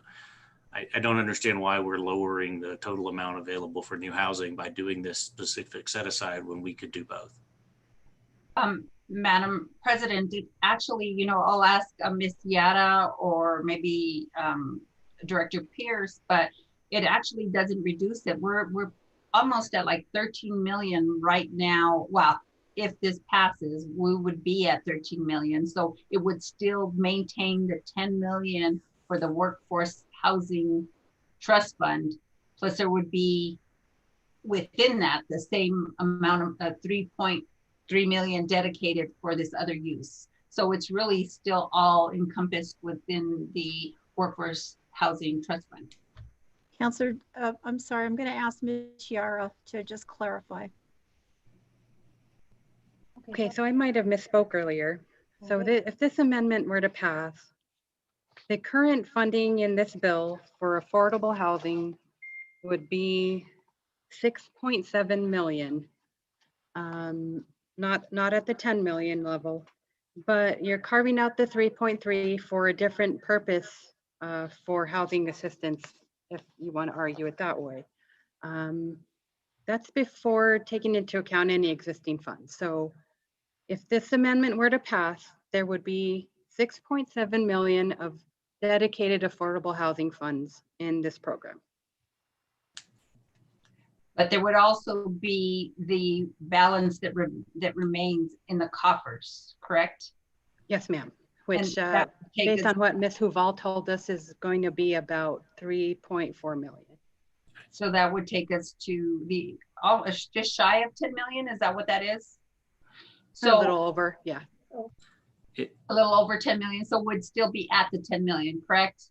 That was my intent, is to maintain the $10 million. And Ms. Yetta, I was hoping to do it within, so that was my fault in terms of the amendment. I was hoping to do it within the Workforce Housing Act Trust Fund. So that was something that I didn't capture. So I apologize for that. Thank you, Councilor Pena. So we have two other counselors in the queue. We have Councilor Benton and Councilor Senna. Yeah, I was one of the original co-sponsors of the trust fund. It did anticipate housing rehabilitation of single-family homes within that fund. The programs for doing that haven't materialized very well until there is some going on in the recent past. But I don't really see the necessity of this change. I think if a program is in place that is viable to do what the sponsor wants to do, it's totally doable within the trust fund. So I don't see any necessity to be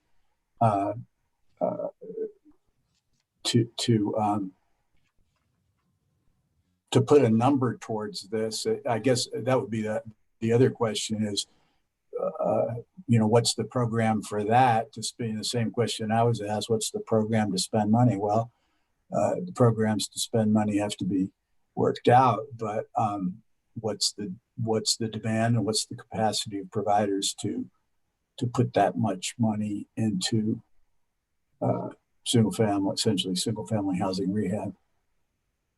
So I can answer that, Councilor Benton. So you're right. I think I messed up a little bit in terms of the amendment. I thought it should be within that. And I knew that, typically and historically, we've used these dollars for that new mixed use housing.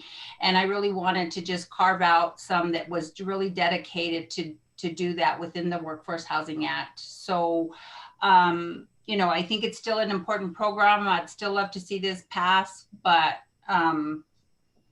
yeah, that was my error. Oh, okay. And Councilor Pena, don't get me wrong. I completely agree. We've talked about this. This is a need in the community. And we do a little bit of help with this from within the CARES Act towards the Prosperity Works program that's already in place. But I don't know what their capacity is to put $3+ million on the street right away. But again, I agree with what Councilor Davis said. We probably, from all discussions that we're having currently, we could, with the right kind of partners, we can easily spend $40 million on affordable housing, including this type of work. But just back to this, I think, we ought to leave, if all we're going to leave in the new funding for the Workforce Housing Trust Fund is $10 million, then we ought to leave it in there and let's be very strategic about how we split that up, because I have no doubt that it will go fast. I think, I totally disagree with the idea that we can't spend this money, and I'm disappointed that that's the position of the administration. Councilor Senna. Thank you, Madam President. I feel like I should have done this earlier with the previous amendment, but really hoping that we can get some type of an Excel sheet brought up on the screen to kind of lay out exactly how much is out there. I think we would all really benefit. I'm trying to do math in my head. And so I have figures written down as to what the changes have been. So I think it would just be really beneficial, even if it's a generic Excel sheet. Thank you.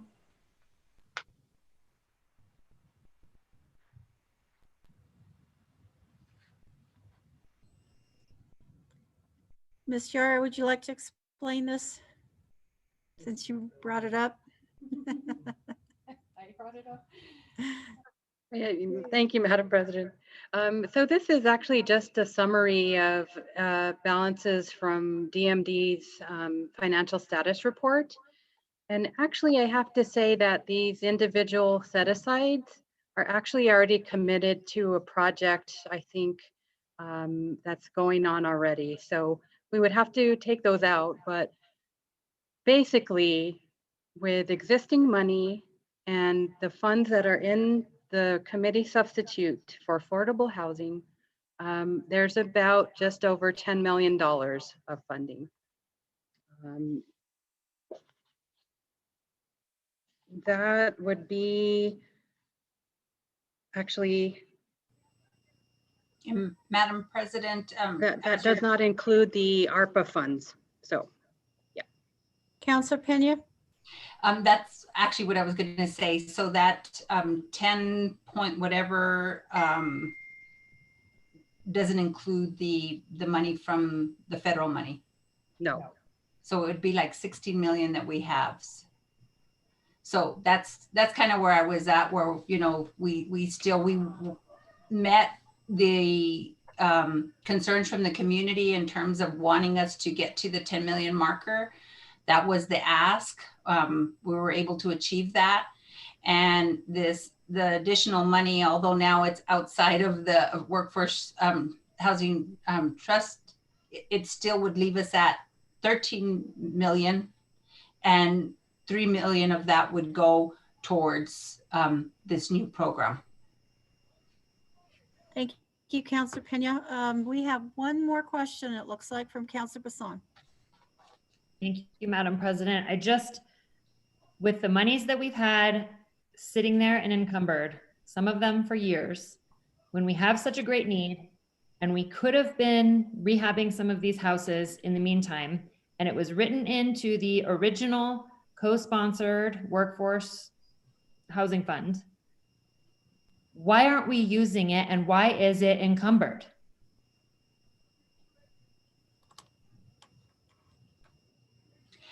I can try to answer that. I mean, I'm not responsible for that, but my understanding is that we've been using the money for the workforce housing projects, and because the money has been competitive, we haven't, you know, I think we have to partner with MFA and other organizations, and what they end up doing is they have an RFP, and people can correct me if I'm not correct, but then there's an RFP statewide and for up to maybe 4 projects, and the city of Albuquerque could get 1, could get 2. So then those dollars have been sitting there. And the reason for my amendment was like, well, if that's the case, we really do. We have to work harder, and just like they said, they're really working hard to get these things out the door. But that's why I added the amendment to carve some of that out for, you know, the rehabilitation of homes. As you know, we've had lots of homes that have come up in front of us, and just, I think the one just recently was in Councilor Sena's district, where you could see that the family was struggling with some issues, and they couldn't afford to bring their house up to code and had to sell. And I think one of my comments during that time was that now these people are, you know, going to be homeless, and it's, yeah, so. Councilor Benton. I think I could answer Councilor Bassan's question. From my experience, what I've seen is the department, Family Community Services Department, previous administration primarily, really did not create an effective program for spending that money. And that the programs that they had for housing rehabilitation were just not effective, and they were not. They would end up doing things like, because they were leveraging federal funds. Which the advantage of these funds is we don't have to leverage federal funds with these monies. We can do smaller projects of the type that I think Councilor Pena has in mind here, but we haven't had those programs in place. The previous programs that the department had, just one experience, right, was an old guy in Martineztown wanted to have his little Adobe, brought up to speed, and because of the federal requirements, they ended up tearing that little building down and rebuilding it. So what was supposed to be rehab funds, they ended up spending, close to $200,000 to rebuild the house. So, I mean, I'm not I'm not casting aspersions on the department as it's being run now. I think we've got good leadership in there. I really appreciate the director and Lisa and their thoughtfulness about where we need to go with this. But I don't think there's anything to prevent us from using the fund again through this program. I'm not so sure that we ought to be just essentially doing a carve out that's only for these types of rehabs. Madam President, if I may respond. Councilor Bassan? Thank you. Councilor Benton, Councilor Pena, I agree with you both. And I think that this is what I'm picking up from this whole conversation is that we don't have the programs in place, albeit maybe the previous administration. And from what the director and deputy director said earlier, it sure sounds like they're very proactively working on figuring out programs if they haven't already. But for the reason that we haven't had programs in place since the Workforce Housing Trust Fund was started and begun, and the reason why we haven't been, it's been apparently from what you said earlier, Councilor Benton, this is something we could have been doing this whole time, is using some of what may be remaining to do some rehab on these houses that are needing it. And we haven't been doing it. So now I say, why add more? Why take away? Let's do what we're saying here. I absolutely support this amendment because we haven't been allocating that specific amount of funding to help the people that need it most with rehab. And if we had been doing it all these years, I would not be in support of this amendment, but we haven't been. So this to me is the beginning of a program being put in place in order to make sure that we do that. Thank you, Councilor Bassan. Councilor Benton, do you have a final closing? Yeah, well, I don't know if it's a closing. I mean, it's Councilor Pena's amendment. I just want to say that there is work being done now. The Prosperity Works project is doing smaller energy retrofits, things like that. There are people who are really focusing on this now, but I don't think just pulling a number out of the air, that 3.7 million out of desperately needed money to say that it's only going to be for this purpose is really misguided. Okay, Councilor Pena, this is your bill. So do you want to close? Thank you. I would just urge your support. And it's not, I would just urge. Hang on. Councilor Senna, did you have something? Yes, and sorry, Councilor Pena, I was just trying to really think through all the numbers and pull up the Excel sheet myself and kind of pull money aside because I also want this to be clear. I mean, it wasn't as clear as it was for me. So I know for sure community watching right now has a lot of question as to exactly what amount we're committing this to. So, you know, I think what I have, and again, you know, Ms. Yara, feel free to correct me as a CPA, but I see that we have a total of 13 million now. And, you know, that's even withdrawing the set-asides based off of the Excel sheet. And also thinking about the 3.5 million that was, as Ms. Huval was saying, being RFP'd right now to a project that's for affordable housing, from my understanding.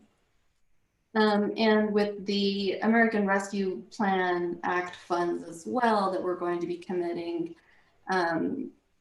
towards rehab, then it still equates to about 13.5 if this amendment were to pass.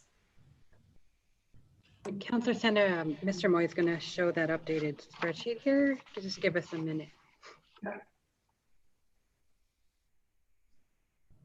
Well, while they pull their spreadsheet, I'm just going to mention that, you know, housing rehab basically provides small contractors jobs also. So regardless of the amount that we end up with this amendment, I think it's important to note that there are some programs in place already in the city that probably could use some of this funding to help move forward. And I think the city already has that capacity. So, Ms. Yar, do you have that spreadsheet? It's showing. Okay. Yeah, Madam President. So we just thank you, Mr. Muniz. He updated the spreadsheet while we were talking.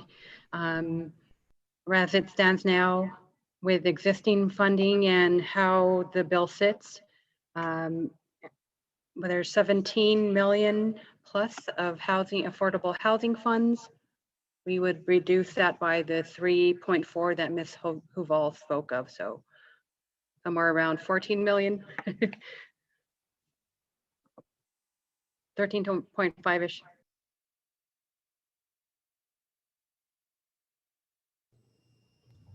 Thank you, Ms. Yara. Ms. Council Pena? I think it says it all. It would still be at what the community requested. It would be above, it would be $10.1 million. I think this would just, the amendment, I think it would just go a long way in terms of addressing another void that we have in our community. So I would urge your support. Thank you. Thank you, Councilor Pena. With that, we will move to Ms. Ortega for the vote. Councilor Bassan. Yes. Councilor Benton. No. Councilor Davis. No. Councilor Gibson. No. Councilor Harris. Yes. Councilor Jones. No. Councilor Pena. Yes. Councilor Sena. Yes. Councilor Borrego. Yes. Motion passes on a 5-4 vote. Thank you, councilors. That motion passes on a 5-4 vote. That was floor amendment number 8, in case we lost track. We are now on floor amendment number 9. Councilor Jones. Thank you, Madam President. This is a cleanup of what I was talking about before, and this is the money that was appropriated out of our funds for the purchase of a property for a pool and an existing property with a pool and some more facilities in District 8. That project is probably selling to someone else, so we've simply reappropriated the money that we put forth back into District 8. And I will read the amounts if you want, but it is the $1 million that we had appropriated for that property, and we're putting it back into sidewalks, the ADA improvements, which we're trying to finish up in the district, some DMD, some street things, park irrigation systems and renovation. And we're also putting in a small amount.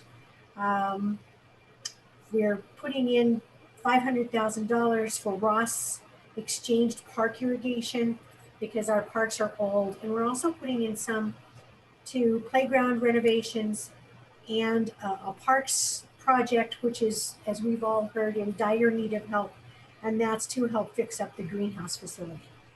So all within District 8. So I will second your amendment. Oh, sorry, I got way ahead of it. I'm ready to go home. Sorry, I am. So same amount of money, just moving it around, keeping it in District 8, but keeping in the same kind of projects, parks and playground facilities and that type of thing. Okay, Councilor, so we have a motion and a second. Are there any questions? We don't have any questions. Ortega. Councilor Bassan. Yes. Councilor Benton. Yes. Councilor Davis. Yes. Councilor Gibson. Yes. Councilor Harris. Yes. Councilor Jones. Yes. Councilor Pena. Yes. Councilor Sena. Yes. Councilor Borrego. Yes. 9-0. Thank you, councilors. That concludes our floor amendments, and that floor amendment number 9 passed on a 9-0 vote. So with that, we will go back to our original floor amendment. Councilor Pena. Thank you, Madam President.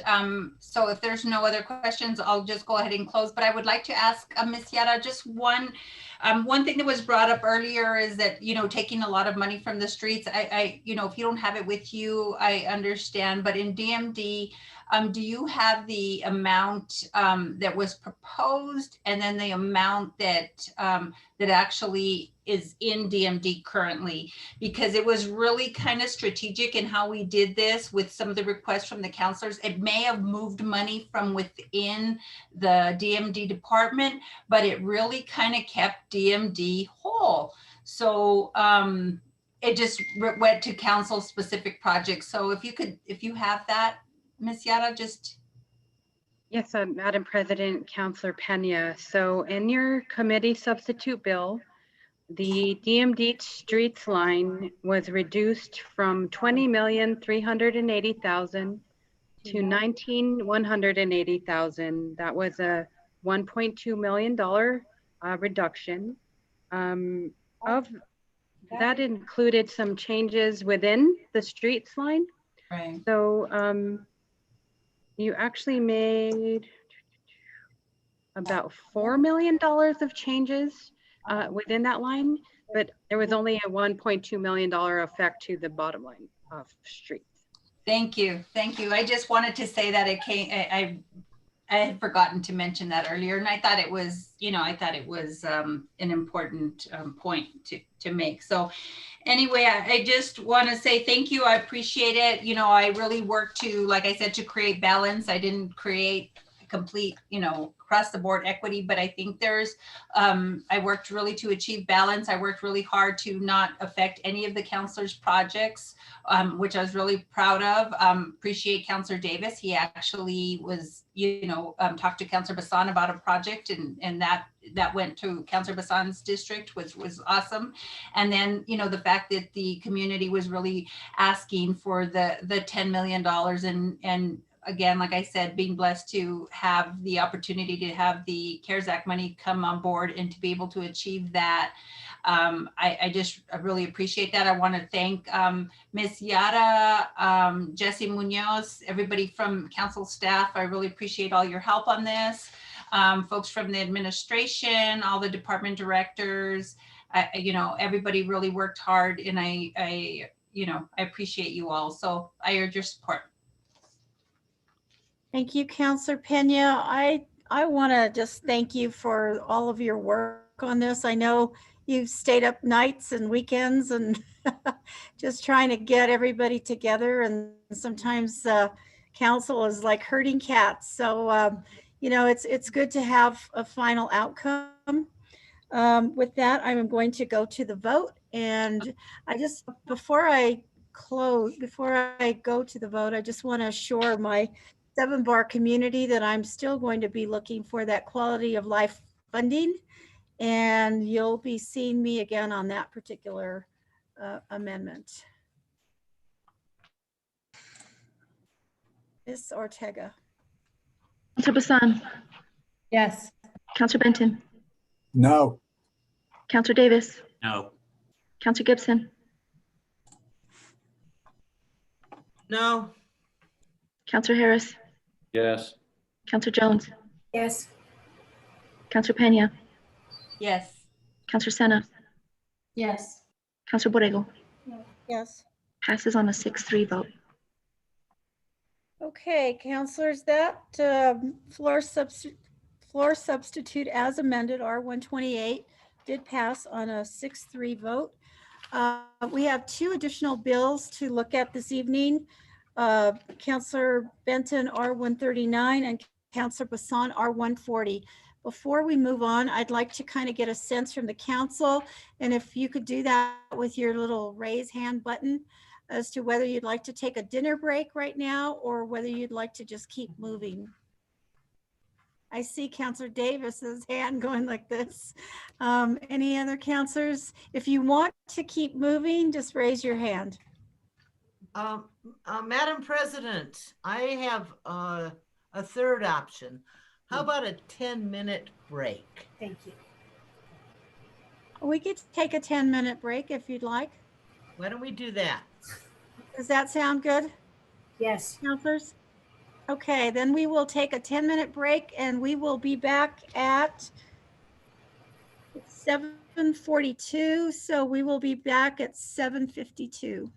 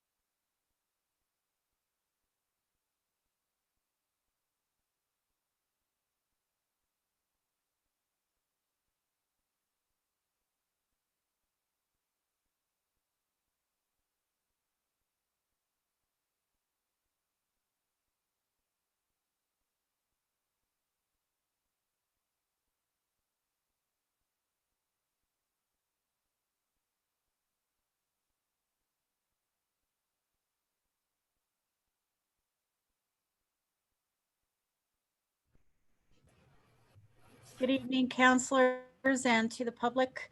This is a continuation of our Monday, March 15th, 2021 City Council meeting. And we are on final actions. And we have two bills left on our agenda. We have item G, which is R139, Counselor Benton, and then we have H, which is R140, which is Counselor Bassan. Counselor Benton, would you like to discuss your bill? Yes, thank you, Madam President. R139 is declaring a moratorium of up to 6 months or until the 2020 Integrated Development Ordinance annual update is finally acted upon by the City Council, whichever first occurs on walls and fences, sections 57D3F and 57D3G of the IDO. I move a do pass. Thank you, Counselor Benton. I would like a second. I have a second by Counselor Bassan. Are there any questions regarding this particular bill? Counselor Sena? If I may, could we hear from council staff before we start with questions? Yes, absolutely. Who's on the line? I guess Chris Melendres, our attorney. Sure, Madam President, councilors, thank you. This particular bill is going to give some time, if it's passed tonight, for the council planning staff and for the City Council to consider some potential amendments to two existing exceptions that exist within the IDO for fence heights. The IDO right now limits fences and walls within front and side yards, so that's the area in front of a building, to the street that it fronts, and in addition, the street side yard in the event of a corner lot. Within those areas between the building and the street, the height of a fence is generally limited to 3 feet. And that is in order to promote some overarching goals of the IDO, including sort of openness, some vibrancy to streetscapes, to promote pedestrian friendliness, and not have tall sidewalks right at the back of the sidewalk that might present a barrier or sort of diminish the comfort of pedestrian activity in parts of the city. However, the IDO does authorize some exceptions from those limitations on wall heights, and this moratorium would ask for a pause on 2 of those exceptions until such time as there's an opportunity to consider some cleanups to those sections. The first section that would be covered by this pause deals with exceptions to that 3-foot high limitation that would allow fences up to 5 feet high all the way up at the back of a sidewalk, based on security concerns. And as legitimate as security concerns can be, and they often are, the way that the IDO right now is written is pretty well open-ended, and it could benefit from some cleanup in that language that would set some parameters for how those security concerns might be evaluated, and also some parameters in place about how a fence might be implemented that would still address those security concerns while also not undermining other goals of the IDO, such as promoting a vibrant pedestrian environment. So the IDO right now is presently in the process of its annual update, and council staff will look at amendments to that particular section to present to the City Council to sort of clean up that section to make sure that it's really advancing the appropriate objectives within the minds of the council. The second exception that it deals with is an exception for low density development. The IDO authorizes an exception from that 3-foot height limitation in low density development where it is adjacent to residential zoning.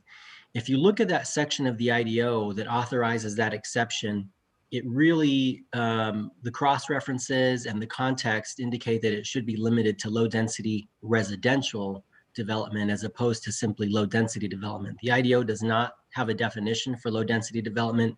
It does have a definition for low density residential development, but the operative section of the IDO that deals with this issue is lacking that qualifier of residential.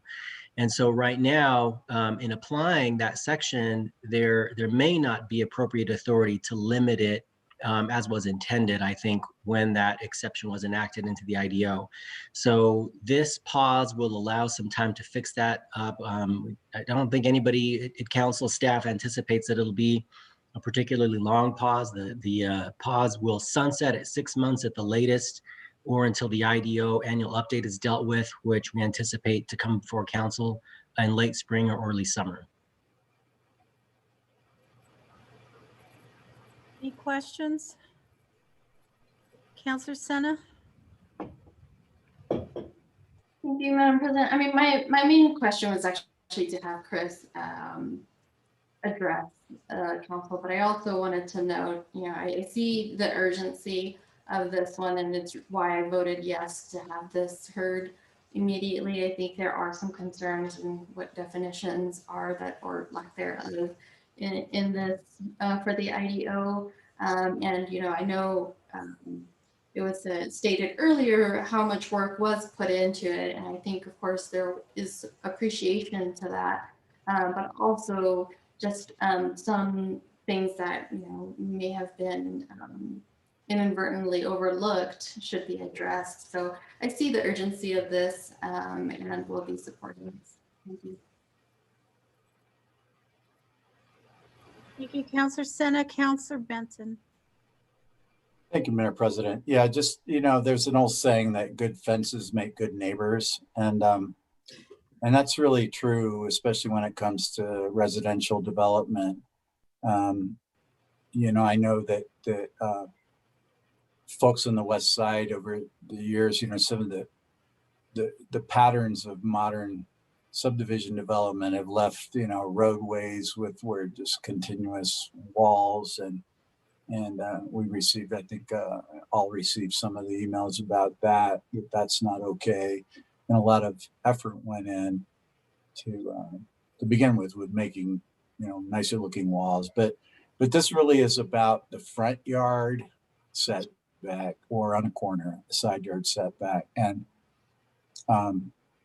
we really need to get this right. And I was sorry to see that we had this oversight, but I think this is a very short moratorium where we would not be approving any special exceptions until we can get this straightened out within the IDO. So, you know, I'll use this as a close and say I urge your support.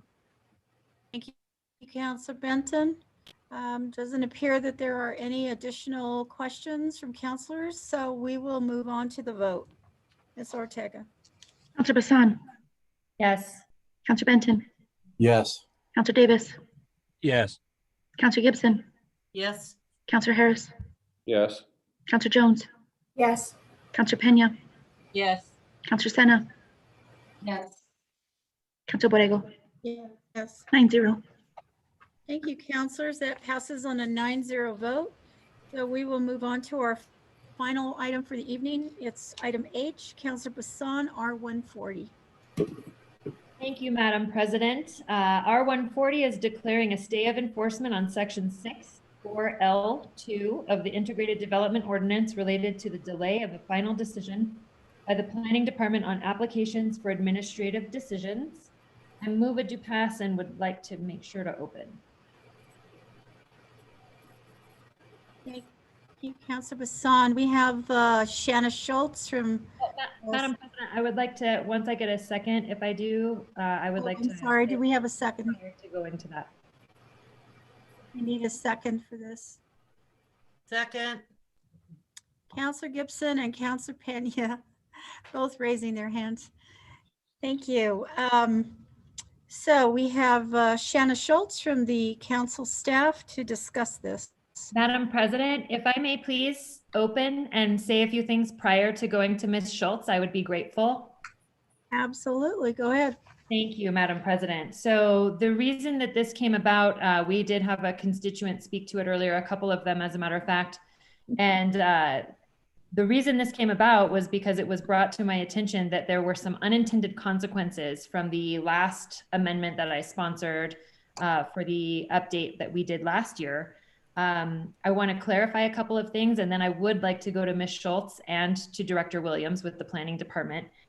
But if this passes, It will still not change the fact that facilitated meetings will still be allowed to be requested. It's just that right now, as it stands, the planning department is indicating that what could have been somebody, let's say I wanted to install a pool on my single family residential home, and I go to apply in order to get a permit in order to do so. Well, as the amendment that we had passed previously is now in effect, that has gone from what could have been an approval of a few hours all the way to now being a minimum of 15 days.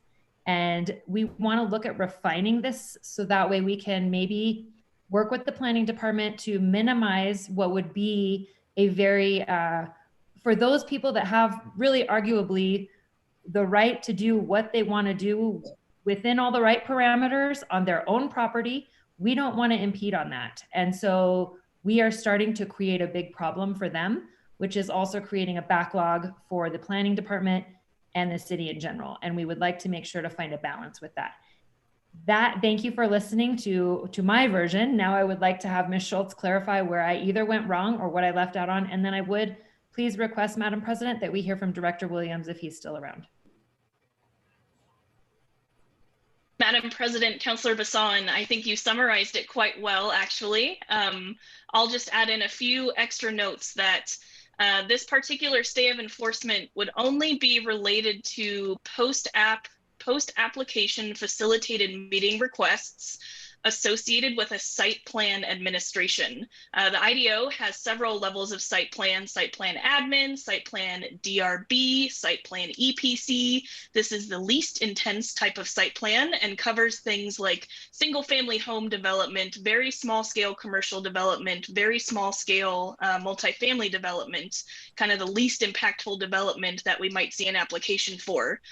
Councillor Bassan spoke correctly that when you all passed the amendment in 2019 to allow for that post-application facilitated meeting to happen, there was a provision also added to say that while that period in which that meeting might be requested, that's the 15 days that was referenced, the planning department shall not issue a decision. And that is problematic for the planning department on these very small scale applications where they can issue a decision typically in a matter of hours or days. The department has been striving over the last several years to get their review and approval timelines reduced, to get applicants in and out of the door, to continue economic development moving in the city. And this puts a big wrench in that we did not anticipate when we considered this amendment last November. I'll reiterate what Councillor Bassan said, that even if this resolution passes this evening, folks will still be able to request that post-application facilitated meeting, that opportunity will continue to exist. It's just the prohibition on the planning department issuing the decision that the stay of enforcement will be issued upon. The resolution guides council staff to work with the planning department during the 2020 IDO annual update, which, as Mr. Melendres said, will be coming before you all shortly, to remedy this in such a way that will still allow folks to ask for that post-application facilitated meeting when they need to, but in a way that will also not totally screw up the planning department's review and approval process. We already have some ideas in the works, and we look forward to working with the planning department and Councillor Bassan to solidify those once the IDO update is over here in our court. Thank you, Ms. Schultz. I see Mr. Brennan, Planning Director. Madam Chair, thank you very much for the opportunity to speak. Based on Councilor Bassan's opening comments, as well as Ms. Schultz's description and analysis there, I don't have anything to add. They summarized it very well, but certainly we'll stand for any questions if the council has questions. Are there any questions of the council? Councilor Sena. Thank you, Madam President. I really do wish that this was referred to LUPS first, just to give some time for community to have this discussion before them. I have some hesitation, but do understand that, of course, they do still have the ability to request this meeting, but I don't see the urgency that was needed for this to be heard today. I just wish that there was just more of an opportunity for more members of neighborhoods to chime in on the bill specifically. As I know that, you know, the 15-day notices and facilitated meetings are really important. And I know that the sponsor certainly feels that way as well, being the sponsor of the original amendment, but just hoped that this would have been referred to LUPS first. Thank you, Councillor Sena. Councillor Bassan? Thank you, Madam President. And I'm just curious, Director Williams, do you have a general estimate of, since this was passed, where you went from in timelines for approving some of these, what I would probably oversimplify as saying simple applications, a little bit more of the average, less controversial property changes? Like where were we at with how we were approving those and the timeline versus where this backlog is now creating for the planning department in regards to those, not the big controversial properties? Madam Chair, Councilor Bassan, thank you. Yes, ma'am. The turnaround time on residential permits, which include everything, I think you described it very well, everything from a wall or a fence, a swimming pool, a storage shed in the backyard, all the way up to construction, say, of a new home in a residential zone. Those typically take on average about 5 days for the department and the various commenting agencies within the department to look at those, review them, and then if necessary, get comments or corrections back from the applicant, or conversely, in a situation where we've been provided with all the information that we need, we can issue a permit. So what's happening now is that average of 5 days, which to your point earlier, sometimes can occur literally in a couple hours, depending upon the project that's coming forward. Obviously, the more simple projects can be reviewed more quickly. That adds an additional 15 days of simply waiting for an applicant or a permit holder to be able to begin the work associated with their project. And to your point, these are generally speaking not matters that have to go before a city hearing body, the zoning hearing examiner. These aren't variances. These aren't site plans for commercial developments and that sort of thing that might be entertained at the planning commission level or at the development review board. These are, if you will, the meat and potatoes of what the planning department does, and we're simply adding a 15-day delay period to applicants who are attempting to utilize the rights of the permits that have been granted. Thank you, Director Williams. Madam President, well, you know what, I'll save and then I'll just close, but thank you, Director Williams. Thank you, Councillor. Councillor Sena, you have another question or a comment? Yeah, I just want to comment, to explain my vote, and I understand this backlog, and I understand that, these are simple projects that are occurring, but also do understand the concerns that neighborhoods are also raising of just limiting this time. And so I think for me, my vote is in not support of this and just hoping that this would have gone to LUPS instead, just to give some more opportunity. But I do appreciate the sponsor for bringing this forward to really think through about what backlog we have. I know from my own experience in trying to have applied for some permits myself for my backyard, that this would, would be applied to that as well, and would have to have that wait or be a part of that backlog. So I do understand that, but I also understand just some of the concerns that neighborhoods have raised. So I won't be supporting this because it didn't provide enough time for community input. So thank you. Thank you, Councillor Sena. Councillor Jones. Thank you, Madam President. May I ask Mr. Williams a question, please? Mr. Williams, how many requests do we get for this kind of small requests for meetings from neighborhoods do we get for this kind of a small permit that we're talking about here? since we're not talking about major construction, we're not talking about, we're holding it real small on this. How many requests do we get for that kind of a delay? Madam Chair, Councilor Jones, I think I heard all of your question. I apologize if I don't hit all the points, just let me know. But I would say on average, depending upon the season, as we get into the warmer months, we tend to see more of these types of applications, but our permit counter staff is looking at anywhere from 35 to maybe 60 different types of these applications every day. And again, there's some ebb and flow with that. The cost of materials right now are affecting construction sites. And so that kind of trickles down to our permit counter. But there are a significant number of projects that come through that are affected, by this 15-day facilitated meeting requirement. And Madam President, may I ask another question? Go ahead, Councilor. Thank you. And Director Williams,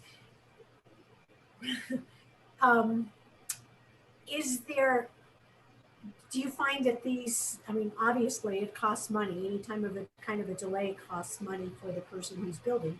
And usually in this kind of construction that we're talking about is done by a homeowner or hiring a contractor to do remodel or small work like that.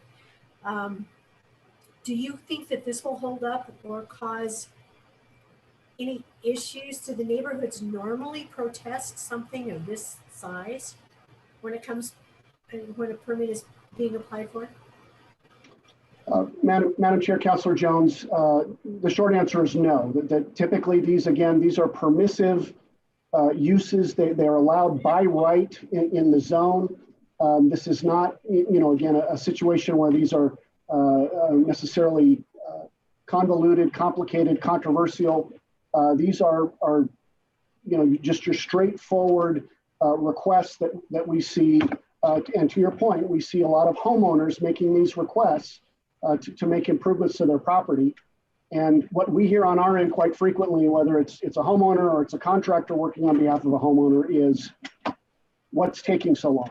And that's why we work very hard to be able to do what we need to do on our end, provide the necessary feedback in a timely manner, and then when we get any additional information that we need back, turn these things around rather quickly, because people are paying interest on construction loans. They've got contractors that are trying to get their schedules arranged and that sort of thing. And what we can do on our end to help that process and make it more effective and efficient is always a benefit to our customers.